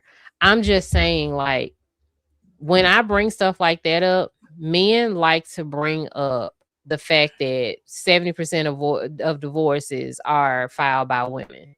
Mm-hmm. So, like, I just want y'all to know that paperwork does not equal women leaving men. It just means that women file the paperwork. That's all I'm saying. Well, if we want to go a little bit deeper with the conversation, and this is something that's probably not brought up, is the fact that whether the mother and father is in the house, one of them is out the house, they could be in the house and still fail in the children. Yeah. You know, so a lot of people don't even know how to parent. And I know y'all was having like this little discussion earlier as far as trying to find self. I don't think when we was brought into this world we knew how to do anything, because your parents can still raise you and still not teach you the correct way, and you have to still learn. Like, you're constantly always learning from an early age, and you figure it out. Even when people have children, like, nobody can tell you what that experience is going to be like until you actually have it, and you got to figure it out. So the same way you figure out everything else, you have to figure it out when you get married. We got to start choosing our children. It's not about us no more. It's about the future. So when I'm living my life right now, and the reason why I say this all the time, you don't see me streaming all the time because I'm spending a lot of time with my kids. And I'm actually trying to get the family set up in a certain way where we can break the curse that's been constantly happening over and over again. Like, everybody is on a separate agenda. Nobody's thinking as a family in its entirety. Everybody had their own little pocket. A sister got her own situation over here. Aunt got her own situation over here. Grandparents over here. Nobody is thinking together. And that's what I think the issue is. We could bring up these stats, but there's something deeper that's going on that we're really not even paying attention to. I think we're having the wrong conversations. Like, it should be about the family. Like, we've normalized this modern way when it comes to family. Like, everybody should be together. It was a conversation that somebody in my family was having about, I don't know who's going to take care of me. Like, I've taken care of grandma, but who's going to take care of me? I can't even trust her because she's so disrespectful. She's so rude. All she cares about is herself. So we need to be having those discussions as far as how can we bring our immediate family together. And we got to start thinking about ourselves and start thinking about the kids, because it ain't about us no more. And unless you break that cycle, the same thing's going to keep happening. If you think about it, we got sisters and brothers that don't even get along. We got mothers and fathers that don't get along with their kids. You got fathers that don't even get along with their sons. So I really think that we need to shift these conversations, and hopefully you guys can take something from this and actually see if y'all can bring y'all family together tighter, because that's what's going to really make the change. And on that note, does everybody have an example in their family or friend circle of a healthy marriage or long-term relationship that's gone on for years and years and years, and then you have access to them to at least talk and say, hey, well, what's the secret? Because my father has been married to my stepmom for over 30 years. So when I get the chance to talk to him with the modern era and everything, I'm like, yo, can you just tell me again, the secret sauce in this ingredients and stuff? And I lived with him for a while, but from what I learned is I now have a standard about what I want my marriage to look like. I'm going to be old. I'm going to be arguing with my wife all the time over stupid stuff, but I love you, or I forgive you, and all these nurturing languages are going to come right after that. Dinner's still going to be ready at 7. I'm still going to be picking her up at 5 when she's off of work. Like, for 30 years, right? They both have the option to check out and leave, and neither one did. And the only way this marriage is ending is in the casket. That's what I want, and that should be everybody's standard of what they want. No, that's my only argument. That's only, but that's only like a piece of it. But like, what's the standard going to look like for the family? Hold on, JR. I mean, that's what's broken. Yeah. No, Yeah. I was Enter the Dragon. I would say this is where it's great to look to people's marriages as examples of what to aspire to, right? Mm-hmm. And I know oftentimes we talk about the people that you really want to talk to is the ones that are in marriages for that stand the test of time. But also what I've learned is not only do you want to talk to people that have marriages that stand the test of time, but you want to talk to people who are invested in your marriage standing the test of time. Because oftentimes your parents may be married for 30 years, but they don't give a damn about your wife. And then give a damn about your marriage standing the test of time. And I noticed that like talking to my parents, and they've had their issues and things like that. But when they went to my grandmother and them for advice, because that was the person that was their mediator, and then it became I think my sister for a bit, but then it started to become me. Right. And that's because I'm invested in my parents staying together. So I talk to them in a way that helps them understand one another. Because even my parents come to me for advice when they're having issues or they going through something. Because oftentimes even when it comes to a therapist, you want to go to a therapist that's invested in y'all marriage staying together, not one that's invested in just trying to either take one person's side over the other, or invested in y'all ending that relationship. Right. Because the person that gives a damn about your relationship is the one that's going to give you the best advice. Yeah. No, I agree. Also, one thing though, I did want to address this one before JR ends it. When Ali and Enter the Dragon were talking about women opting out, right? It was derived from Miss Pearl's statement where she said sometimes we're tired. So Enter the Dragon was talking about how there's no instance where men can opt out of their responsibility just willingly and it be mostly okay.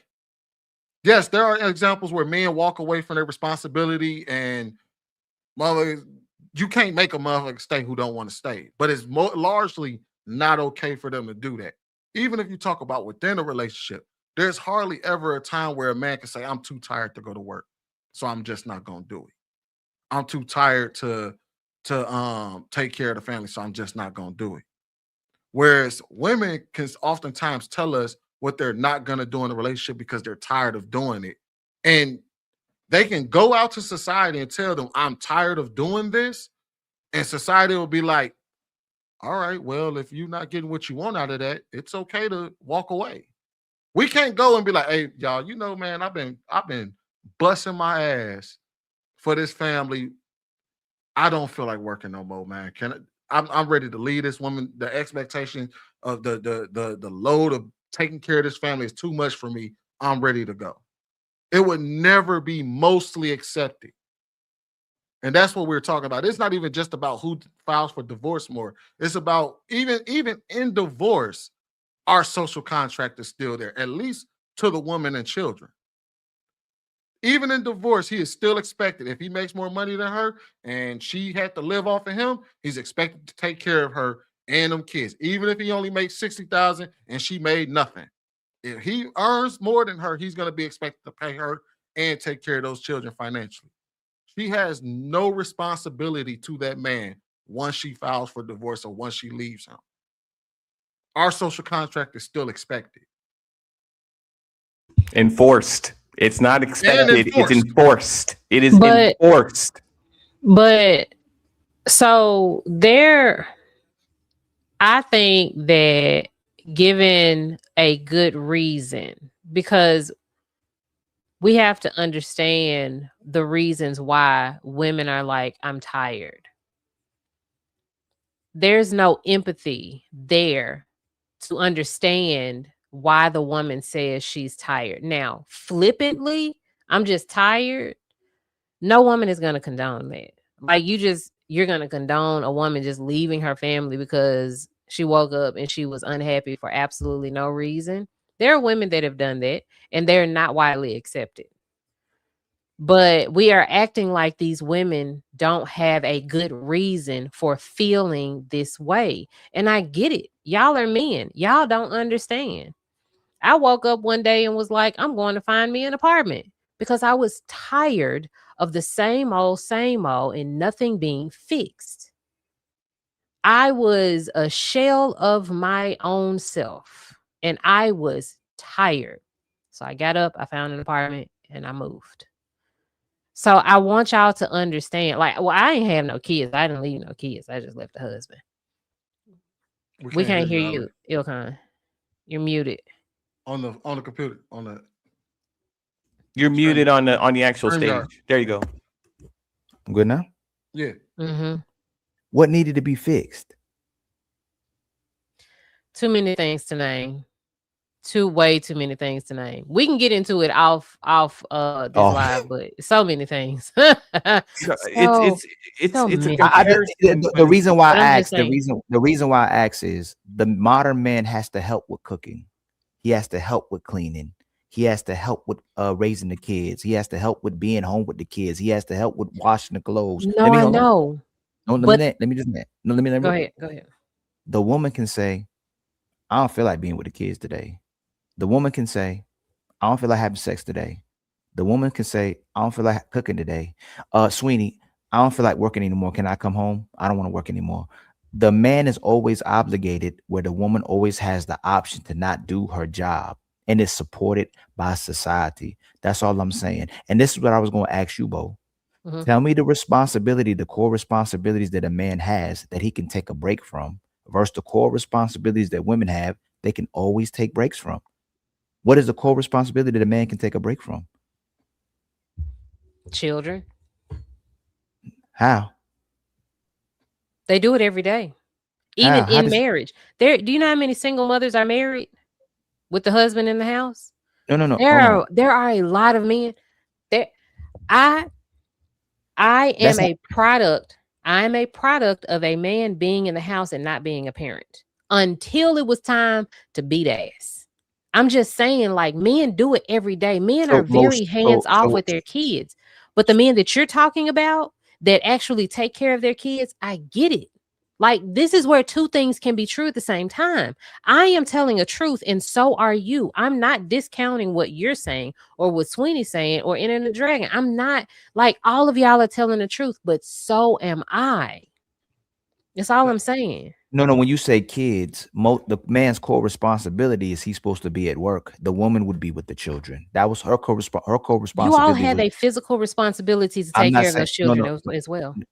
She's supposed to implement what I taught the kid. That's the reason why the woman used to be there, where the man would go to work and the woman would raise the children, and she'd implement what he gave her. That used to be a traditional man went to work and the traditional woman was at home, and I came on and gave her my check, and you better do what your mama said. She was my other half. Right. So that used to be so I'm saying, what is the core responsibility that the man takes breaks from? You can't say the children part, because that was the woman's core responsibility. I get where you coming from, though. I know what you're saying. But what is that was an added responsibility to men. Like being the same person that wasn't my job. Y'all are is an added responsibility. Yeah, that wasn't my job. Modern day. But you are not a husband. You are a father, and as a father, you are a parent, and you have parental duties. When you get home, those kids are yours. When you go to work, great, fine. The woman is there. But when you come home, those kids are yours, and you have a physical responsibility to those kids when you are in that house. And there are a lot of men that are not physically present with their children when they are physically in the home. They will largely ignore those kids. I'm talking about drinking a beer, sitting on the chair, sitting in a chair, watching the game. Okay. And was in the house, and my mother was the one we always went to because he was unavailable to us. That's what I'm saying. You all still have a physical responsibility to those kids when you have time at home. That's what I agree. First of all, I agree. And second, I understand about the father who comes home from work, checks out into the man cave, and the kids can be heard throughout the house. And the only person who's dealing with it is mama, who has to also cook and handle everything else while the man just sits there. I get that. And that is a kind of common or average kind of modern lifestyle. But when it comes to discipline and when it comes to structure and when it comes to, okay, don't let me get your dad, Like we do physically have to show up to discipline those kids if they're running you rampant, right? We do take command of the household when need be. So if this burden of parenting gets too great for you, that's really when you need to be using the man that you have to enforce that discipline and let them kids know they can't just act any kind of way, because there are consequences that the father and only the father can implement that the children do not want. And also to add to that, wait a minute, hold on, press pause. Hold on, press pause, Winnie. I'm so sorry. Because, and see, that's why I didn't do this yesterday. I turned the chat off yesterday. But to all of the degenerate idiots in the chat, my father is dead. Okay. I did the work before he died. I came to peace with all of the things, with all of that before he died. I am not bitter. I do not resent him, but the facts are still the facts. It doesn't change anything that actually happened. So you can't y'all got to stop calling women bitter just because they're speaking on things that happened. Just because I'm healed doesn't make everything sunshine and roses and rainbows, and I don't get to rewrite history about this man. He was a great, charismatic, creative man. Terrible, terrible, terrible father. I don't know what to tell you, but it was cool before he passed because I took care of him myself. So shut the fuck up. Go ahead, Sweeney. I'm sorry. Oh, Lord. All right. To add to what you said, Bo, even if that is the case, let's say for the sake of argument, that is a core responsibility, right? That is still a responsibility that you would have perfect grounds for leaving him for. And nobody would bat an eye if you did it. Now, tell me a situation where a woman can say, "Oh, I was too tired to watch the kids today," or "I'm too tired to deal with the kids," and it be like you can, like, even if you wanted to add that to a core responsibility of a man, it would still be something that would be good enough of a reason for you to walk away from us, and it be justified, because it's largely accepted that men have accepted more shit on our plate. In society today, it's still not actually expected of y'all to put food on the table, to unless y'all are by yourselves. If you're with a man, it is not an expectation that if you don't work, hey, he can leave your ass if you don't go to work. You can still opt out of that. On top of being able to opt out of being a mom, you know how many women I know that talk about men that not only pay all the bills and work, but also do more for the kids than they do. And there's countless women saying that's the love I need. And I'm like, ain't that an unfair deal that y'all been complaining about for like the last 30 years? But now all of a sudden y'all saying that this is a fair deal for a man to go work 60 hours a week, come home and watch the kids, cook for everybody all at the same time, and you're doing nothing but living in your soft girl era? But I hold your thoughts, Sweeney. Let's save it for the back chat.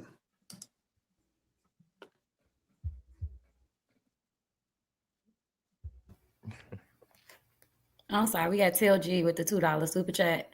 Look at Ty from Wakanda, so inspirational. We got Willie Beeman with the $5 super chat. To be wanted means that you are being chosen every day. Need is obligatory. People need their jobs, but most don't want them. Willie again with the $2 super chat. Someone get Miss Pearl a straw. He funny. Search Shy 8731, $2 super chat. Illa and Ty from the Shy had the best points on this. Marcus Evans 406, $5 super chat. What up, JR, Brother Illa, Trev, Darwin, Miss Pearl, and True. Let's try to have a good show tonight. Marcus again, $5 super chat. Illa, you a solid brother. Forget what Ty is saying with all that bullshit. Marcus again with a $2 super chat. Preach Illa and True. Marcus again, $5 super chat. Fellas, do y'all realize Ty, as usual, is speaking from a one-dimensional vice perspective, right? Tell G, $2 super chat. M. White will return in Avengers Doomsday as Gambit. The Ghost OG J Speed, $10 super chat. The disconnect is Black men have been put under the microscope by every race and every sex. Black women have not. Words of the Honorable Minister Farrakhan. How I feel now. Martin Deja, 199 super chat. Man, that ain't no gift. That's the baseline. Shut up, Mont. Mont again with the 499 super chat. Men should spend 3 times what women spend. We are men. Women sacrifice in other ways. Clean my house, cook my food. Men, don't get off to inanimate objects. Marcus, again, $2 super chat. Come on, Miss Pearl. Shut up, Marcus. The Ghost OG J Speed, $2 super chat. That's why you picked him. Martin Deja again, $4.99. I appreciate when the girl tries. That's literally it. I don't want gifts, and she knows that. But her trying to do it anyway, I appreciate. She correct. Man, spoken like a true person that just be geekballing his money, man. I'm sick of this nigga. We love you, Mont. Mont and Deja again, $4.99. Coming out here lying. Look, he got one for you, Sweeney. You trying not to communicate clearly and turn women into mind readers. Don't we complain about women expecting us to be mind readers? Got so it. that sounds like somebody that did not listen to shit I just said. He just be hearing shit. Hey, that's why ain't that real dope? That is real dope. I'm sick of his ass. All right, mine again, $1.99. Bo, would you put gloves on and praise dance for him? Mine again. He on fire tonight, ain't he, y'all? $4.99. That's because they freaking girls sleeping. Every girl I done been with clean my house, and I never cleaned theirs because we're different. The AP accountability partner. Hey, you can't confirm that, so I don't believe it. I don't care what you say. So what I'm hearing is y'all men like to be treated like a bad bitch on holidays. Whoop. Now it's being a bad bitch on holidays because you want a goddamn gift. Ain't that some shit? I'm sorry. Official Mama G, shout out. Gifted one Lapeef Network membership. The AP accountability partner again, $5 super chat. Why do I get random-ish cologne, socks, ties? It's hard to shop for me because I get the stuff I want myself, probably like most of the men on the panel. Is that true? No, there's always something else that you want that she can get. You don't have every fucking thing. There's always something on the list. Get on Sweeney. I'm freaking up, man. Hey, look, between Real Dope and AP, man, they be getting on my damn nerve, man. Like, you ain't got to beat your chest for everybody, bro. I'll tell you what you get, Pearl. I'll tell you what you get after the super chats. I'll tell you what you get. Big Ant, 1171, $10 super chat. Shout out to Miss Pearl sipping on that happy Kool-Aid. I see you. It's gone, boo. I don't want to chop their name. I'm just say E. E with the $2. Women will choose money over love any day, anytime. That's Ikene. Ikene. See, that's why I didn't want to do it. I know it now. Ikene. Okay. King Bob, 6711, $1.99. Where is Jay Prince? We don't know. Brother Numsy with the $2 super sticker. Thank you so much. King Bob again, 6711, $1.99. Bring up Jay Prince. Prophecy to Savior, $5 super chat. And most men give everything for their family as well, and we don't ask for a break. Prophecy to Savior again, $5 super chat. We normalize leaving over every single thing and only thinking about self-happiness. Facts, JR. Prophecy to Savior. Okay, that's what's up, $10. I watched the Instagram video of a woman who left a man. She was about to marry her, and she said she was glad to have a family to support her in that decision, and said the man was a great man, but still wanted to leave. Brother Numsy gifted one Lapeef Network membership. Thank you. Kevin Cook, 6670, $2. My side piece got a side piece, got a side piece. Hilarious. Thank y'all so much. The perfect gift, like a woman can get a man, like beside not socks or cologne, but if you want to be honest, I mean, if it's a long-term relationship or marriage, another woman.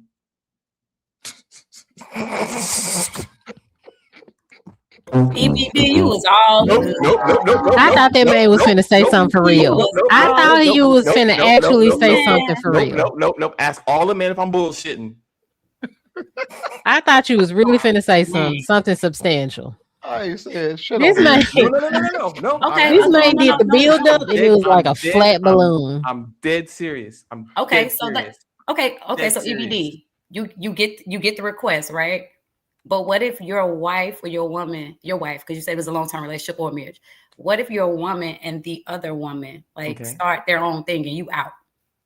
What part of the game is that? I'm just putting a variable out there. I'd have to. It's a Okay, factor. okay. I'd have to accept the consequences. Absolutely. But let me tell you what happens the night of and the night after. First of all, it's I love you. I ain't gonna leave you.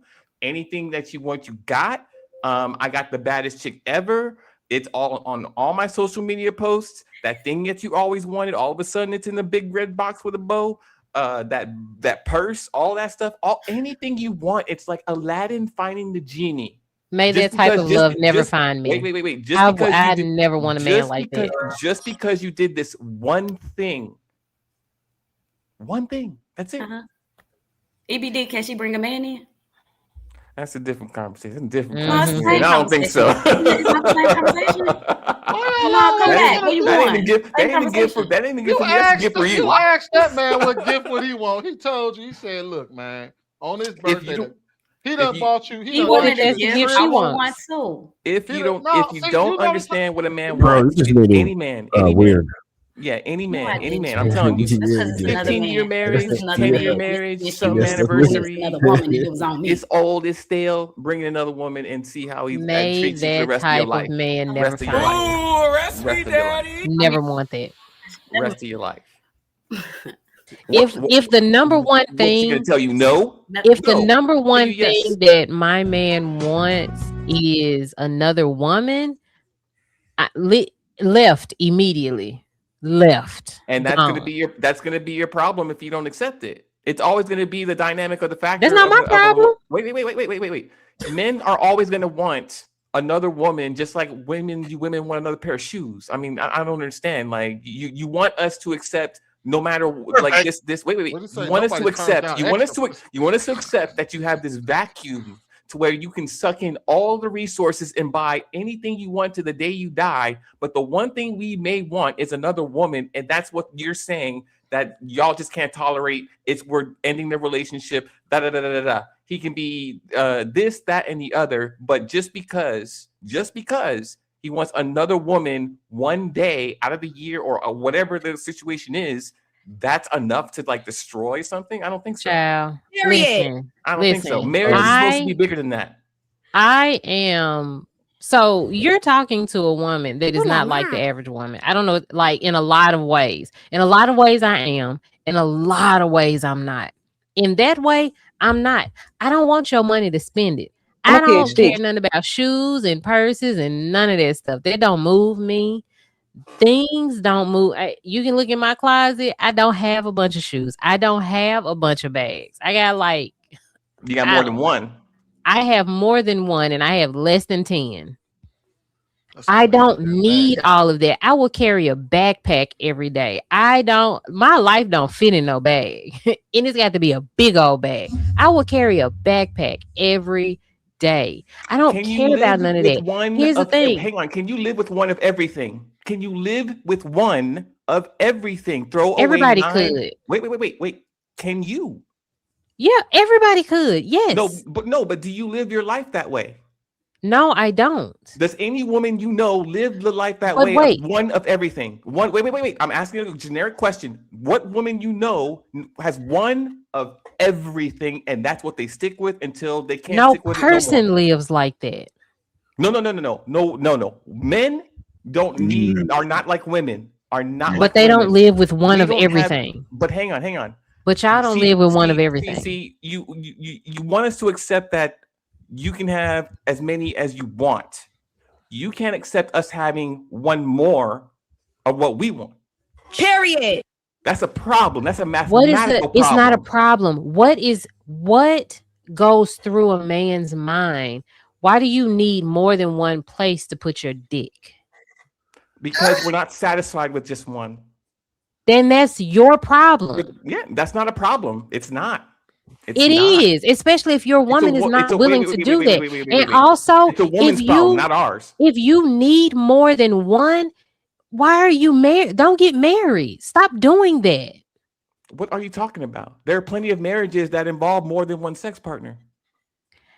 for those that work that works for. Stop marrying women who that does not work for. You all keep marrying women who that does not work for. So don't And you we just want to make keep it fit. You marrying? want to make a Hang round. on. You want to What? make something square fit into a round hole. You need to go and tell women automatically, hey, this is what I may want another vagina. Wait a minute. And How give do you that woman not the choice. understand this throughout all time, space, and history that men want more than one woman sexually? How do you not understand that 2026? I don't date men like that. Wait. How is it that you don't know that men want more than one woman 2026 in history? There is not a man that says, understand I that. love this woman only, my dick is hard for this woman only, nobody else. Nobody else? Hold on, Bo. Who do you know? Hold on. Wait, sweetie. Who you know? Hold on, Enter the Dragon. I'm asking a question. She needs to answer. She's saying, why do you want more than one? Who do you know that wants just to have sex with one woman? My ex-husband. He's your ex-husband. He's not having sex anymore? With no While women? he's married. What the fuck? Are you being obtuse? What are you talking about? No, I'm being very direct and I'm being very logical. What man do you know just wants to have sex with one woman? Ever in human history. Human. We are Marriage talking or not? about in a commitment. Let's You talk about a said- commitment then. You said when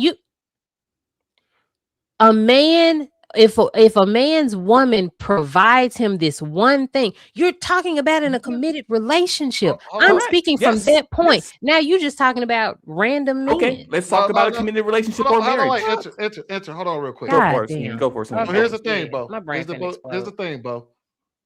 It was asked of us, what would be a thing that we can get on a holiday that would probably excite most men? And he just said, "Hey, look, if you He give said him an all extra-" men. Yeah, most men, all men, whatever. Most men, all men. Take it with a grain of salt. And he said, "Hey, if you gave him an extra woman for that night, he probably would be the happiest man on planet Earth." I don't know very many men that will turn down extra pussy. They wouldn't be like, "How dare you bring in this extra woman?" Get this whore out of my house. How dare you? My ex-husband actually would have said that. Did she douche?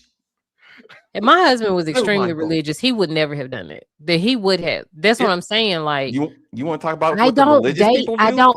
What I was saying was keep those men away from me. I don't want them. Wait. What men? The men who want to have sex with more than one woman?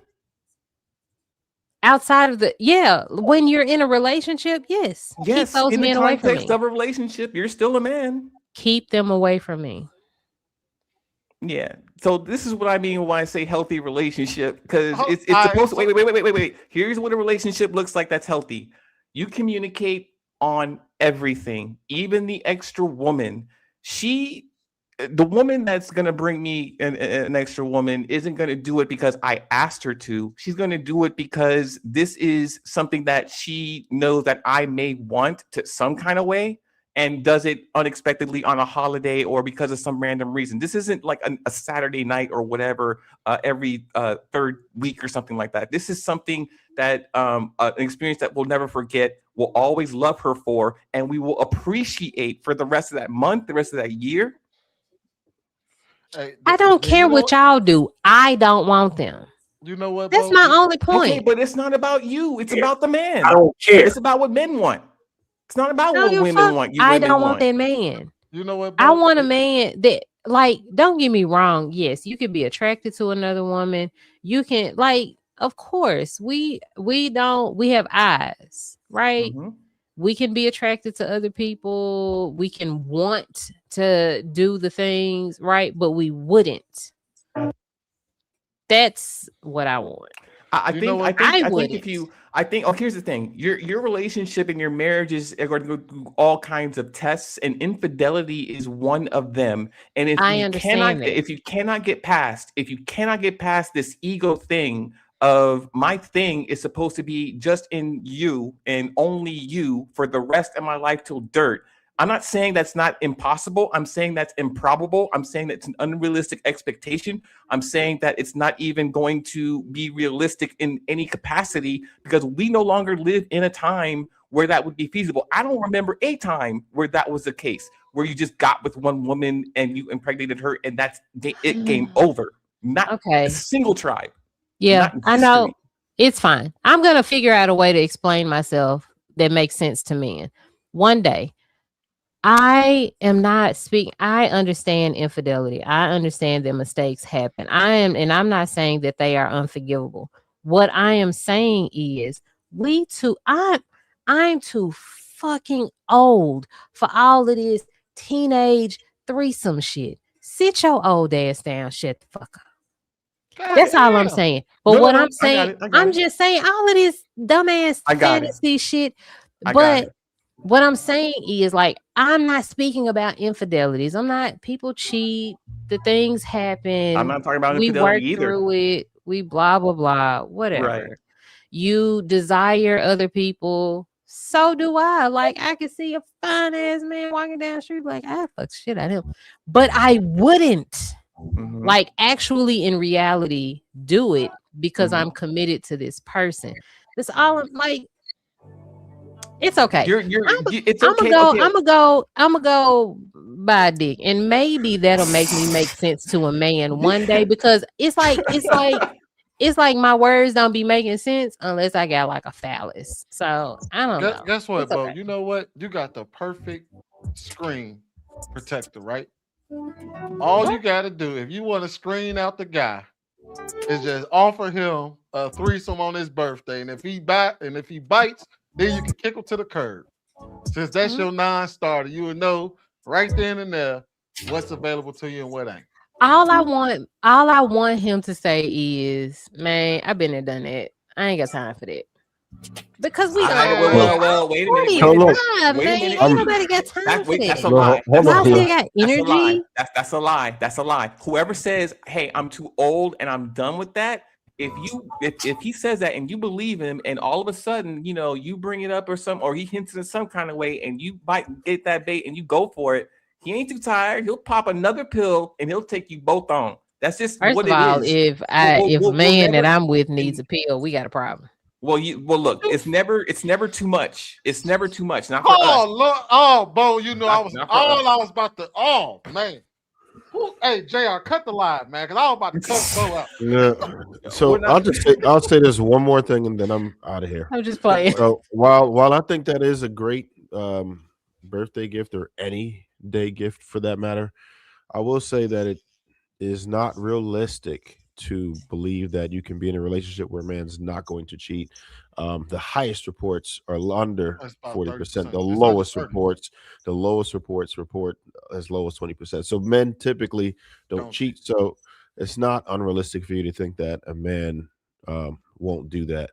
Will he be much happier if you decided to give him that gift? Surely, but it doesn't mean that it's impractical to expect a man to be faithful. You know the I agree with that. you know the one thing that a man will be worried Hold about. on. So you gotta do the back chat, man. Oh well, shit.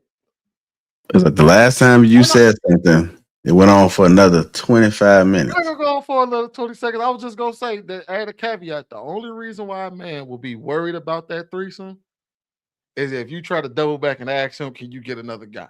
If you gave him a woman and he didn't have to worry about you wanting another man somewhere down Because I sure would. They wouldn't have no problem with it. I mean, that's nasty though. But that's Pandora's box. No, it's real nasty, but I still say it. What if a man told you, no, I'm good? I guarantee you that is probably the first thing that came to his mind is, all right, that's gonna open up Pandora's box. I know she's gonna probably ask me one day down the line, and I ain't going for it. I mean, if you're thinking about that, then you got a bigger problem. This is what I said, in a healthy relationship where there's communication. That's what I said. I didn't say some random whatever. Let me get the yeah, I read that one already. Thomas 499 women always talk both ways until it's time to do it both ways. Probably should have saved $5, remember? So every man in history have only been with a woman, one woman in a real relationship. Lord, we lie every day on here. Well, thank everybody has contributed to the platform. Y'all be easy, enjoy yourselves. Shout out to the Bears.